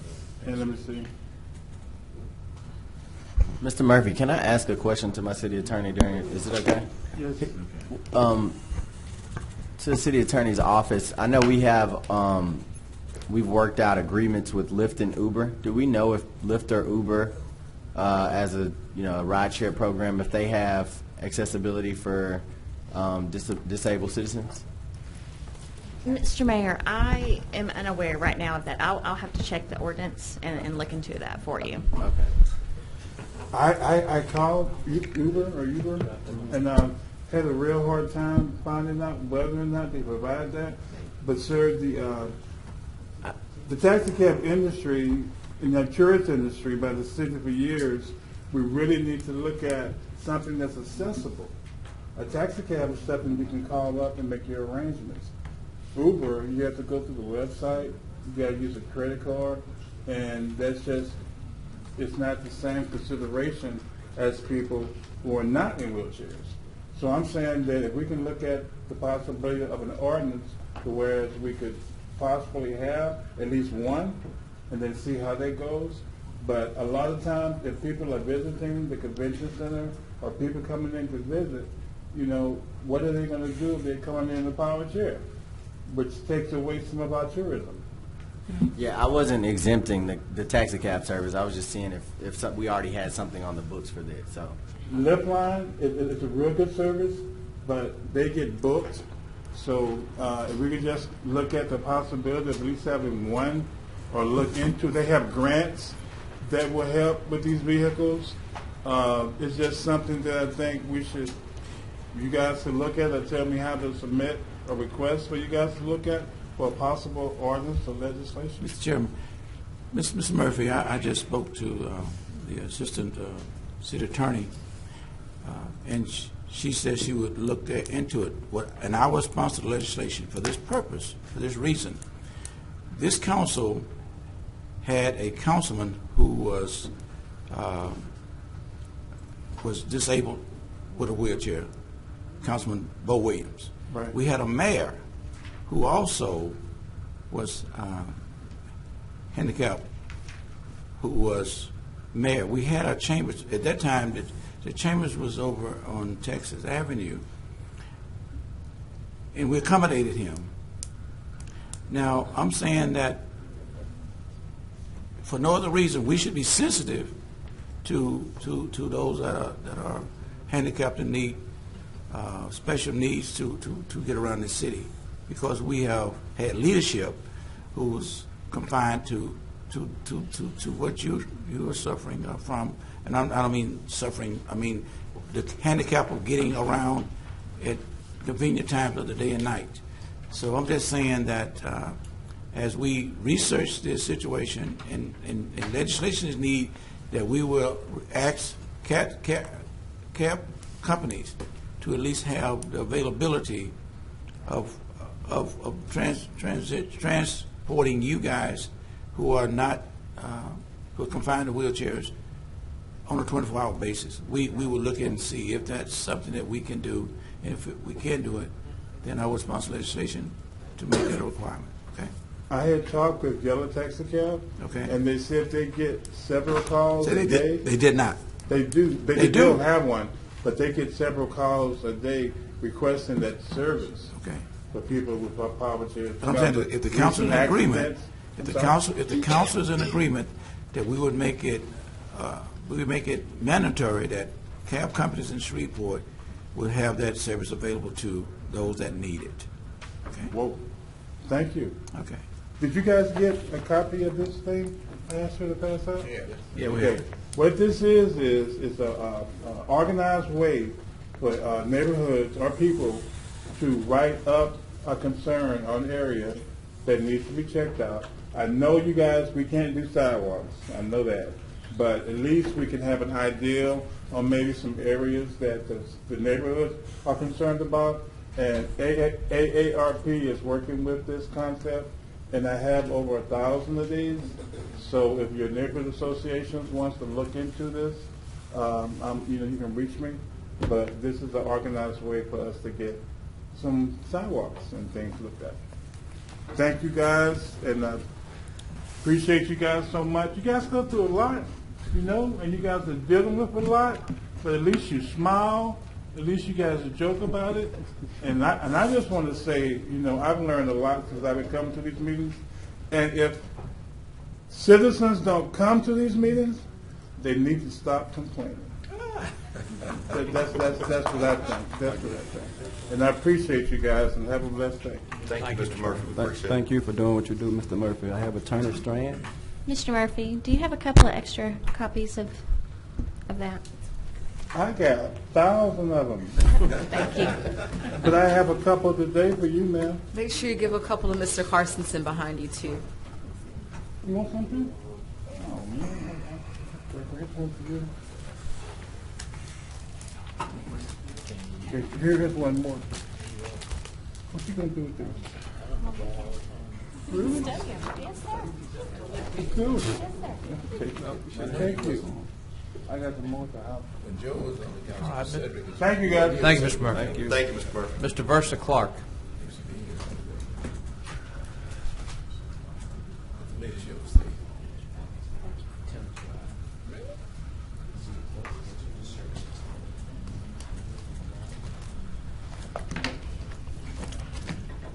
Versa Clark, 7626 Tampa Way, 71105.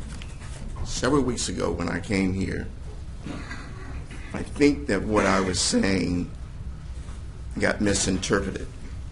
What I should have asked the question was, instead of saying you, I should have said all of you. Only thing that I came for was to get information. Our community associations out here are working to try to help to find out what we can do as community associations to help redevelop our community. We're working from this business plan right here, and this is from the East Baton Rouge Redevelopment Authority. And what I was asking about is what we need. We're not professionals. That organization or entity, the Shreveport Implementation and Redevelopment Authority, is the professional, or should be the professional staffed. I think that Mr. Settle said that it was defunded, and there are not any people that are in there. So I'm talking with a couple of state legislators to try to get them to see if they can refund it. And if not, then there will be other means that we will try to get some funds. But we need a professional organization. The people that are out there are very concerned about their neighborhood. Okay.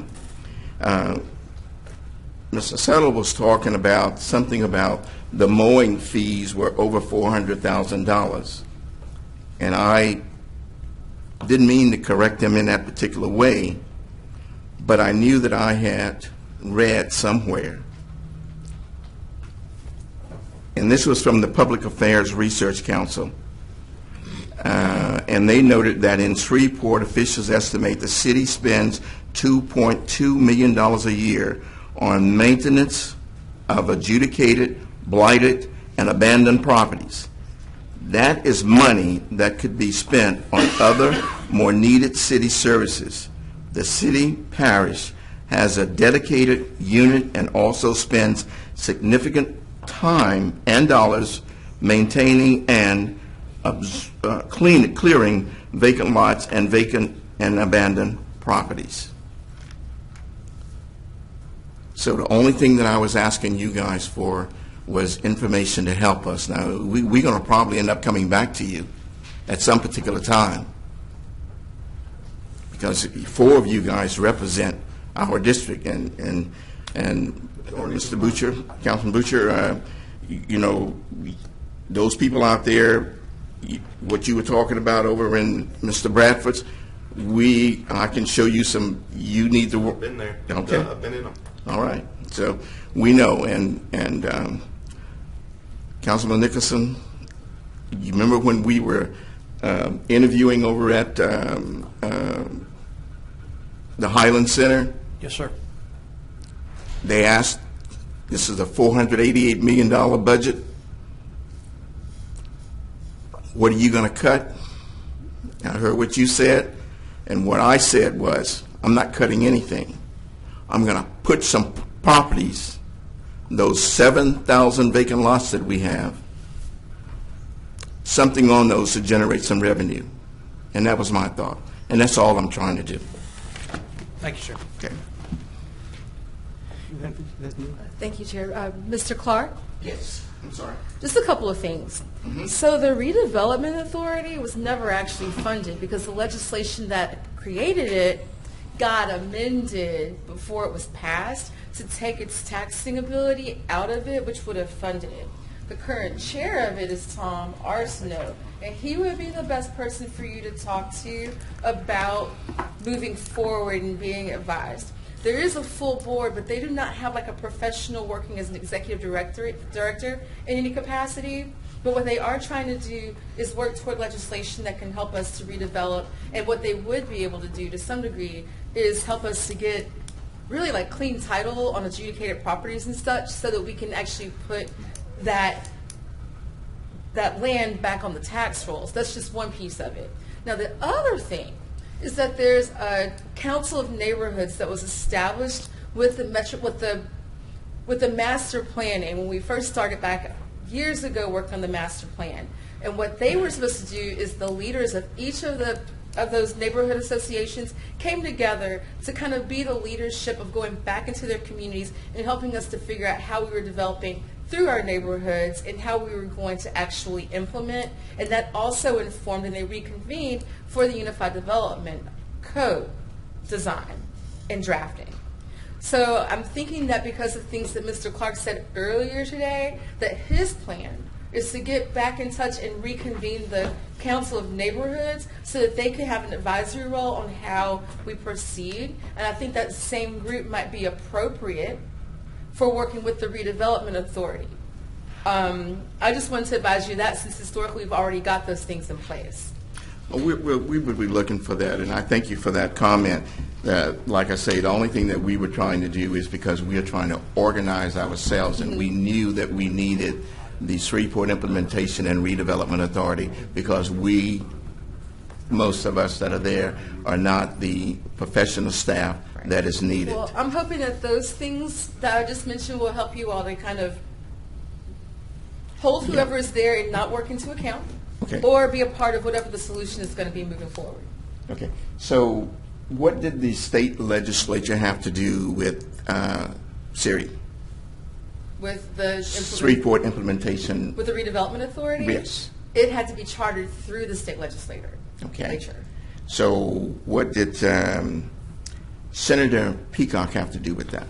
I think that he was someone that was instrumental in removing some, or amending some of the legislation, actually. But Roy Burrell is the person that authored it. Yeah. My thoughts exactly. I'm just giving you some facts. Yeah, Mr. Clark, before you leave, I'd just like to say I'm meeting with Tom Arsenault on Friday morning at 8:30. We're going to talk about how he think we can best help him. I think you've already hinted at a lot of ways that we can at least lobby to give them some more authority. I'm also going down to speak to the Northwest Legislator before session on April 15th to talk to them about this particular matter as well. And you've spoken about it. Mr. Settle has spoken about it. And I've seen the progress in Baton Rouge. So I will do what I can to try to get them some more authority so that they can go into our neighborhoods and make them better. From a development standpoint, though, I say overall, if our city doesn't grow, if we don't pursue a vision that can genuinely grow our city, we can't just develop.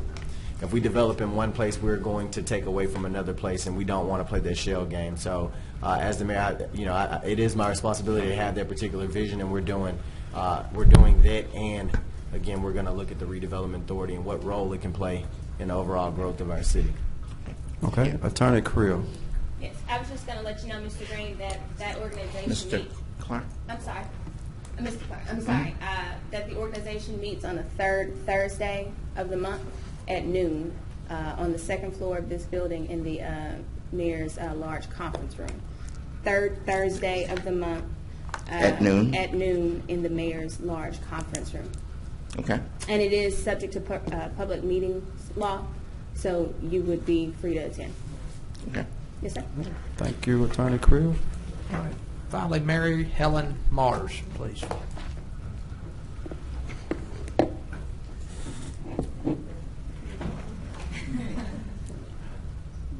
Ms. Mary, we didn't look at the date and time when you sent the request in, so we apologize for having you last, but the best is always last, is what I was told. No problem. Good evening. I'm Mary Helen Mars from downtown Shreveport Unlimited, 629 Spring Street, 71101. Downtown Shreveport Unlimited is a private nonprofit organization that works to improve quality of life in downtown Shreveport. We are the owner-operator of Mudbug Madness, and we are coming up on our 36th year of, so it'll be this coming up Memorial Weekend, May 24th through the 26th. Multiple studies have been done on Mudbug Madness and as far as our economic impact. Most recently, the Shreveport-Bossier Tourist Bureau ran a study and estimate that our reach is anywhere between $5.5 to $7.5 million per year. And that's reaching every aspect of our economy, retail, hotels, not just what is spent at Festival Plaza. We're extremely grateful to the city for the use of Festival Plaza. It's the perfect home for Mudbug Madness, and we enjoy it there. We've actually been reinvesting a lot of our profits back into Festival Plaza. Not only has Mudbug Madness sustained itself over the years, it has allowed us to give back to the community, which I just alluded to. We've given back in the forms of grants to other up-and-coming festivals in the downtown area, such as Cinco de Mayo, the Grillin' for Grads, the Holiday in Dixie Barbecue Cook-Off, Farmers Market, Best in Show, Let the Good Times Roll, and the Shreveport Opera. In 2017, we were the title sponsor of Shrek's Art of the Guitar and Master of the Telecaster honoring James Burton. We have also provided grants to improve the street view of vacant buildings, specifically along Milam Street. We have also been active in making downtown Shreveport a destination on the Holiday Trail of Lights, first by providing wreaths that decorate the streetscape poles in downtown, and also contributing funds to the city for the Christmas tree on the riverfront. We believe that our mission is to reinvest in downtown to make it a better place for us who work here, those who live here, and for all of us to have fun here. So we do have a request. We have a ribbon cutting to celebrate the renovation of Festival Tower at Festival Plaza, and we would like for all of you to come. It'll be Friday, April the 5th at 1:30. We'll also be sending out formal invitations in the mail. And then also, Mr. Mayor, we would really love for you to participate in our celebrity crawfish eating contest to kick off Mudbug Madness. And that will be Friday, May the 24th at noon. Thank you very much for your time. I don't think I meet that qualification. Well, consider it. Thank you. I think we got Councilman Butcher, who he'll probably be more fit to. I'll probably be more fit to. Great. We would love to have you. Thank you. Thank you. All right.